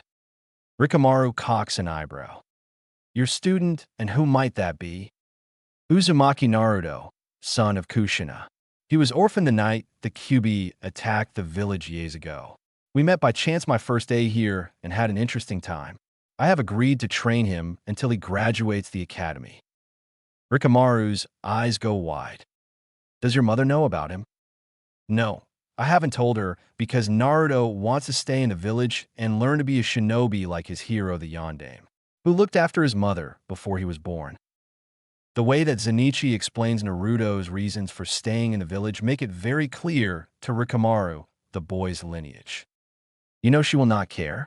I remember it took both of us and you, father, to stop her from trying to destroy this village after word of what happened reached us. I know, but that is how it is, and she will follow the wishes of the boy. Rikamaru shook his head. Good luck with that. You know how stubborn she can be. Zenichi sighed. I know. Let me show you all where you will be staying. The samurai, after entering the compound, had fallen out of ranks and were looking around their new home. The main temple had been mostly kept intact to serve as offices and meeting rooms for the samurai. Zenichi led them to the barracks. All the samurai present had served a season at one of the border outposts and were expecting much the same were in awe. They never would have expected the level of luxury that these barracks boasted. There were enough rooms for each samurai to have their own personal quarters, and then some for the convoys that would arrive from the Land of Iron. Each room has its own small private bath with a shower and running hot water. One of the women with the medics walked over to the bed in the room that Zenichi had shown them and pushed her hand into the mattress and gasped. It's like being back home after a season away. Are all the rooms like this? Yes, all the rooms are outfitted the same, thanks to the Haruno clan. They are a small merchant and craftsman clan that have helped me provide you all with these comforts. Also, the clan head has offered to you for the first month after the official signing of the treaty that if any of you require repairs to your gear, they will do so free of service charge. You will only pay for materials. A lot of the samurai stared at him. They hadn't been expecting such welcome from their new allies and were a little taken aback, especially the 11th Division because of the costly repairs their armor required after battle. Zenichi finished explaining the rules of the barracks. Each samurai, regardless of rank, would get their own room and could do whatever they wanted with it. If they wanted to add more furniture or have a guest, they were welcome to do so, as long as the furniture it came with is in a good condition when they return to the Land of Iron. If not, they would have to pay out a packet to replace it. To say that the samurai were ecstatic would have been an understatement. Already many of the samurai were planning shopping trips into the village and making sure to stop at a Haruno clan store during. As the samurai disperse to fight over rooms, Rikamaru leaves with Zenichi. "You will not be staying in the barracks with us, will you?" It was more a statement than a question. "You're right, I decided that since I'll be staying in the village longer than any of you, and I did most of the construction, I would have my own house separate from you all. This doesn't have anything to do with the fact that you are in a serious relationship with a Konoha Kunoichi. I'm going to say it isn't, but it isn't the only reason. You are asking for trouble, Zenichi, you know that, right?" "How?" "I made sure that all of you will be comfortable, and it's not like it's just my house, it is also my office, and the rookery for our hawks is also a part of it, so I can messages easily. Don't give me that look." "Okay, fine. Where's the subject of this argument? I want to meet her." "Come on. She probably at the house waiting. This way." The two friends head over to the shrine proper and walk through the courtyard. Rikamaru was impressed by the state the gardens were in and happy to see that a mediation space had been prepared. Zenichi takes him up to one of the smaller buildings and walks up to the door. Opening it, he yells in, "I'm back, we have company." A voice responds from kitchen. "Dinner is almost ready. Naruto and Hinata went to get a venison roast from Naruto's meat locker right after you left." Zenichi walks through the house with Rikamaru in tow. "How is it ready? I haven't been gone that long." They enter the kitchen, and Rikamaru stares dumbstruck after seeing Anko for the first time. She is only wearing her mesh bodysuit and one of her mini skirts, having left her coat somewhere else and choosing to walk around barefoot. "Sorry, lover boy, but it's been almost 2 hours since then." Zenichi walks up to her and gives her a kiss. "Sorry, lost track of time." "It's okay, Zenichi. I know that you were spending time with your teammates." In Rikamaru's opinion, the humors that he had heard about Anko didn't do her justice. He watched the whole exchange between the two lovers silently. Slightly started at seeing Zenichi acting like he was. Never had Rikamaru seen him at ease with anyone except his teammates and little sister before. Rikamaru smiled and promised to himself to help his best friend make this work. "Oh, I'm sorry, Anko, with is Uzumaki Rikamaru, one of my teammates and clansmen." "Rikamaru, this is my girlfriend, Mitarashi Anko. It is an honor to meet you, Mitarashi-san. I'm a fan of your work." "Please, Anko is fine, you're like a brother to my Zenichi, so let's have none of the formality crap between us, okay?" Rikamaru nods his head, grateful that this woman who his friend has chosen seems to be really down to earth. Rikamaru works for the interrogation corps of the 2nd Division. That should give you something to talk about. Anko's eye light up at hearing that and starts asking Rikamaru questions about his methods of interrogation. The two of them go on back and forth comparing notes until the roast is ready. Zenichi pulls out the roast and sets on the counter to rest. Anko starts setting the table as he does and asks, "So what are the others going to do about dinner, and where are the rest of your teammate? I know that each room is an icebox and small stove, but they don't have anything to cook yet. Most of us traveled with some field rations, so for one night, I don't think anyone will mind, and our 2 remaining teammates will arrive tomorrow with Mifune-sama. Plus, I gave everyone directions to Ichiraku's and the Dango shop, so if any of them want to have something other than dried meat, they can." Rikamaru laughs. You should have seen the looks on the other Uzumaki's faces when he said ramen. They all lit up like little kids in a candy store. I would bet a month's wages that they are all going there tonight. I just hope that they don't get into any trouble. They shouldn't. After what I have done, most of the villagers will avoid them, and only stupid or drunk shinobi would start a fight. "Anko, where is Naruto?" "He said that he was going to help Hinata make dinner for her family tonight. Hikare is getting along in her pregnancy and can't stand for very long. It was a clone that delivered the roast." "I thought so. We saw them earlier, but I wasn't sure. It looks like Naruto taught Hinata to make kage bunshins." Anko was lightly surprised as she sat down at the table. "I didn't think that she had the chakra capacity for that yet. I don't think she does that. One clone most have tired her out." They three of them start eating. Rikamaru asks how everything in the village was going, and Zenichi told him about his time over the winter. Rikamaru listened to Anko and Zenichi's telling of the winter. He laughed at what happened at the bar and how he acted with the council. He frowned deeply when Zenichi told him about how he and Naruto met and the near massacre that followed. After they finished their dinner and started to clean the dishes, Rikamaru asked Anko about why she chose to be with Zenichi. She sat at the table as the two men cleaned and put the dishes away. The cook don't clean in an Uzumaki household. Well, at first, it was just to thank him for looking out for Naruto. The Gaki is something of a little brother to me. I thought that he was a good guy and would be good for a night of fun, but he quickly proved to be so much more. And I found myself falling in love with him. It took me a while to figure that out, but I am happy he put up with me as I did. To put up with my crazy, he has shown that he is different. Different is good. I like different. He makes me happy. Zenichi smiled as he listens to their conversation.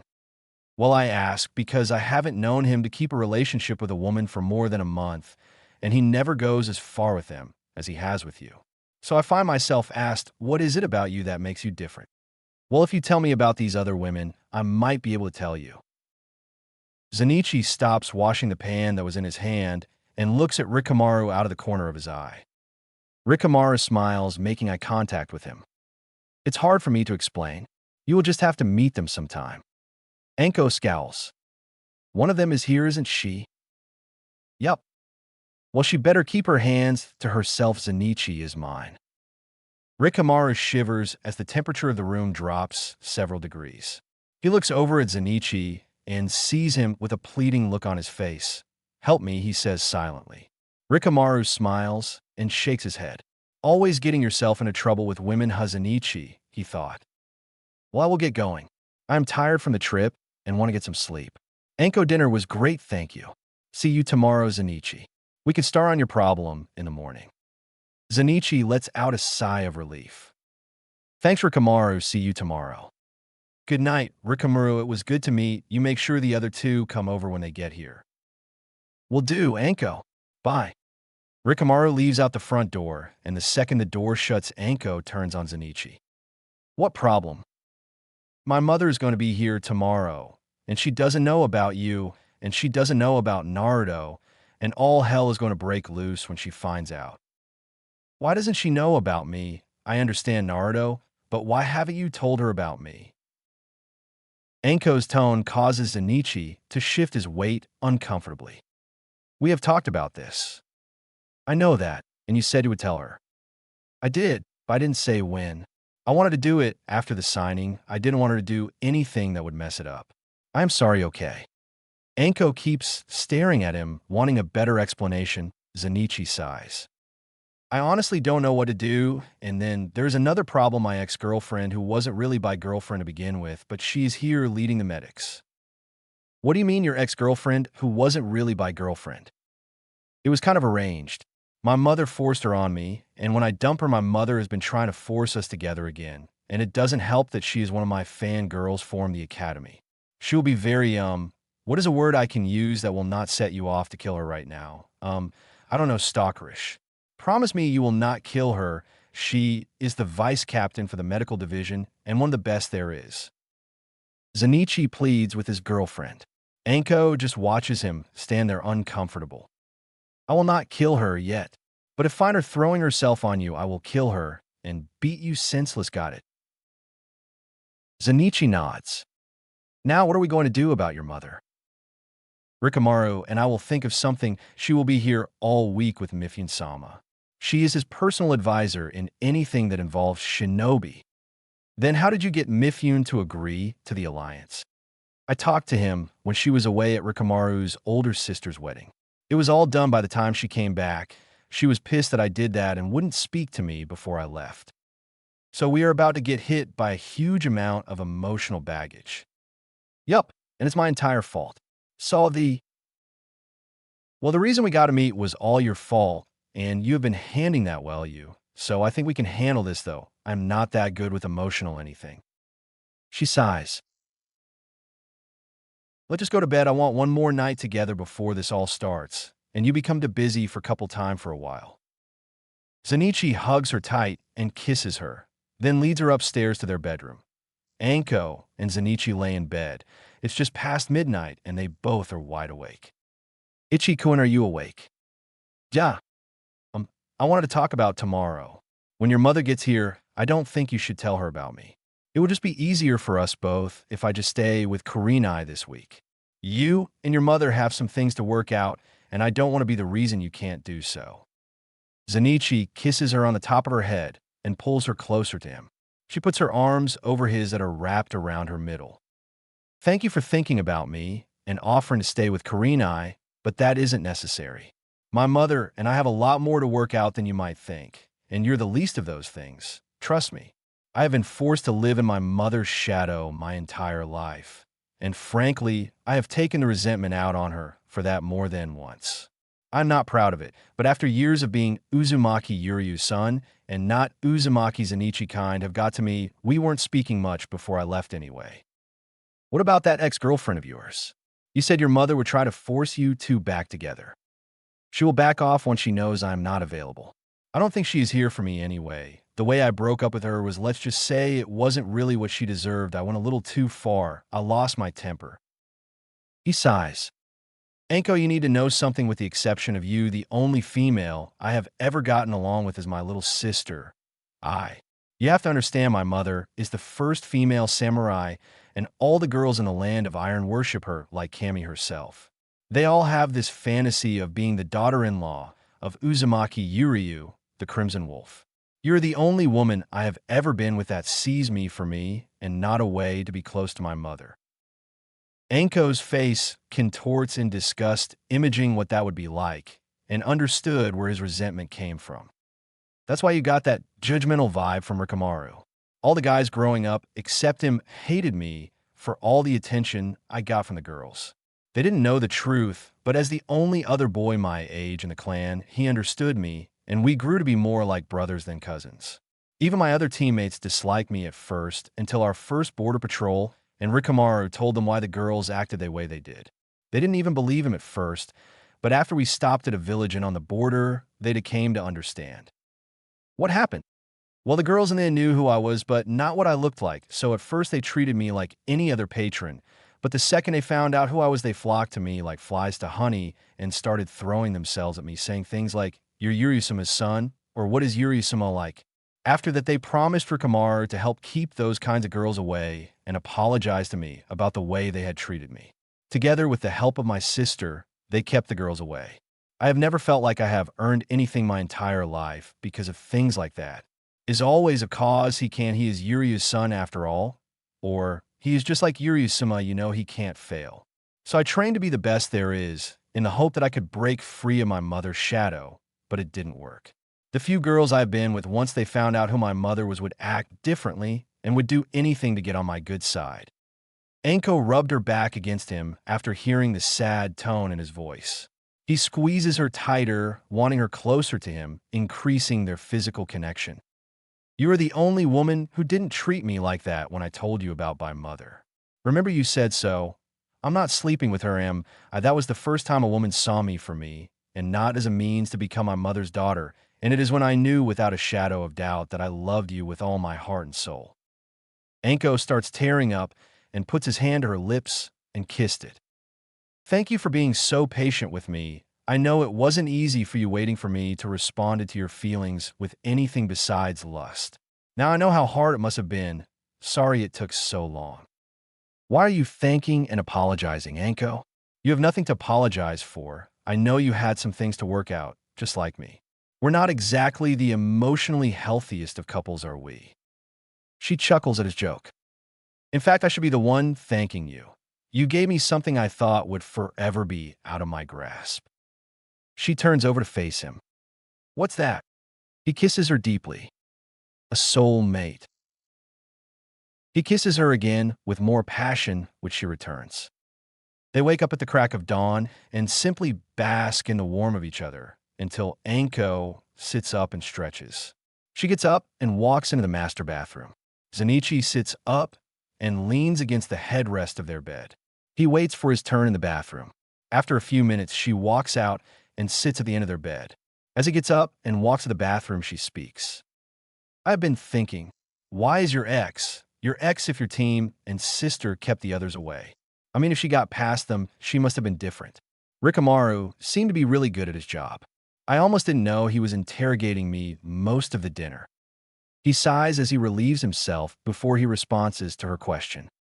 You could say she is. She is at least smarter than the others and went to my mother first. To put it simply, she is my mother's favorite and got her help to get past my friends and little sister. I put up with it for about 2 months until I couldn't stand her anymore. She didn't care about me and didn't care if I knew it or not. She thought that she had already won with my mother on her side. It hurt a lot, but thinking back, it could have been worse. I think I'm going to kill her. Oh, what? Anko, no.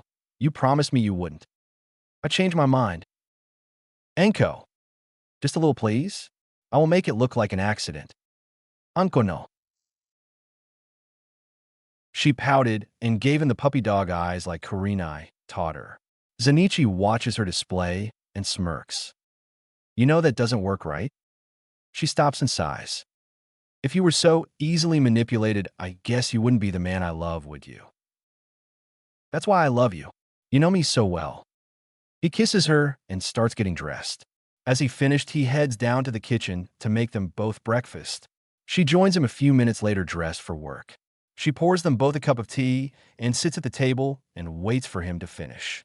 He serves her then himself and sits next to her at the table.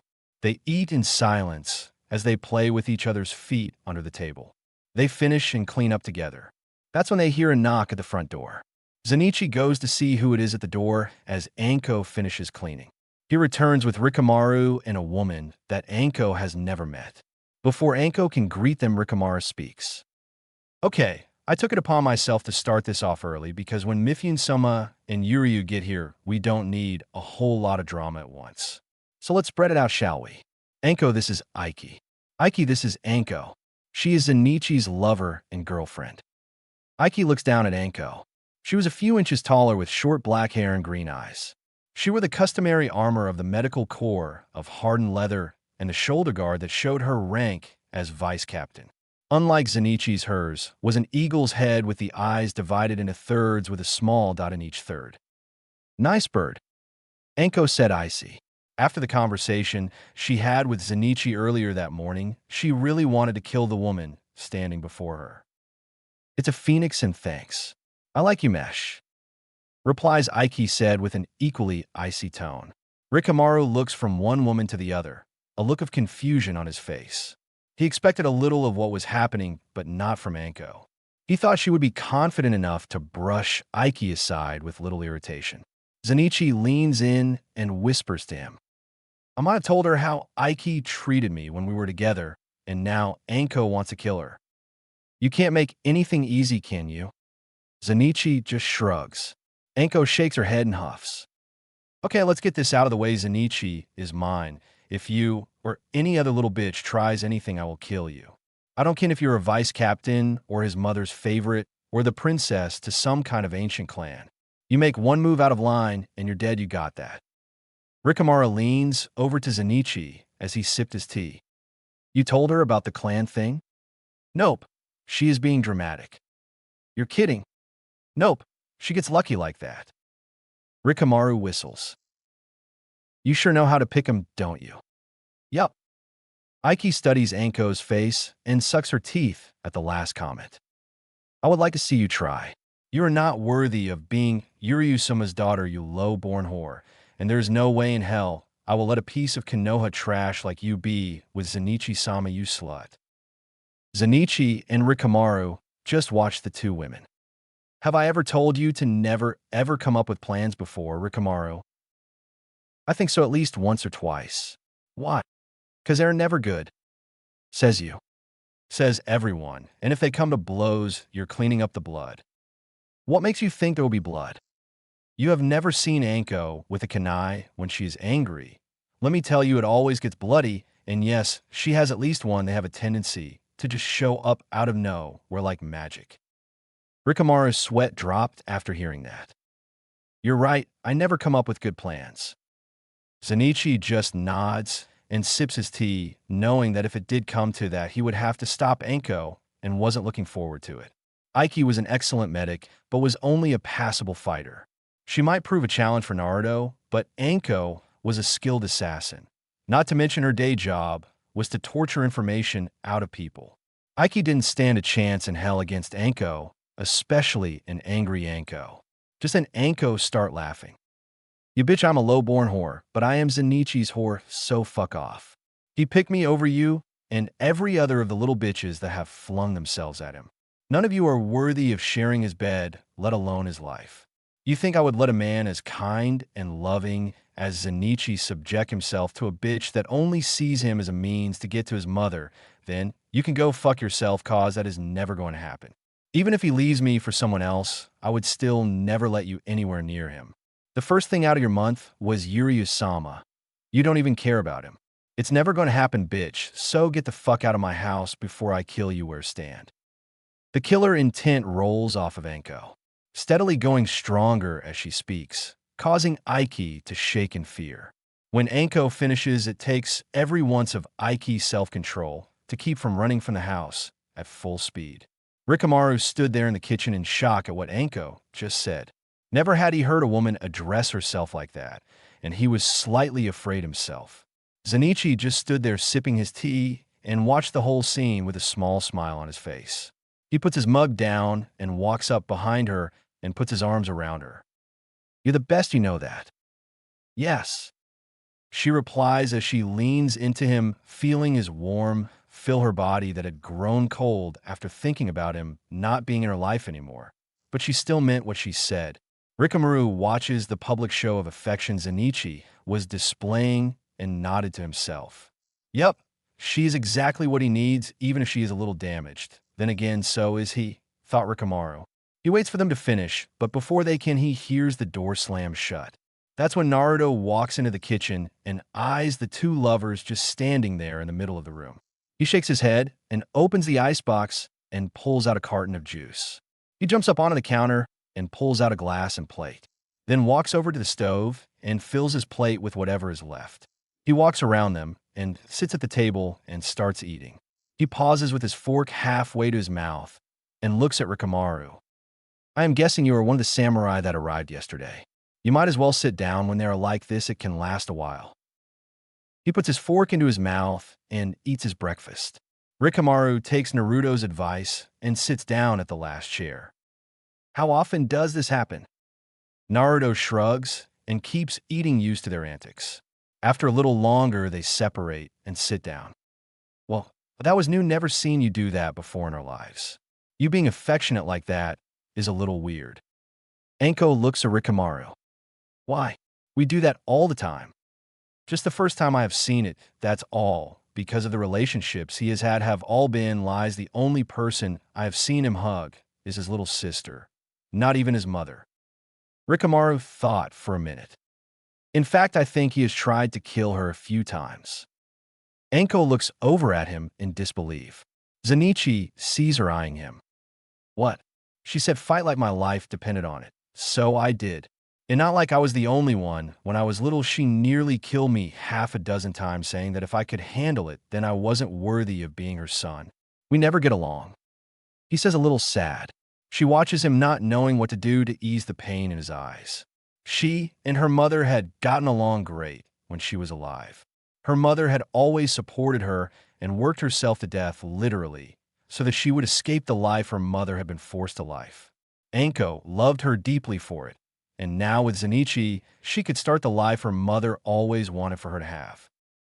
So who is the squirt? Asked Rikamaru, snapping Anko and Zenitsu out of their depressing thoughts. Both look over at the boys sitting at the table eating their leftovers. Name's Munch, Uzumaki Naruto. He swallows his food. Jinchuriki of the Kyuubi no Kitsune. Nice to meet you. Naruto. Both Anko and Zenitsu yell, causing the boy to wince at the volume. What the law can't apply to me, it's my secret, damn it. And if I'm going to be feared and hated, I might as well own it. That way they can't use it to hurt me with it, right? He yells back at them. Both Anko and Zenitsu pause silently and think about what he just said. Anko shrugs after a minute and looks at Zenitsu, who shakes his head. You're right, it's your secret. And if you want to tell people, it's up to you, but it might make things harder, you know that. Like I care. I am very familiar with what hard is, aren't I? Sadly, yes. Yes, you are. I got both of you and Hinata, so I don't care what anyone else thinks. In fact, I might as well throw that in the villagers' faces if I can't use that other piece of information to do it. Anko watched the exchange between her surrogate little brother and her boyfriend and understood exactly what Naruto was talking about. Naruto, take my advice, it's not worth it. I have lived on the receiving end of their hatred too. I started to lose it and did just that. I throw it back at them every time someone called me snake bitch. At least one of my summons would get a workout chasing that person around the village. It didn't help. In fact, it only got worse, and a lot quicker at that. I'm not telling you not to, and you have every right to be mad, but don't let down your parents' faith in you, okay? Naruto listens to Anko silently, then hangs his head. Okay, Ankone, I will not use it against the villagers. Promise. Zenichi and I, can we train today, or are you going to be busy with the samurai? Sorry, Naruto, but we know that this time would come. I have to be a serious vice captain now and can't spend all my time training you. Don't worry, we will spend time together, just not as much. You're still welcome here to hang out, or just to get away from the village anytime you want. You can even bring Hinata. NHHHH. All right, I understand. I have something I have to do, and some things I need to get for my classes next week anyway. Okay, but before you go, I would like you to meet one of my teammates and a member of our clan. Naruto, this is Rikamaru. Rikamaru, this is Naruto, the son of Kushina. Rikamaru and I have been friends our whole lives, and you can trust him like you do me. If you ever need help, you could trust him to do so. Nice to meet you, little cousin. Zenichi told me a little about you. Said you were the best student he could ever hope to have. Big praise from him, I tell you. Every nobleman in the land of iron has offered him a king's ransom to train their sons, and he always turns them down. You should be proud. It's nice to meet another member of the clan. I can't tell you if I am anything special, but I have worked hard to learn what he has to teach me before I started the Ninja Academy, and I am not just proud, but thankful. He has given me much more than just swordsmanship lessons. Is there anyone else from the clan here with you? I would like to meet some more of my family. Sure thing. Come back tonight, and I will introduce you to the others that came with me. Most of them are a lot closer to your age than Zenichi or myself, and would be more than happy to meet you. It is always a good day to find another member of the clan. We will celebrate like there is no tomorrow. Welcome to the family, Naruto. Naruto simply bowed his head and left the table. He put his dishes in the sink and runs out the back door. Rikamaru watches him go, a little worried that he said something wrong. Zenichi picks up on his worry and reassures his friend. Don't worry about him. You didn't do anything wrong. He just didn't want you to see his tears, that is all. He has had a very hard life and is an orphan. He didn't really have anyone before Anko and I. He is just so happy to have a family that he doesn't know what to do. Rikamaru nodded his understanding. The three of them talked about what they were going to do when Mifune and Yuryu got there that evening until Anko had to go to work. Anko and Zenichi kissed on the front porch when she left. They split up from there, Anko heading back into the village and towards the TNI department, and Zenichi and Rikamaru head to the samurai barracks to get the formal part of their jobs out of the way. Rikamaru had been in command until their arrival, and he had to turn over to Zenichi. So, Rikamaru, anything I should know before I take over? Not really a lot of green, with only a single season on the border for the kid from our division. Just like you asked, still don't understand why though. The 11th is the 11th skilled fighters, heavy drinkers, and overly prideful. So the usual? Yup, it's the medics that might be a problem with another vice captain here. To lead them, they might not follow your orders very well, especially with it being the two of you. In your history, your breakup was pretty public. The Uzumaki medics will not be a problem, but the rest, I don't now. I will just have to deal with that when the time comes. They arrive outside the barracks in the parade grounds to find most of the samurai already in formation. Zenichi and Rikamaru walk to the head of the formation and find Shumaru standing there with Aiki. He addresses Zenichi with a tone of disrespect. Uzumaki Fukuticho, we are all formed up by your order. It is nice of you to grace us with your presence this morning. Zenichi reaches out and backhands the samurai. knocking him to the ground in front of those assembled. You will show me the same respect you do Kenpachi Taishu and Yoichi-sen Shimuru, or so help me I will kick your ass from one side of the compound to the other. Well, if he wasn't so busy fucking that kunoichi whore, it wouldn't be a problem. Puts an Aiki loud enough for those in the front to hear. They all watch him. Aiki, shut it, or I will send you back with Mifune-sama. I know the real reason you are here, so don't push it, or you will lose this chance to meet her.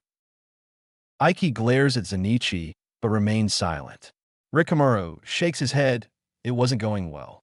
Zenichi steps up in front of the samurai and begins speaking loud enough to be heard by everyone. Good morning, I hope you were not waiting for me long. First, I would like to say thank you to you all for volunteering to be part of this exchange and being away from your friends and families for the next year. With that said, I must remind you that as the first samurai to actively take part in the world of the shinobi, we are bound to do so honorably. We will be setting the tone for this relationship, and to make it a success, we must behave ourselves. I have high hopes that you all will be able to get along with our shinobi allies. Over the summer, we will be partaking in exercises to help us fight together in the event of attack on us or on Konoha. You will be working with shinobi almost daily. I ask for those like you for a reason. You will be working with genin, mostly like yourselves, new to their trade and willing to learn. Together you all will create something never seen before in this world, a fighting force made up of both shinobi and samurai. Uniting our strengths and covering each other's weaknesses, there will be no opponent we cannot face. Together we will be unstoppable. He receives many cheers from the junior ranks after hearing that. They all have big dreams, and being the first of anything at the beginning of a new era like this could make them come true, one way or another. After they quiet down, he continues. I will be giving you all this week off to familiarize yourselves with the village and its inhabitants. Get out there, make some friends, have some fun, get to know your new comrades. And I know some of you have big plans for your rooms. That got a lot of smiles from the collected samurai, and even some more cheers. Zenichi smiled. Guess they liked the rooms, he thought. I need the team leaders to stay behind to discuss our plans for the coming months in more detail. Later they will fill you in on the results of our deliberations. So without further ado, you are all hereby dismissed. Have fun, but please don't get into the many fights, all right? I don't want to have to explain to the Hokage why the hospital is filled with his shinobi. All the samurai start laughing and cheer out. Hi, Uzumi Fukutijo. Deep in the forest outside the village, Naruto is walking into a small clearing. He sits cross-legged on top of a stump off to one side and closes his eyes. He sits very still and meditates like Zenichi had taught him. After several minutes, he opens his eyes, but he is no longer in the forest, but a dark sewer-looking place, stinking of mold and dampness. He stands and starts walking forward, following the piping on the ceiling. This wasn't his first time here. The day Zenichi told him about the fox, he tried to meet it and ended up in this place. He had gotten lost in the many corridors. Now he was back to try again, and this time he didn't have to worry about Hinata pulling him out. After 2 hours, or what seemed like 2 hours, he wasn't sure. He walks into a larger tunnel, then turns into a huge cavernous room. He walks into the room, and it begins lighting up with a pale yellow glow whose source was lost in the ceiling high above. Naruto kept walking until he arrived at a massive wall that rose above him. He looked up but couldn't see the top. He shrugs and begins walking along the wall, occasionally running his hand against the surface, feeling the rough material it's made of. He continues walking for 10 minutes until the wall stops and in its place a large gate. He walks out to see it all at once and sees that the wall starts again on the other side of the gate. To call it huge would have been a grave understatement. The bars were as big around as a tree and rose out of the ankle-deep murky water that covered the floor of the room and the tunnels Naruto had walked through. Naruto stares for a long time, contemplating what he wanted to do. He saw the paper tag over the lock on the gate that spelled out seal. Not really original, Dad, you could have left a letter or something, he thought to himself. Finally, he decides to get it over with. He takes a deep breath and yells as loud as he can. Oi, Fox, wakey, wakey. He waits to see if that got the attention of the being he knew to behind the gate. Watching the darkness on the other side, he sees a silhouette move, shifting its body as it moved closer to the gate. Then it opens its eye and looks at him through the bars. The large eye studied Naruto unblinking. The crimson color reminded Naruto of his cousin's hair. "So you're the QB, no Kitsune. Nice to meet the guy that everyone hates me so much for housing. Guess that makes me you landlord, right?" The fox doesn't speak or acknowledges his joke at all, but simply watched. "Guess you can't talk, or you don't understand me, do you?" "Well, I will talk anyways." Anichi and I always says I talk too much, but that is mostly when he's trying to spend time with Ankone. He stops and looks into the fox's eye and sees himself. What he sees is very different from what he saw in a mirror months ago, before he met Zenichi. Here stood a proud warrior in the making. Even if he looked ridiculous in that orange jacket, unzipped, showing off the metal mesh t-shirt Anko had gotten him, the light armor was well made and fit him snug with his practice katana at his hip. Lastly, with his goggles on his forehead that Hinata got him as a late birthday present. Naruto smiled, remembering when she gave it to him. Standing, there was not a young boy scared of his own shadow, afraid it would attack him at random like the villagers. Gone was the boy that knew only loneliness, sorrow, and despair.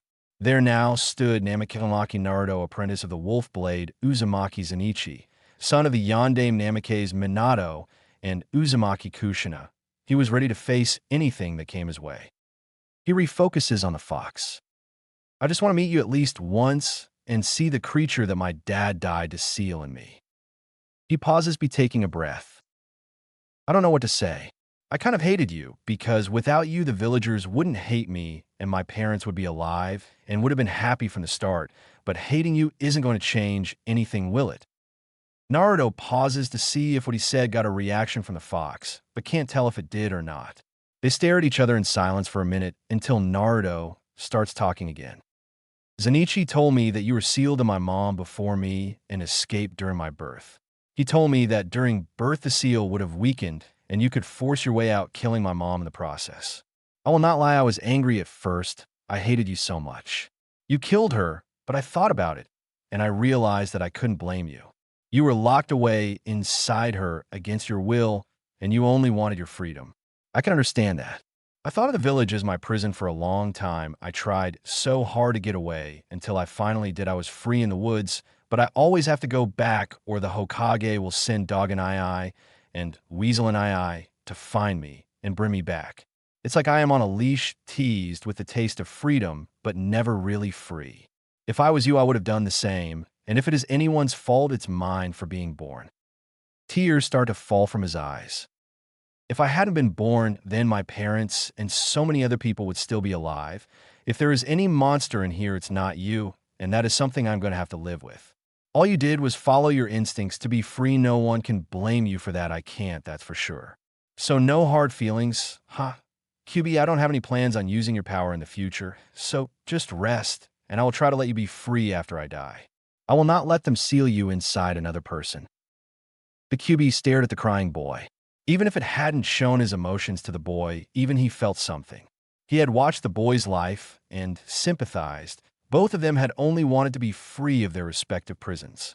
He watched the tears silently falling from Naruto's eyes as the boy claimed to be the real monster and his existence to be a mistake. The villagers have done far more damage than anyone could imagine, he thought. "Child, you're not to blame for your mother's death." The deep voice of the QB reverberates through Naruto's chest as it speaks. Naruto looks up at it, wiping the tears from his face. "What do you mean it's not my fault?" His voice convoys his confusion, and then he turns angry. "Of course it's my fault. The seal would not have weakened if not for me. You would still be sealed, and everyone would still be alive and happy.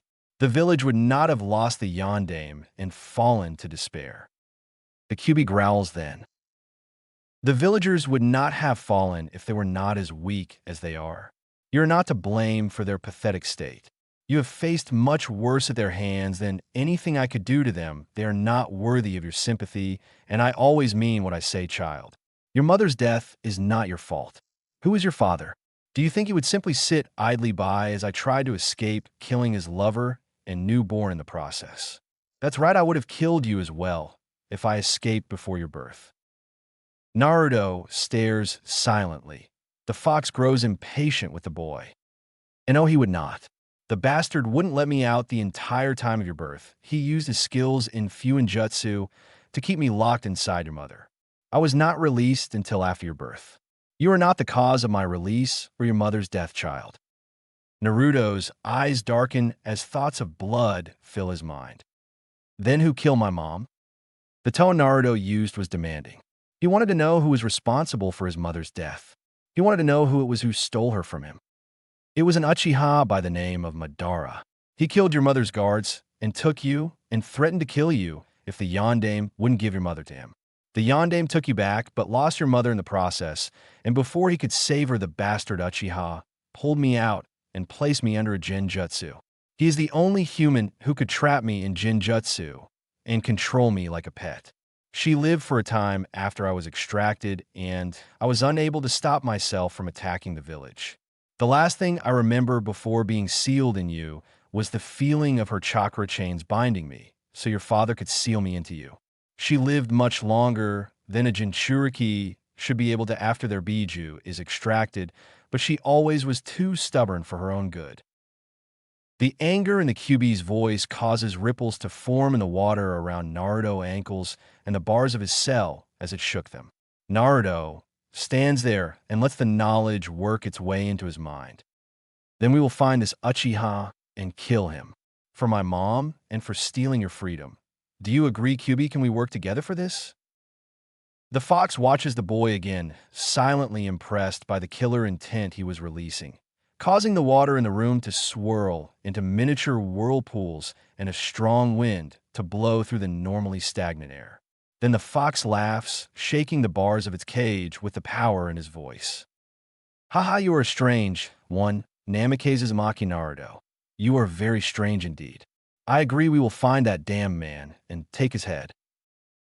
The fox stands up and begins shifting his form until a man stood on the other side of the gate. Naruto looks at him, studying his features. His face is angular with a foxish smirk. His eyes were the same as his true form, with waist-long orange-red hair. He wore a white kimono with red flames on the hem, at the bottom, and sleeves. He sticks his clawed hand over the bars.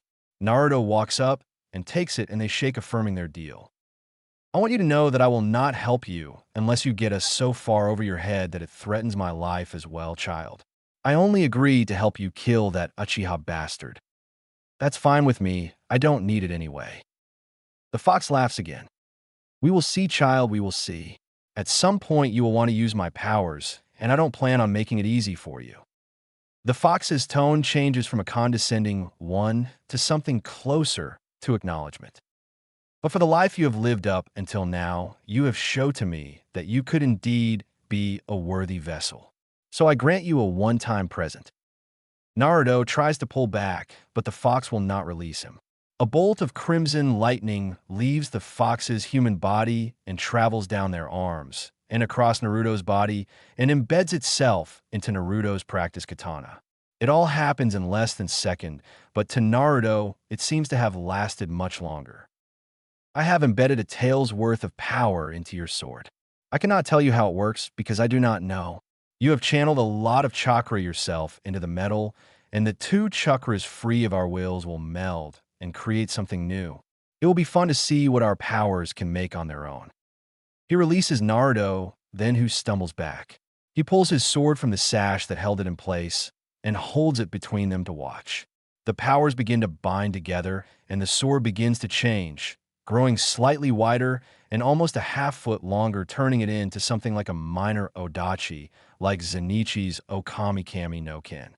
The scabbard too changes from the dull iron to polished ebony, with a crimson Uzumaki spiral on one side near the hilt, and a yellow yin-yang symbol stylized to look like a sun with little zigzags jetting out at equal intervals on the exact opposite side.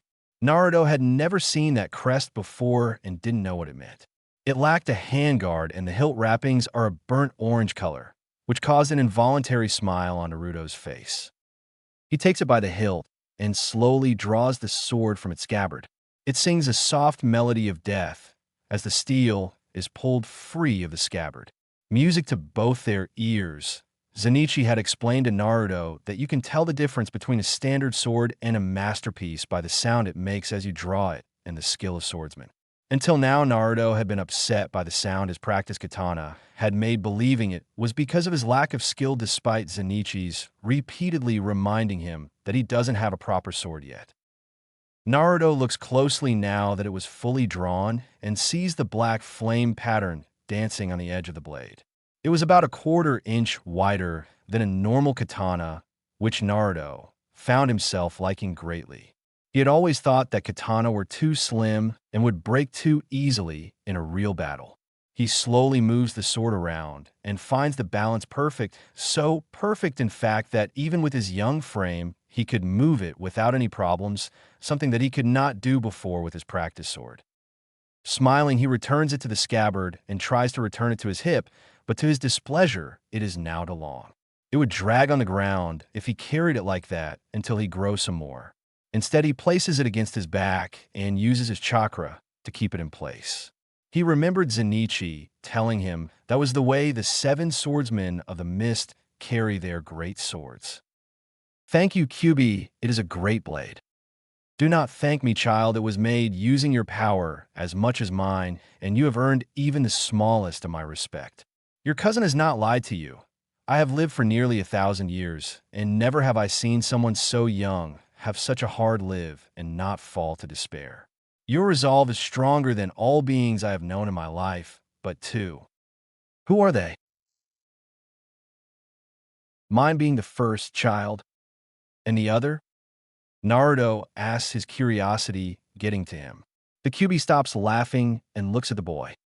My father, the sage of 6 paths, the only human I have ever respected as an equal. Thanks, Kyubi. Naruto looks at the fox again and says, You know what, it never occurred to me until now, but I haven't asked your name. I mean, Kyubi no Kitsune is more like a title, but not a name. What is your name? The Kyubi cock an eyebrow. It was the first time any of his Jinchuriki have asked his name. My name is Kurama, child. It's a good name.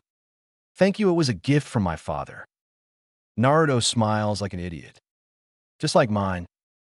Naruto starts to fade. He looks at his hands and slowly begins seeing through them.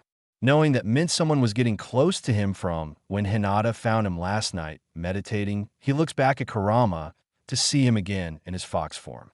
He gives him his signature grin and says, Looks like it's time for me to go, Kurama. Talk with you later. See ya. Just as he finished speaking, he fades completely, leaving Kurama, the Kyubi no Kitsune, alone again. So strange, says the fox to the empty darkness. Naruto opens his eyes and sees 3 Umbu walking up to him. Sensing a 4th coming up from behind, Naruto stands up on top of the stump. He feels his sword bump against the stump. He pulls it from the sash and looks at it.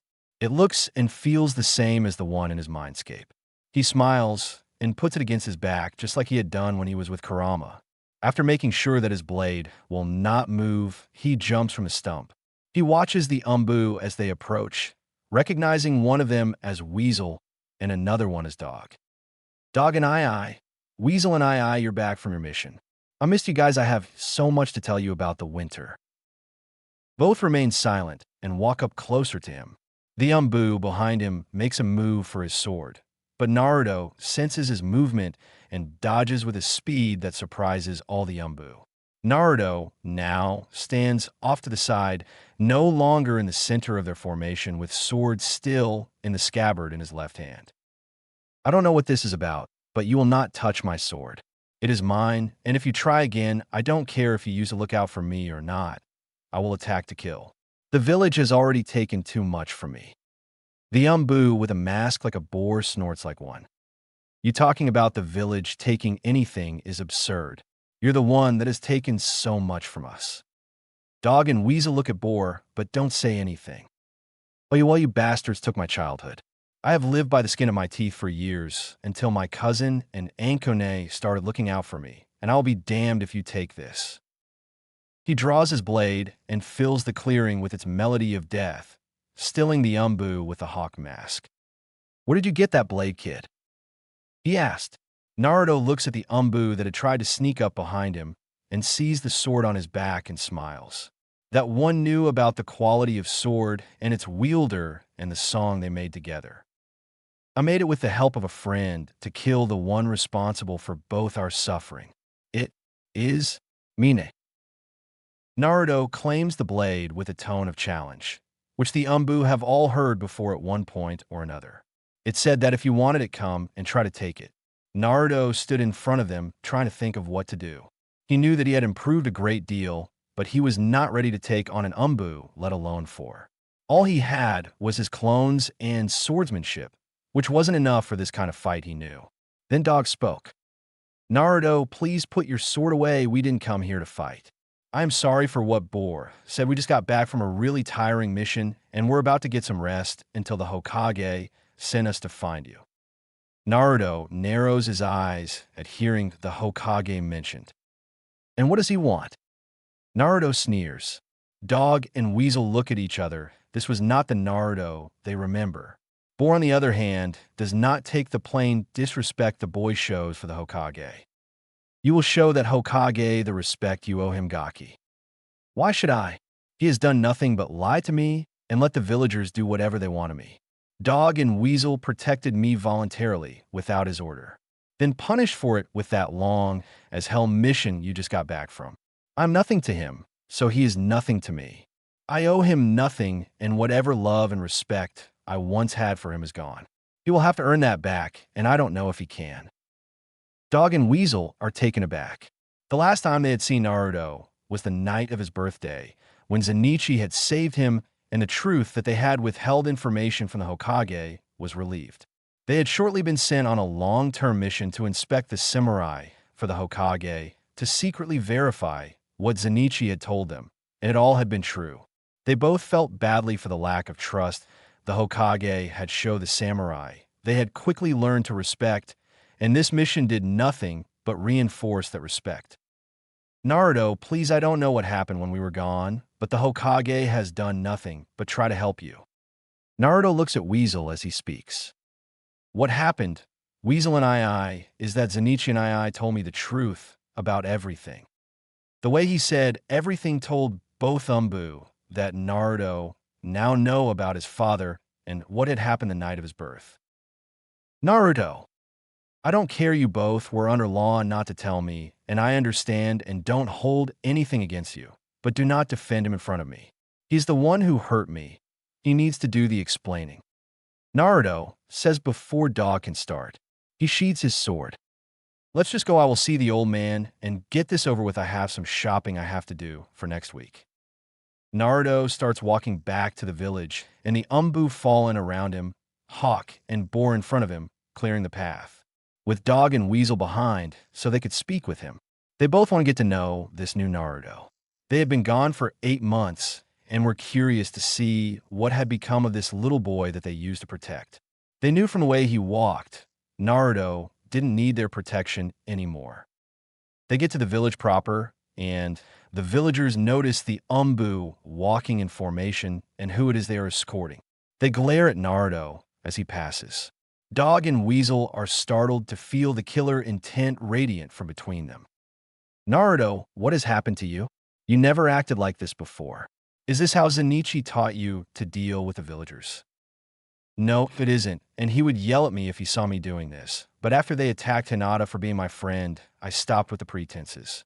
At least her father treats me better now after I found the guys responsible and put them into the hospital. He has been much nicer to me since, talks to me normal and stuff like that. No one hurts my friends without serious pain and a hospital stay coming their way. After he finished speaking, he sends a stronger blast of killer intent at the villagers to get the point across to them that he isn't taking their treatment anymore, and then reins it back in. You mean Hyuga Hinata, the clan heir?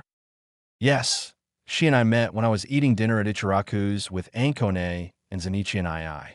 She and her mother showed up later, and her mother started talking about my mom, and I asked who she was. She then started crying and apologizing to me for not being there for me as a baby.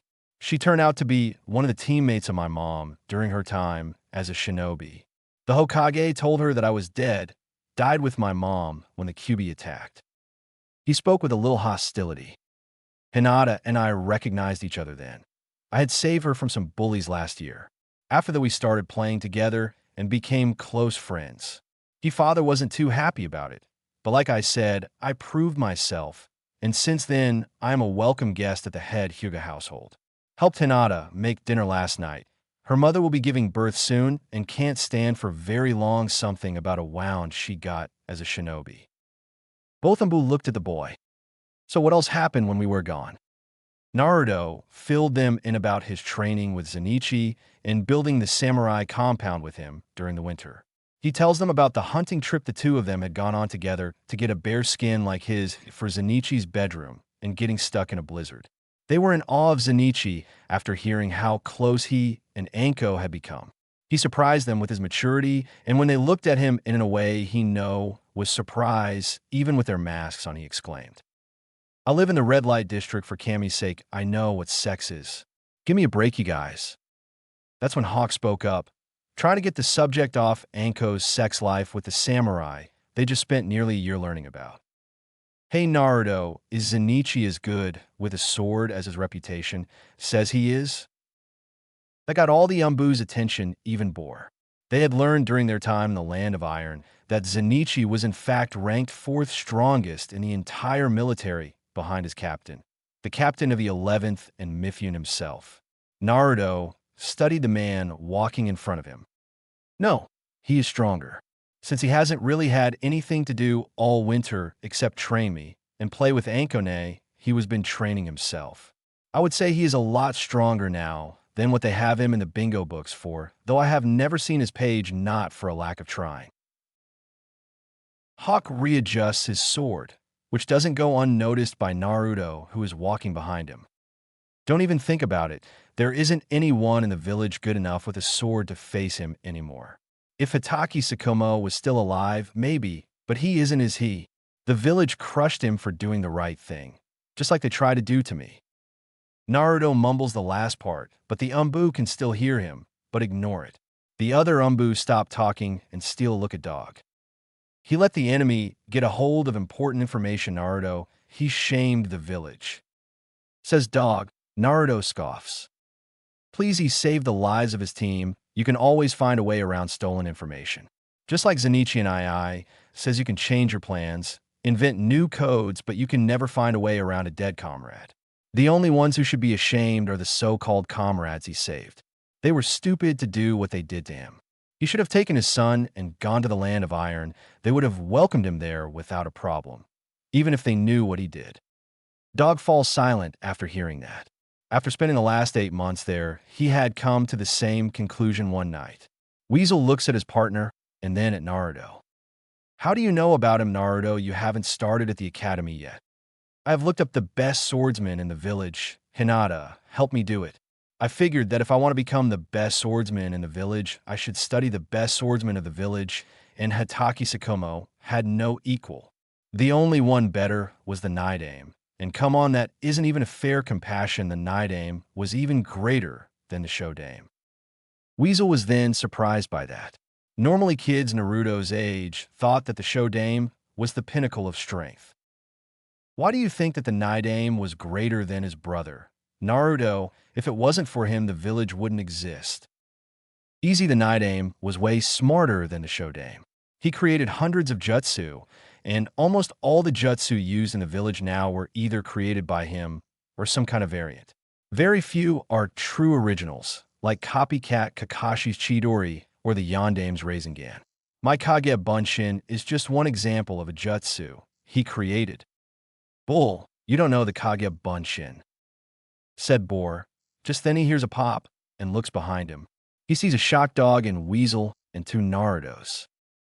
I do too. Know the Kage Bunshin, you pig boy, says the 2 Narutos at the same time. The clone dispels, leaving the original behind. The display throws the Umbu for a loop. Naruto, how do you know that? Asked Weasel. Zenitsu and I taught it to me. It was a collaboration between the Night Aim and a relation of mine, Uzumaki Mito, his sister-in-law. So it's almost a clan jutsu for Uzumaki because only we can use it like it's supposed to be used. Boar rolled his eyes behind his mask. And how is the Naruto? There are several ways, training of all kinds except to make muscle memory. It is the only thing that doesn't get sent back to the caster.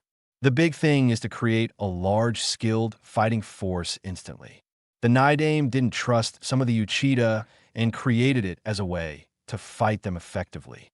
You can't fight a Sharingan one-on-one, but with the Kage Bunshin, you could create an army in an instant, but the cost of chakra to use it is too much no matter what they did, so they had to label it a Kinjutsu because of the cost to use it.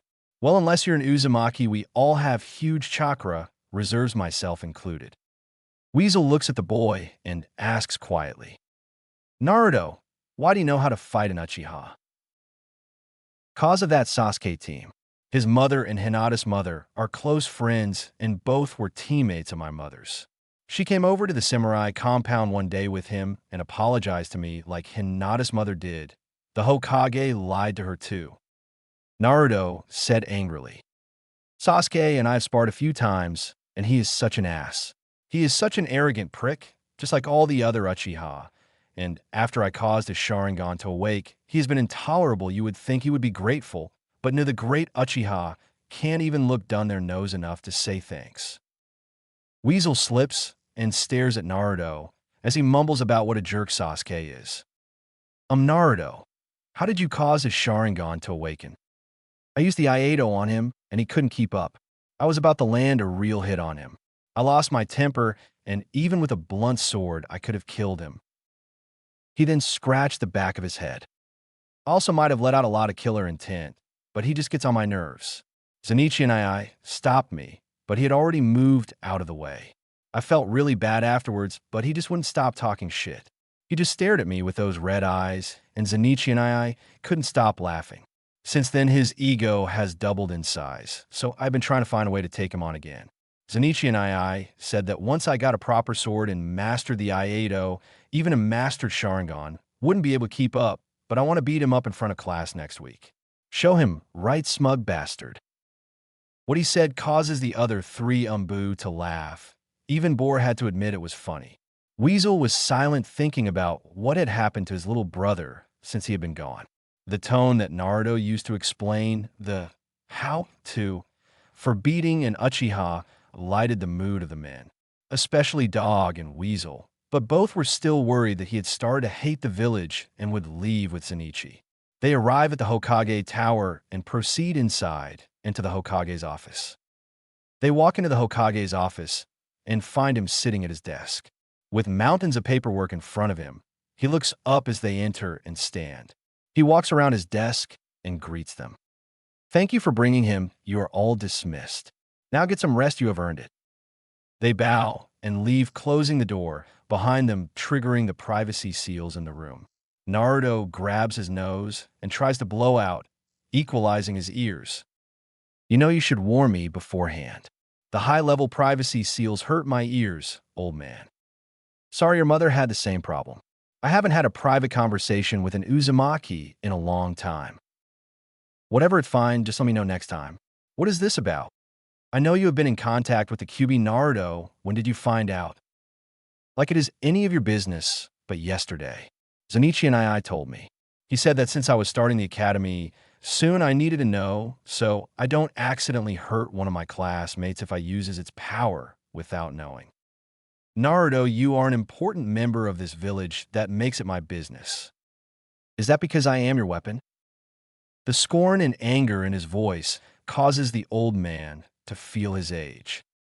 Naruto, I have never. Don't lie to me, yells Naruto.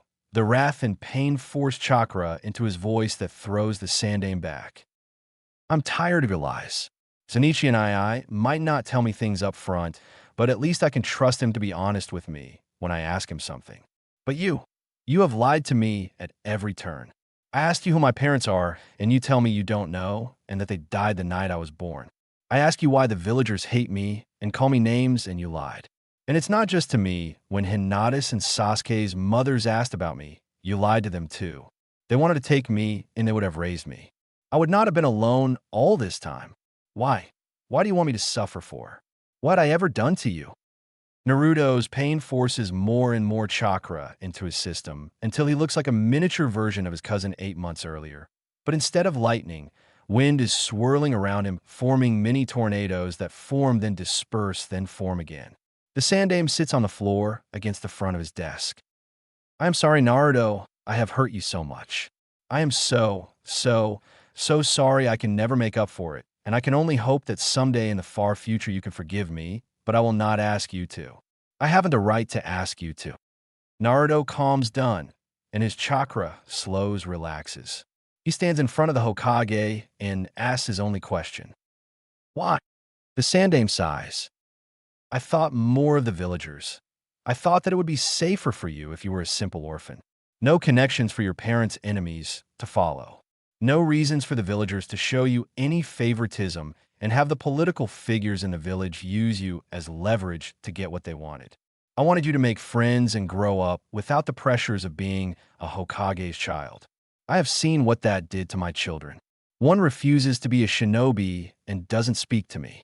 The other leaves the village to be a member of the Shinobi 12 with the intent to never return to the village and rarely speaks to me if at all. The man looks at the boy in front of him. I made so many mistakes in my life, and you have suffered the most of all because of me. I am truly sorry, Naruto. But please believe me when I say it wasn't on purpose. I just wanted you to be safe. I wanted to honor your parents. Both of them were orphans, and I thought of them as my own children. If there is anything I could do to make amends, then please tell me, and I will do anything within my power to make it up to you. Naruto uses his sleeve to wipe what is left of his tears from his cheeks. He walks over to the Hokage and removes his sword from his back. He sits next to the old man and lays his sword across his lap. Tell me about them. My parents, I want to know more about them. Who they were. What were they like? How they met. Everything. The old man looks at the young boy sitting next to him. Okay, I will tell you all there is to know about the yellow Flash Namikaze Minato and the Red Death Uzumaki Kushina. I will tell you about your parents and how great a pair they were and how happy they were when they know they were going to have you. Itachi dove through the window into his room and quickly changed out of his Umbu uniform. He walked down the stairs from his bedroom and called out, Mother, Father, I am home. There's a screech of a chair being thrown back from someone standing up quickly from somewhere in the house, and a crying Uchiha Mikoto comes flying out of one of the rooms down the hall. She moves down the hallway gracefully and wraps Itachi in a big hug. Welcome home, Itachi. It's good to see you, Mother. Is Father and Sasuke home? Your father is at the office and Sasuke is out training. She moves back and looks him over and frowns. You haven't been eating properly when on missions again. Come here, let me make you a snack before dinner. She takes his hand and drags him back to the kitchen where she was preparing dinner. She sits him down at the table and starts making him one of his favorite snacks. She sits in front of him and moves one of the chairs to sit next to him. He takes a bite of the food she set in front of him and relaxes into his chair. Nothing beats his mother's cooking after a long mission away. I have big news, Itachi, your brother awake is Sharingan. He swallows, clearing his throat. I know. That deflated his mother. Pouting, she asked him. How did you know? I had to escort Naruto to see the Hokage before I came home. He told me about it, and that it was with his help that it happened. You never told me that you were teammates with Uzumaki Kushina. I see, well, that makes sense, then they have sparred a lot. And yes, he did cause Sasuke to awaken his Sharingan. As for not telling you that I was on a team with Kushina, you never asked. If you had told me, I could have told you about Naruto, and he wouldn't have been alone until Zenitsu-sama got here. Itachi says, frowning. Mikoto looked at him a little surprised. Did you just call Zenitsu-san Sama? I've spent the last 8 months learning a great deal about him and our new samurai allies, and if there is anyone in the world deserving of that honorific, it's him. He is a great man, Mother. When the Kekkei Genkai purges started in Kiri, it was he and his team were the first to responded and protected the refugees fleeing to the Land of Iron, saving hundreds of lives, not just people from Kiri, but other minor villages also. The purges in Kiri triggered similar events in other countries that we didn't know about. All the refugees are now equal citizens of the Land of Iron, mostly thanks to his efforts to interrogate them into the Land of Iron, making places for them in various occupations across the country. increasing the talent of their craftsmen, and the few shinobi that fled joined his division, making them stronger than ever. I would say that we are getting the better end of the deal here, Mother, with this alliance. The Land of Iron is looking like the second coming of Yuzushiyo, if the history books are anything to go by. Economically and militarily, they are stronger than us. His mother sat in silence and listened to the tone in her son's voice of admiration and respect for the samurai leader. She had met him a few times and had to say that he was an impressive man. He radiated power and authority the way her husband or the Hokage did, but also at the same time a warmth that was comforting to those around him. She had to agree with her son. Uzumaki Zenichi was a man to respect. I understand the few times I have met him I could feel it. And remember that even Yuzushiyo fell even with all their power and wealth. It took 3 shinobi villages and sparked the Second Shinobi World War, but they still fell.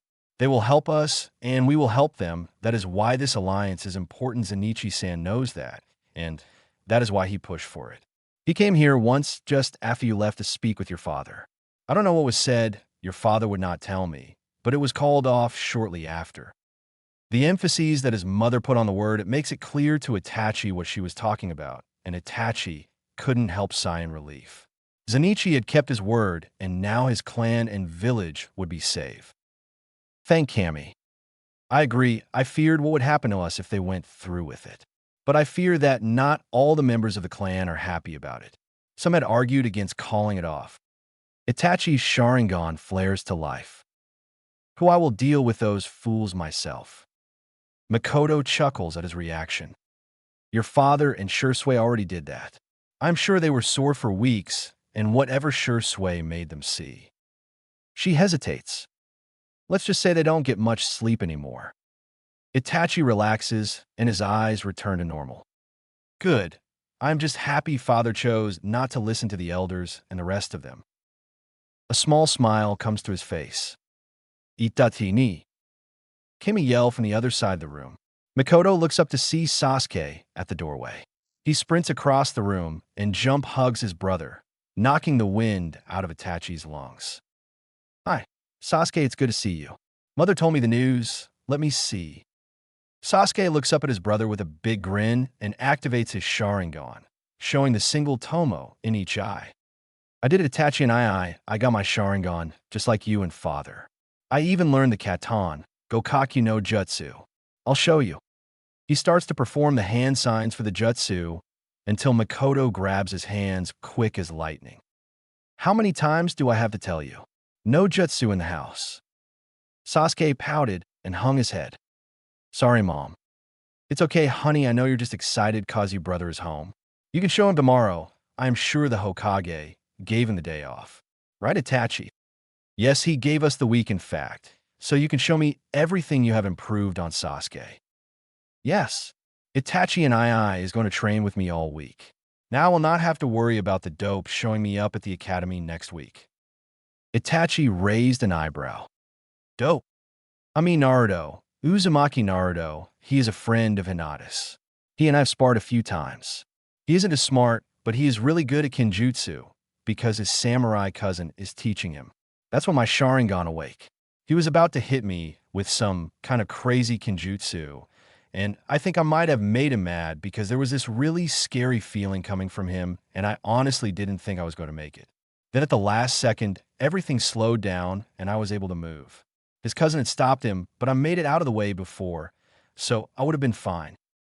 Sounds like he is not just Hinata's friend Sasuke. Teased Makoto. He is not my friend. There is no way I would be friends with that dope. All he does is upfront attacks. He doesn't think like a ninja at all.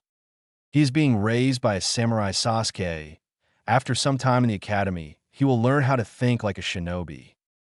I realize that that's why I am so happy that Itachi and I is back to train me. My Sharingan will not be enough to keep me ahead of him much longer, not like I will let him know that. Itachi smiles at his brother, listening to the way he and their mother talk. After what he heard from Naruto, he was afraid that he had picked up the bad habits from the rest of the clan, but it appears that it was simply a rivalry that had developed between the two of them. I will help you, Sasuke. We can start in the morning.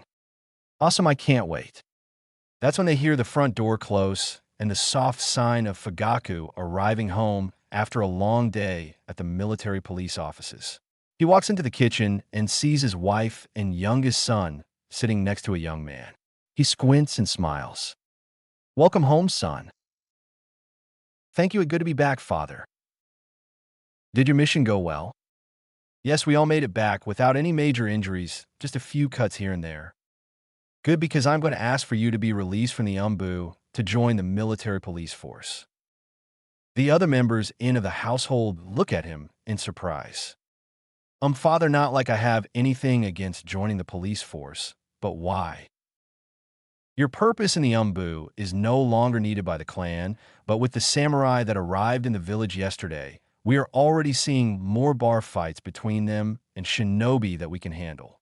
We could use your help to keep the peace. I am finding myself not able to trust the judgment of some of the other officers, especially the ones from a clan, and you have proven to be much more level-headed in the past." "Okay, I will ask the Hokage at the end of the week. He has given it to us to rest, and I am in need of it." "That is fine, we will make do until you can join us. But if you are out and you see a fight about to start, please try to defuse the situation." "Of course, father." "Good. Makoto, what's for dinner? I am starving," he says as he kisses his wife on the cheek, which causes Itachi to widen his eyes in surprise. Before he left, displays of affection from his father to anyone just didn't happen. Sasuke, who was watching him like he would disappear again if he took his eyes off him, notices and whispers to him, "Dad has been much nicer since you left in the fall." He hugs and kisses Mom more, and he helped me with my katan, Gokaki no Jutsu. I don't know why, but something happened, and he is much happier. "It's almost done, dear. Sit down and relax while Sasuke and I set the table." Fugaku kisses her again, to which she giggles and sits across from Itachi. Mikoto calls her youngest son to help her set the table. Sasuke gets up and follows his mother out to help her. After they leave the room, Fugaku looks at his eldest son with a serious look on his face. "Itachi, I must thank you. If you had not done what you did, the clan might not be here when you returned from your mission." "Father, what are you talking about?" "It's okay. Itachi Uzumaki-san told me everything." Itachi stared at his father in shock. What did he tell you?" "He told me how you asked for his help in stopping our plans. You told him that the Uzumaki had once worked as mediators for the Uchiha and asked if they could again. A week after you left, he came here and asked to speak with me. He said he knew about our plans and that as an ally of the village, he could not let us go through with them. But at the same time, he understood where we were coming from.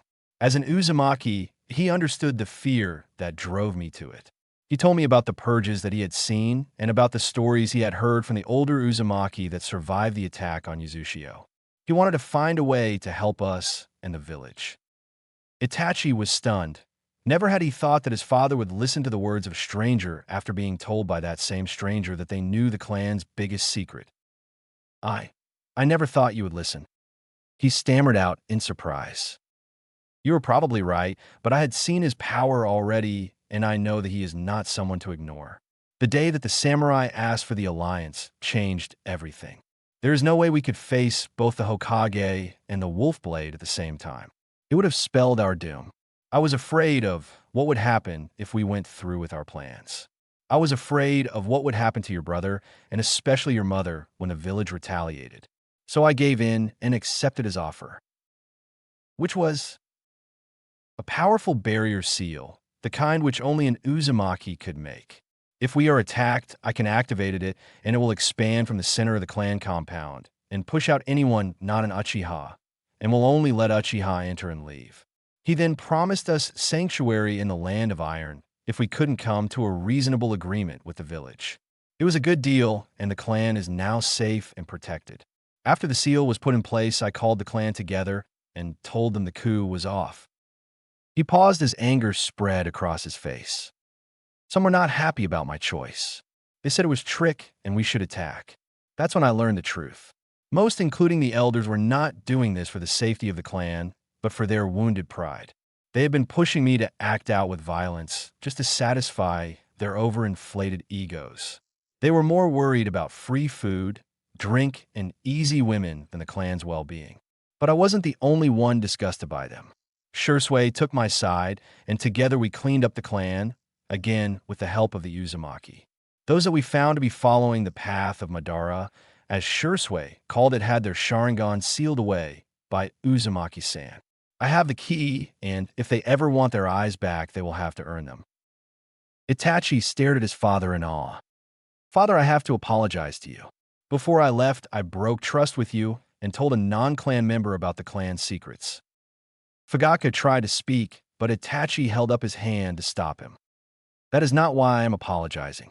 The clan was wrong. If I had to make the same choice, I would. A coup would have drawn us into another shinobi world war, and I didn't want Sasuke to have to face that like I did, and I too was afraid of what the village would do in retaliation.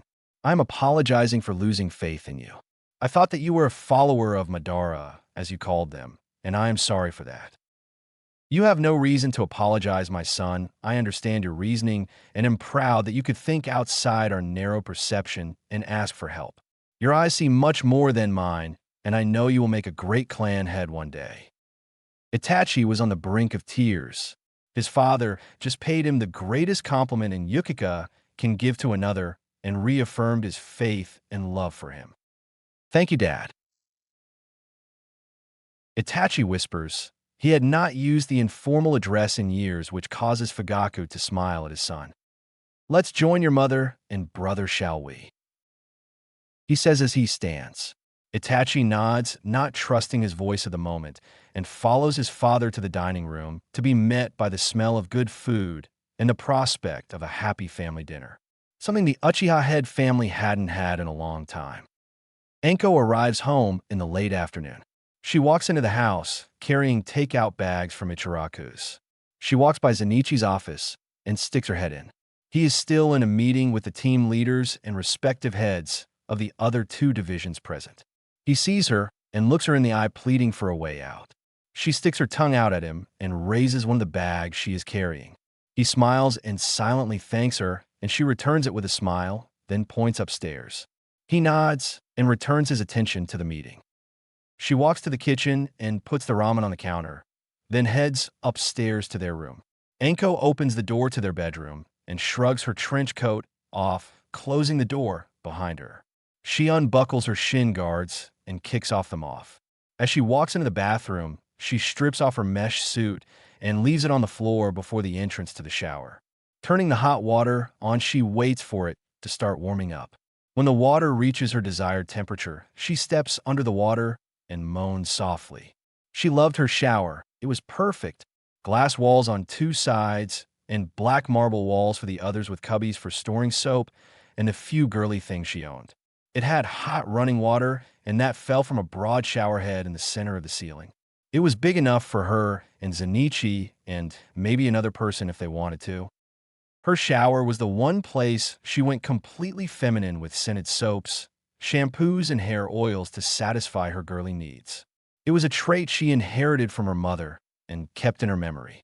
When she moved into Zen'ichi's home, she had been quite upset about leaving her shower behind. She had picked that apartment for its shower and put up with the looks that she got from the high-class neighbors. Zen'ichi had blindfolded her when he brought her into the master bath and showed her the shower. When he uncovered her eyes, she squealed with joy and tackled him and began kissing him feverishly, to the point that a blushing Kurenai dragged Naruto from the room. 30 minutes later, she walks out of the shower, wearing Zen'ichi's favorite perfume. She walks onto her closet and began the impossible task of picking what she would wear when Zen'ichi's mother arrived. After dating for 2 months, Zen'ichi was invited to a party hosted by the Akimichi clan head, and he wanted to take her with him. Again, Anko had to run to Kurenai and ask for her help finding something to wear. After that, Kurenai forced her on a whole-day shopping trip to fill her closet with more than just metal mesh and mini skirts, even a few formal gowns and kimonos for the official events that, as the girlfriend of someone as Zen'ichi's status, would force her to attend. After choosing an outfit, she puts on her favorite pair of panties and grabs her mesh suit. She sits on the floor at the foot of their bed with a stiff brush and a small bottle of oil and begins cleaning the blood off from her work that day. She sat without moving except working the brush thoroughly into the mesh, cleaning and polishing the metal for an hour when Zenichi finally walks into their room. With a sigh, he pulls off his shoulder guard and falls onto their bed face down. "Long day?" she asked, to which he replies with a muffled yes, causing her to chuckle. She puts her mesh to the side and stands up and straddles his waist and begins giving him a soft message through his shirt. He sighs in satisfaction and enjoys the treatment. When she finishes his back, she lies on top of him, putting the back of his neck between her breasts, and starts the process again with his scalp. "I love you, you know that," he tells her. The sudden exclamation causes Anko to blush a light pink and kiss the top of his head. "Yes, I do, and I love you more." This starts their normal game going, stating how much more they love the other than the other loves them. This continues until Zenichi gives in and says he has to take a shower before Mifyun and his mother arrive. Anko reluctantly climbs off her boyfriend and returns to cleaning her mesh.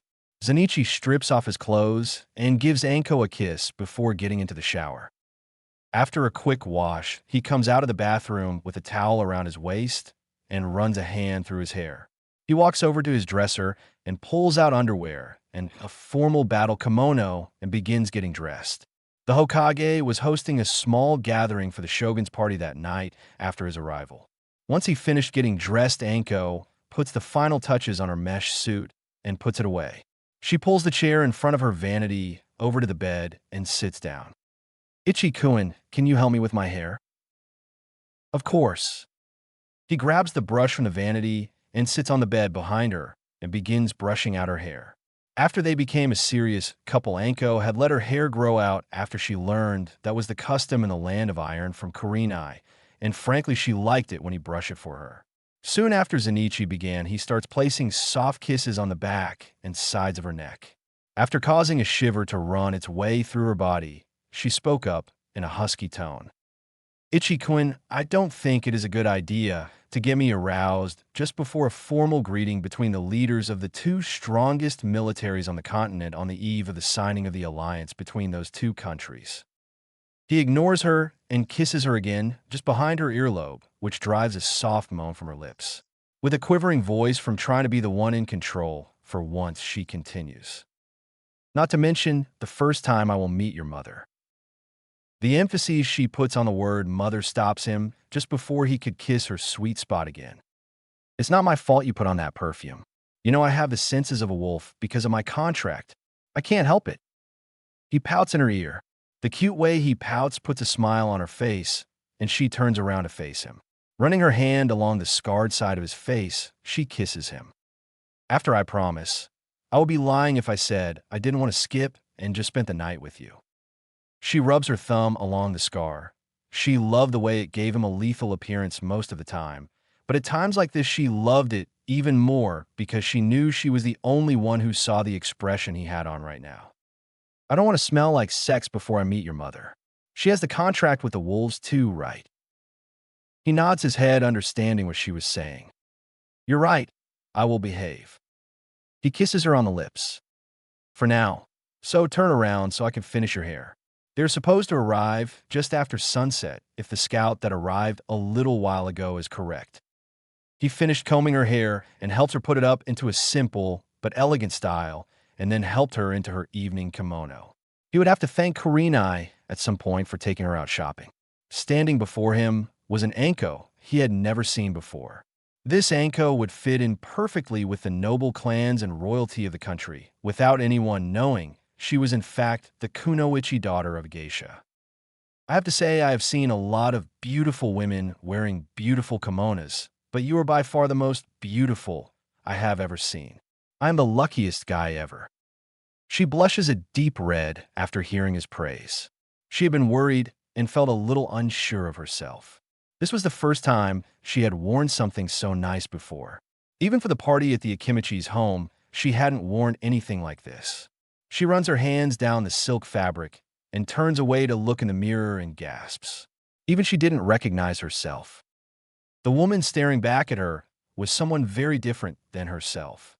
She had never really looked at the kimono before trusting Kurenai to pick it for her. The entire kimono was a deep purple with a silver serpent encircling the bottom hem, which head turns up a little on the left side. The sash was made of the same silk material, but was a crimson color that matched Zenichi's hair, with a thick black strip running along the center with two small strips on either side. She ran her hands over the sleeves, remembering that Kurenai had said something about it being made special for kunoichi, and found reinforced pockets on the inside for a kunai and a few shuriken. Tears begin to well up in her eyes, and Zenichi wakes up behind her and wipes them away. "What's wrong?" My mother always told me before she died that I would become a kunoichi princess. I wish she could see me now instead of the scrawny tomboy I used to be." Zenichi's eyes soften after hearing the emotion in her voice. "Well, I know from close examination you are in fact no longer scrawny." This gets a giggle from Anko. "And you are still very much a tomboy, which I love about you." This gets a blush. But she was without a doubt right. "You are a princess, my Hebenheim." He reaches around her waist and gives her an affectionate kiss on the cheek. Just then they hear a knock at the door and hear Rikamaru's voice coming from the front of the house. "That's them. I asked Rikamaru to come get us when they got close to the village so we could meet them at the main gate. I will go down, you finish up, and meet me on the porch." "Okay, be down in a sec." She kisses him as he walks away. She puts her favorite earrings in with a kunai wrapped with snakes and heads downstairs. She also adds a kunai to the pocket in the sleeves. She wasn't expecting any trouble, but it was comforting to have something familiar close at hand. When the two men hear her on the stair, they both look up at her. Zenichi just smiles, having seen her already, but Rikamaru is struck speechless, to which she says, "Rikamaru, if you don't get your jaw off the floor, something will fly down your throat." Rikamaru quickly snaps his mouth closed and shakes his head. "We should get going. They will arrive at the gates soon," he says to them. That's when Anko notices the battle kimono he was wearing. It looked a lot like Zenichi's, but with a different color scheme. He turned around to leave the house, and she sees the Uzumaki crest on his back as well. She walks up to Zenichi. "Why is he coming?" "As my second in command, he is expected to be present at these kinds of things. I figured that Aiki as another vice captain would get that title. As a medic, Aiki isn't allowed to command combat units. The same can be said for the 3rd Division, who are responsible for the supply routes and the delivery of supplies, and 10th Division, who are our equivalent to your military police. Even if they're good fighters, ultimately, they are support for the combat units, thus they don't get the command of them. Plus, tradition states that I can choose my second in command, and there is no one I would trust more to make choices to ensure the safety of my samurai on my behalf than Rikamaru." Anko thought about what he said as they walked arm in arm, until curiosity caused her to ask a question. "What division are the medics? I have never heard you call them anything but medics." "They're the 5th. It's just a way of speech that we developed. It's easier to yell out medic on the battlefield than someone from the 5th get over here." "That makes sense. Are there nicknames for the other divisions too?" "Yes, but not like the 5th. "Like what?" "Well, most are more derogatory than anything. Like the 2nd, for example, some call us shadow daggers because we operate more behind the scenes, and in samurai culture, someone who uses a dagger instead of a proper katana is seen as inferior. Mostly we get it from the 11th that we call nin fodder or hornheads because the way they fight is completely up front. They only have their armor for defense against ninjutsu, which they simply get hit with, and their officers wear horns on their helmets. The 10th get called backwarders because their swords are reversed with the blade on the back for a less lethal way to subdue a subject, and the 3rd got stuck with packers because of the large packs they carry around full of supplies for the outposts and whatnot. How many divisions are there? You have only mentioned 5, but the highest is the 11th. There are 12 total. 13 if you count Mifune-sama's personal guard. The others you will not meet unless you travel to the Land of Iron. They don't really have special roles like the 2nd, 3rd, 5th, 10th, and 11th. They just have areas in the Land of Iron that they are responsible for protecting from outside attack, and the rare uprising from a disgruntled village or petty lords whining about the taxes, which they are also responsible for collecting once a month. They talk about the different divisions more as they walk through the village to the main gate. Rikamaru walks ahead of them by a few paces but can still hear them perfectly. He can't help but smile happy for his closest and longtime friend.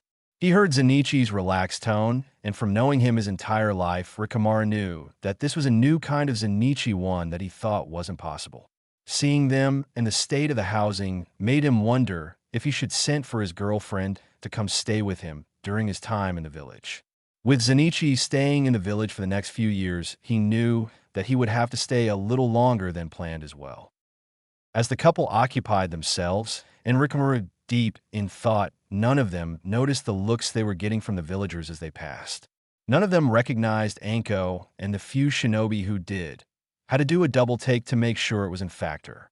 All they saw was three high nobles, two with katanas on their hips and in battle kimonos, which was strange dress for the village's few noble families, and the third, a beautiful woman who had most of the young men staring. They had all who seen them walk by wondering who they were. As he arrived at the main gate, they found the Hokage with Naruto next to him. Both Anko and Zenichi were confused to see Naruto there, and more so by what he was wearing. He had on a black battle kimono with orange flames on the hem styled like Zenichi's, and Rikamaru's with the Uzumaki crest emblazed on the back with a slight change. It had zigzagging bolts encircling it, making it look like a spiraling sun. He also had his new sword that he and the Kurama had made across his back. A sword that both had never seen before, and Zenichi knew by sight is a masterpiece. They walk up to them and greeted them both. "Good evening, Hokage Dano. Good to see you, Naruto. Get the things you needed for the academy." "Yes, Zenichi and I did. Hokage Gigi helped," he said, tipping his head towards the Hokage, who greeted him next. "Good evening, Zenichi Dano, and to you as well, Anko-chan, you look beautiful tonight." "Thank you, Hokage-sama. Naruto, what are you wearing? I have never seen that before for. And where did you get that sword?" "Hi, Ankone, Hokage Gigi had it made this afternoon after we talked. You like it?" "It looks great, Naruto. I can't wait to see Hinata's reaction to it." Anko's teasing caused a blush on Naruto's face, but he doesn't say anything. Zenichi was still staring at the sword across his back. "Naruto, where did you get that sword?" he asked. Naruto scratched the back of his neck as he normally did when nervous. "My tenant and I made it together this morning. Can we not talk about it here? I will tell you about it later." Zenichi nodded. "Okay, we can. What are those zigzags on your spiral?" A huge grin spreads across Naruto's face. "They are part of my father's clan crest. He was the last of his clan, and I didn't want to just let it fade away, so I added it to my spiral. It shows that I am not just an Uzumaki, but something more too. You like it, since you are from the land of iron, that makes you guys Iron Uzumaki, and since I am from the land of fire, it make me a Fire Uzumaki, a little different but still family." After hearing that, Zenichi smiled. "Yes, I do. I think that making your own version of our crest is a great idea." To which Rikamaru adds, "Maybe we should do the same. The traditional spiral belonged to those from Uzushio, not us. Like he said, we are from the land of iron, not the land of whirlpools. We're still Uzumaki, but something different now. I could try to bring it up to my mother. She is the clan head right now. And if we run into more like Naruto, who form different branches of the clan, it would make sense to have a way to identify who is from what branch clan." That's when Anko speaks up. "But Naruto hasn't formed a branch clan yet. He will one day when he has a family of his own. Think about it. Pale-eyed and blonde Uzumaki running around the village causing havoc." Naruto blushes again. "When not like that." To which Anko, Zenichi, and the Hokage all reply, "Sure, Naruto, whatever you say." "Not you too, Hokage Gigi," Naruto exclaims, looking at the Hokage, to which all the adults gather chuckle. A few minutes later, they see lights leaving the forest and move towards them. Zenichi and the Hokage step forward. The Hokage stood with Naruto on his right side and Zenichi on his left with Anko by his side. Rikamaru stood just behind Zenichi between him and the Hokage. They wait for the group to stop before them and look on as a man around the same age as the Hokage steps forward and offers his hand to the Hokage. "It has been a long time, Hiruzen." The Hokage takes the hand in his own and returns the greeting. That it has. I must say that time has treated you better than me, Mifune. I wouldn't say that, but I have had less to stress over in the last few years. I will believe so. With young men and women like Uzumaki Dano here, I would say your future is in good hands. The shogun of the land of Iron laughs. Thanks to him and some other ambitious youngster, I haven't had it so much. I hope he hasn't caused you too much trouble, Hiruzen. He can get pretty enthusiastic when it comes to some things.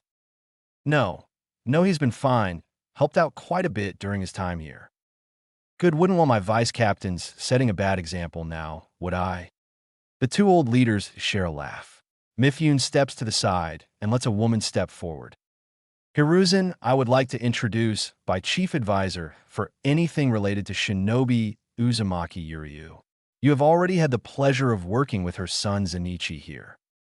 Hearing Mifune's comment, Zen'ichi unconsciously begins grinding his teeth. Anko takes notice and rubs the small of his back until he relaxes. Rikamaru raises an eyebrow and thanks Kami again for Anko entering Zen'ichi's life. After Anko feels that Zen'ichi has calmed, she removes her hand and returns it to its place. She then studies the woman that was the source of so much of her love's troubles. Uzumaki Yuryu was a tall woman coming almost to Zen'ichi's height.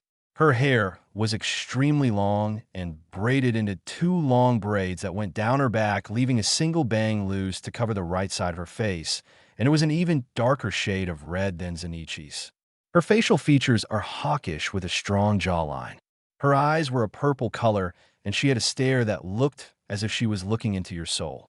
She wore a feminized battle kimono with a katana and wakizashi set on her waist and a naginata across her back. Her naginata was by far a much great quality than her swords. The pole was black oak and the blade mount was shaped like a wolf's head with a blade coming out of its mouth. The blade was shorter than normal, but much thicker to strengthen it with two gold rings on the back of the blade as well. Anko looked closer at the blade and could faintly see a sealing matrix on it and wondered what it did. She carried herself with pride and strength, which Anko had to admit she respected the woman for. She had seen her homeland destroyed and rose to the top echelon of a new country that had seen women as inferior to men only years before. Not that it would stop Anko from ripping her throat out if she caused Zen'ichi any pain in front of her. It's an honor to meet the mother of such a promising young man. I dare say that he will eclipse even Mifune's legendary accomplishments. The honor is mine, Hokage-san. I hope my son has behaved himself. I would hate to have to discipline him in front of you. Now, it was Zen'ichi's turn to calm Anko down as she reached for the kunai in her sleeve. The Hokage laughs her comment off, not failing to notice the reactions of Zen'ichi and Anko during the entire exchange. If anything, he has been a lifesaver more than once. He also has been a great help to me personally and to a number of my shinobi on more than one account. Thanks to him, I have a much stronger shinobi force to bring to the aid of your nation should you ever need it. It is good to hear that my son has been proving himself useful. I can't wait to hear more about it later. I have to ask Hokage-san, who is the boy besides you? He seems eerily familiar. The Hokage looks down at Naruto. Go ahead, Naruto, introduce yourself. Naruto looks up at Yuryu and looks in her eyes. Hello, I am Uzumaki Naruto. I am the son of Uzumaki Kushina. Yuryu stares at the boy. To Naruto's credit, he doesn't flinch or look away from her intense stare. Is this a joke? You cannot be my little sister's child. She was not married and died the night the Kyuubi no Kitsune escaped its seal. I am Kushina's son. My mom and dad were married in secret because my dad had a great and many enemies, and they did not wish to endanger my mom during her pregnancy. Then who is your father? Why is he not here with you?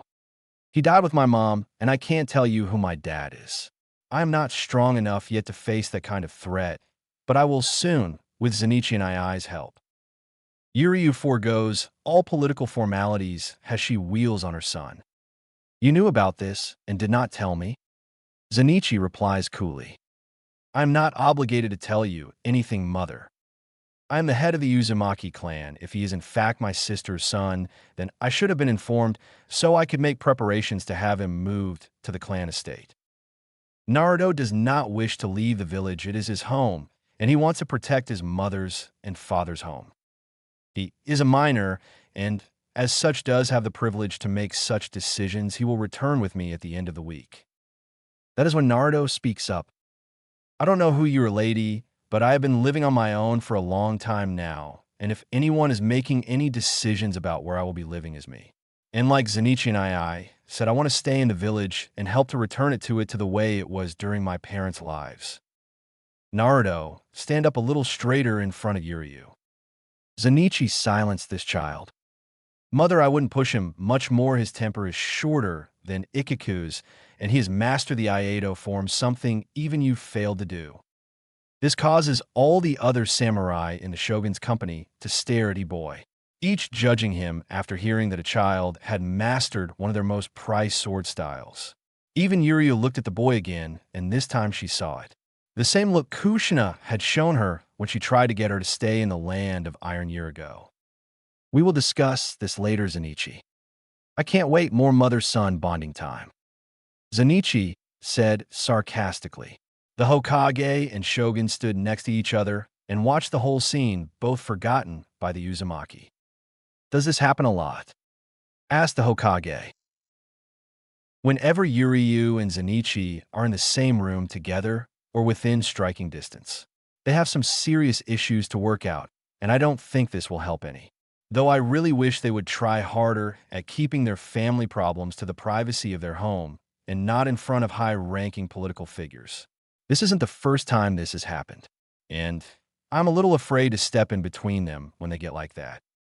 The Hokage laughs, seeing the terrified look on his colleague's face. Do you know of her opinion on the alliance? Yes, Zenitsu told me, and I will let you know I can't let Naruto go with her. Why? He doesn't want to, and he is filling the same role as his mother. In a child? Exclaimed the Shogun. I know, but extreme times call for extreme measures, and that was a very extreme time. I lost both my successor and a third of my shinobi, most of which were my strongest. The Shogun nods his understanding. Well, the night isn't getting any younger, and neither am I, so let's just make for my manor and out of the night chill. I know that for you all this is nothing, but for my old bones it is a little cool, said the Hokage loud enough for all to hear. Zenitsu looks over at Naruto, ignoring his mother. Naruto, lead the others to the compound, so they can rest. I don't think they would mind not seeing my mother and I fight anymore tonight. Sure thing, Zenitsu and I'm going to head home afterwards. I am really tired after everything today. Okay, have a good night, and see you tomorrow for lunch, so you can tell me about that sword of yours. Sure thing, see you tomorrow. He walks up to the others, and in a voice most were not expecting from someone his size, he yells out. Anyone who is not going to listen to the formal political mumbo-jumbo can follow me. I will lead you to the samurai compound in the village. You can rest there from the trip for the night. He starts walking away, and most of those that had accompanied the Shogun followed, leaving him in the hands of the 2nd Division Vice Captain and the former Vice Captain. The Hokage takes that as cue and leads the few that would be spending the evening with him to his manor. As most of the samurai leave, but 2 walk out of the group and up to Zenitsu. Not even 5 minutes, and they are already at each other's throats.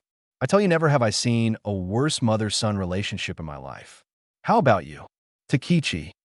Nope, never. Ikiku. I was half expecting them to start fighting right then and there. It would have been fun to watch them fight again after such a long time. Who do you think would win, Yuryu or Zenitsu? My money is on Yuryu every time. No matter how strong he is, he just can't bring himself to kill his mummy. True, he never could he? Well, you have always been the better gambler, Ikiku. Zenitsu turns to see the 2 men walking up to him, and a grin spreads across his face. Will the 2 of you shut it already? By Kami, you sound like a pair of gossiping old ladies. Rikamaru turns to see who it is Zenitsu stopped to talk to. After seeing the last of their old team, a grin spreads across his face as well. They walk up to them, and the 4 of them have a 4-way fist pound. It's good to see you 2 again. Thanks for coming. said Zenichi to Ikaku and Takichi. Wouldn't miss it for the world. Been looking for an excuse for us to get together again anyway, said Toraichi. You like the captain has been trying to keep us apart? Old bastard. Toraichi looks over at Ikaku. Well, there was that one time. And the time at Thunder Pass. Added Zenichi, to which Rikamaru adds. Not to mention the incident in the Land of Smoke. All four men cringed at the memory, then pause and start laughing. Anko stands alone and watches them, smiling as she watches the smile on Zenichi's face grows. Oh wait, stupid me, says Zenichi. He reaches over and grabs Anko by the arm and pulls her over to him. He positions her in front of him and she leans into his chest. Guys, I would like to introduce Mitarashi Anko, my girlfriend. Anko, these two degenerates are Madarame Ikaku and Ikeda Takichi. It's nice to meet you both. Zenichi talks a lot about you. Both men look at Anko, then at Rikamaru, who gives them the thumbs up. Both break out into smiles and greet Anko. I bet it was nothing good. You probably told her about that time in the Ender's Valley, or at the Crystal Tree Inn. I know, right, one time, and he never lets it go, and the other was a complete accident. Zenichi, you need to let things go. It's not good for your blood pressure. Accident, you spike my drink. By accident, replies Takichi sarcastically. Zenichi groans and starts to follow the group, led by the Hokage. They fall in next to Anko and start talking to her, asking the kind of questions that would have a normal girl flustered and embarrassed, but Anko isn't a normal girl. She answers all their questions and asks some of her own. All in all, they got along great. Both men were pleased to find that Anko fit perfectly into their little duo of inappropriate jokes and sexual suggestive conversation. When they arrived at the Hokage's manor, they were already making plans to visit the Long Fall Bar the next night. They walk into a heated duet between the Hokage and Yuryu, and Zenichi groans. They walk over to Mifune and ask what happened. Yuryu demanded that she be given custody of the young Naruto, and Hiruzen refused. Is what you said true? Has he mastered the Aido? For the most part, yes, he has. He needs to learn a little restraint and practice the Zen lifestyle that would make him a true master, but he has the form done, but that will come with time and some more life experience. I would like for him to learn more ninjutsu, though, if he wants to follow in his parents' footsteps and become a shinobi. I am hoping it will become more of a finisher. I don't want him to become dependent on a single style. The older samurai listened to Zenichi and nodded his head in agreement. I believe that would be for the best as well. If I didn't miss my guess, I would say that he has some very powerful ninjutsu in his future as his birthright. Do you have anyone who can teach him those now? No, the only one who could is the Sannin Jiraiya, who is away from the village hunting his turned traitor ex-teammate. A shame, but with time he might even outclass you. Zenichi smiled. I can only hope, Mifune-sama. Mifune smiles. You seem to have grown a great deal since you left. You seem more at ease and confident in yourself. You struggled to earn the respect of the other vice captains and captains. I know, but since arriving in the village, I have met a few exceptional people who have helped me overcome that insecurity. Mifune looks over at Anko and sees the looks she gives him. Zenichi, would you be so kind as to introduce me to your lovely escort? I have not had the pleasure to meet such a beauty since my late wife. Zenichi's smile widens. I would love to. Mifune-sama, I would like to introduce to Mitarashi Anko, my girlfriend. Anko, this is the shogun of the land of Iron, Minamoto Mifune. Yuryu stops mid-rant and looks over at her son and leader. Well, it is an honor, Lady Mitarashi. You must be some kind of woman to scoop up Zenichi. Anko, flustered, tried to think of a response. This is the first she had interacted with someone of the Hokage's level other than the Hokage, who let her lack of social graces slide most of the time. Not really sure what to say, she simply trusts Zenichi to stop her if she starts to make a fool out of herself. Thank you, Mifune Dano, but the titles are not necessary. I am no lady. I am as far from high-born as you can get. Anko's response causes a chuckle to escape Mifune's lips. Let me let you in on a little secret. You don't have to be born into nobility. to be a fine lady. My wife was from a peasant family. Economic status means nothing to me. All that matters is that you are worthy of the respect and responsibility that comes with status. And I have met quite a few people born low, far more worthy than others born high. And if the air around you is anything to go by, you are indeed worthy. My granddaughter could learn a thing or two from you. After hearing that, Rikamaru, Ikaku, and Takichi burst into laughter. Rikamaru had just finished filling the other two about what he thought of Anko, and had just told them about the first impressions Aiki and Anko had shared with each other. "Is there something funny with something I said, gentlemen?" asked the shogun, with a little edge to his voice. "I'm sorry, Mifune-sama, but I don't think Aiki-san will be very willing to learn anything from Anko," replied Rikamaru, which caused Anko, who was listening, to pale. She looks over at Zenichi, hoping for a sign that Rikamaru didn't mean what he just implied. Zenichi just looked at Rikamaru with a stare that could melt metal. This told Anko that what Rikamaru had just implied is true.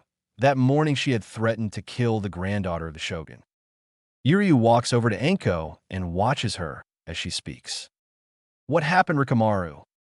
"Well, Yuryu, Aiki and Anko were bound to meet at some point, so I helped the meeting along this morning. At first, Anko was nice, but Aiki, true to fashion, acted like Aiki, and to put it bluntly, Anko is very possessive of Zenichi and threatened Aiki that if she tried anything that would be frowned upon, she would kill Aiki without mercy. It was something else to watch, I will tell you what." This got another chuckle from Ikaku and Takichi, both of which gave Anko a thumbs up. Yuryu, on the other hand, wasn't laughing. First, she shot daggers at Zenichi, then she turned on Anko. Anko had seen the look she had given to Zenichi and could already feel her quick twitch temper running in full swing. "You girl," threatened the heir to the oldest clan of the Land of Iron and the granddaughter of the shogun. Anko's temper is now in overdrive after the tone Yuryu used to address her. "Yeah, I did. I told her, and I quote, 'I don't care if you're a vice captain or his mother's favorite or the princess to some kind of ancient clan. You make one move out of line and you're dead. I don't take kindly to some random woman walking into my home and laying claim on my boyfriend.'" Despite the height difference, Anko was doing a good job of returning Yuryu's stare down with one of her own. After an intense moment, Yuryu speaks again. "You're a kuno-ichi from this village." "Damn straight. That a problem with you?" Anko, completely forgetting who and where she was talking to in her anger-clouded mind, slips to using her normal speech. "Yes, it is a problem. My son will not be in a relationship with a kuno-ichi of this village." Anko was about to speak, but is interrupted by Zenichi.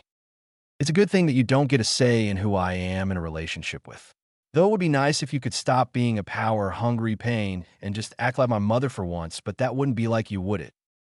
Zenichi steps between the two women. He gets into his mother's personal space and looks down at her, using the height advantage that few had over Yuryu. "I am the clan head. You'll follow my wishes." Zenichi rolls his eyes. "And I am stronger than you, so I would like to see you try and force me to." To emphasize what he said, he flicks his mother's forehead and sends her into the wall behind her. She flies through the air so quickly that Ikaku barely gets out of the way before she makes impacted. "I apologize, Hokage-dano. I will pay for the repays personally." "Don't think anything of it. Repairs due to occurrences like this are part of my budget. I learned from my predecessors that having too many powerful and prideful people in an enclosed space would lead to some damages. I insist." "Well, if you insist, I will not stop you." Mifune shakes his head as Yuryu picks herself up. "Yuryu, stop this now. If you and Zenichi wish to have a talk, you will not do so here or now, am I understood?" The way he said talk implies something more of a battle royal. Yuryu dusts herself off. "I understand, Mifune. Hiruzen, you said something about guest quarters prepared for me. I think that you have fulfilled role as host for the night, and I would like to get my old bones some rest before meeting with the other leaders of the village and the Fire Daimyo and his delegation." Yes, this way I will show you. The rest of you may leave now as well. Zenichi will see you all safely to the samurai compound for the night. Thank you for coming, and welcome again to Konoha." The others leave and follow Zenichi to the samurai compound. His mother remains off to one side, quietly following him, pretending like nothing happened. Zenichi sighs and leads the way. Anko walks with him and quietly apologizes for acting up. It's okay, I was expecting that anyway. You were nervous to begin with, and all she did was provoke you. I'm sure the Hokage can smooth it out. He cares for you almost as much as Naruto. I know, but it wasn't just am I embarrassed. Who me? No, Mifune-sama is used to the way my mother and I act, and if you did anything you showed him that the kunoichi of this village are not easily intimidated. So we'll be fine. Let's just get home, I'm tired.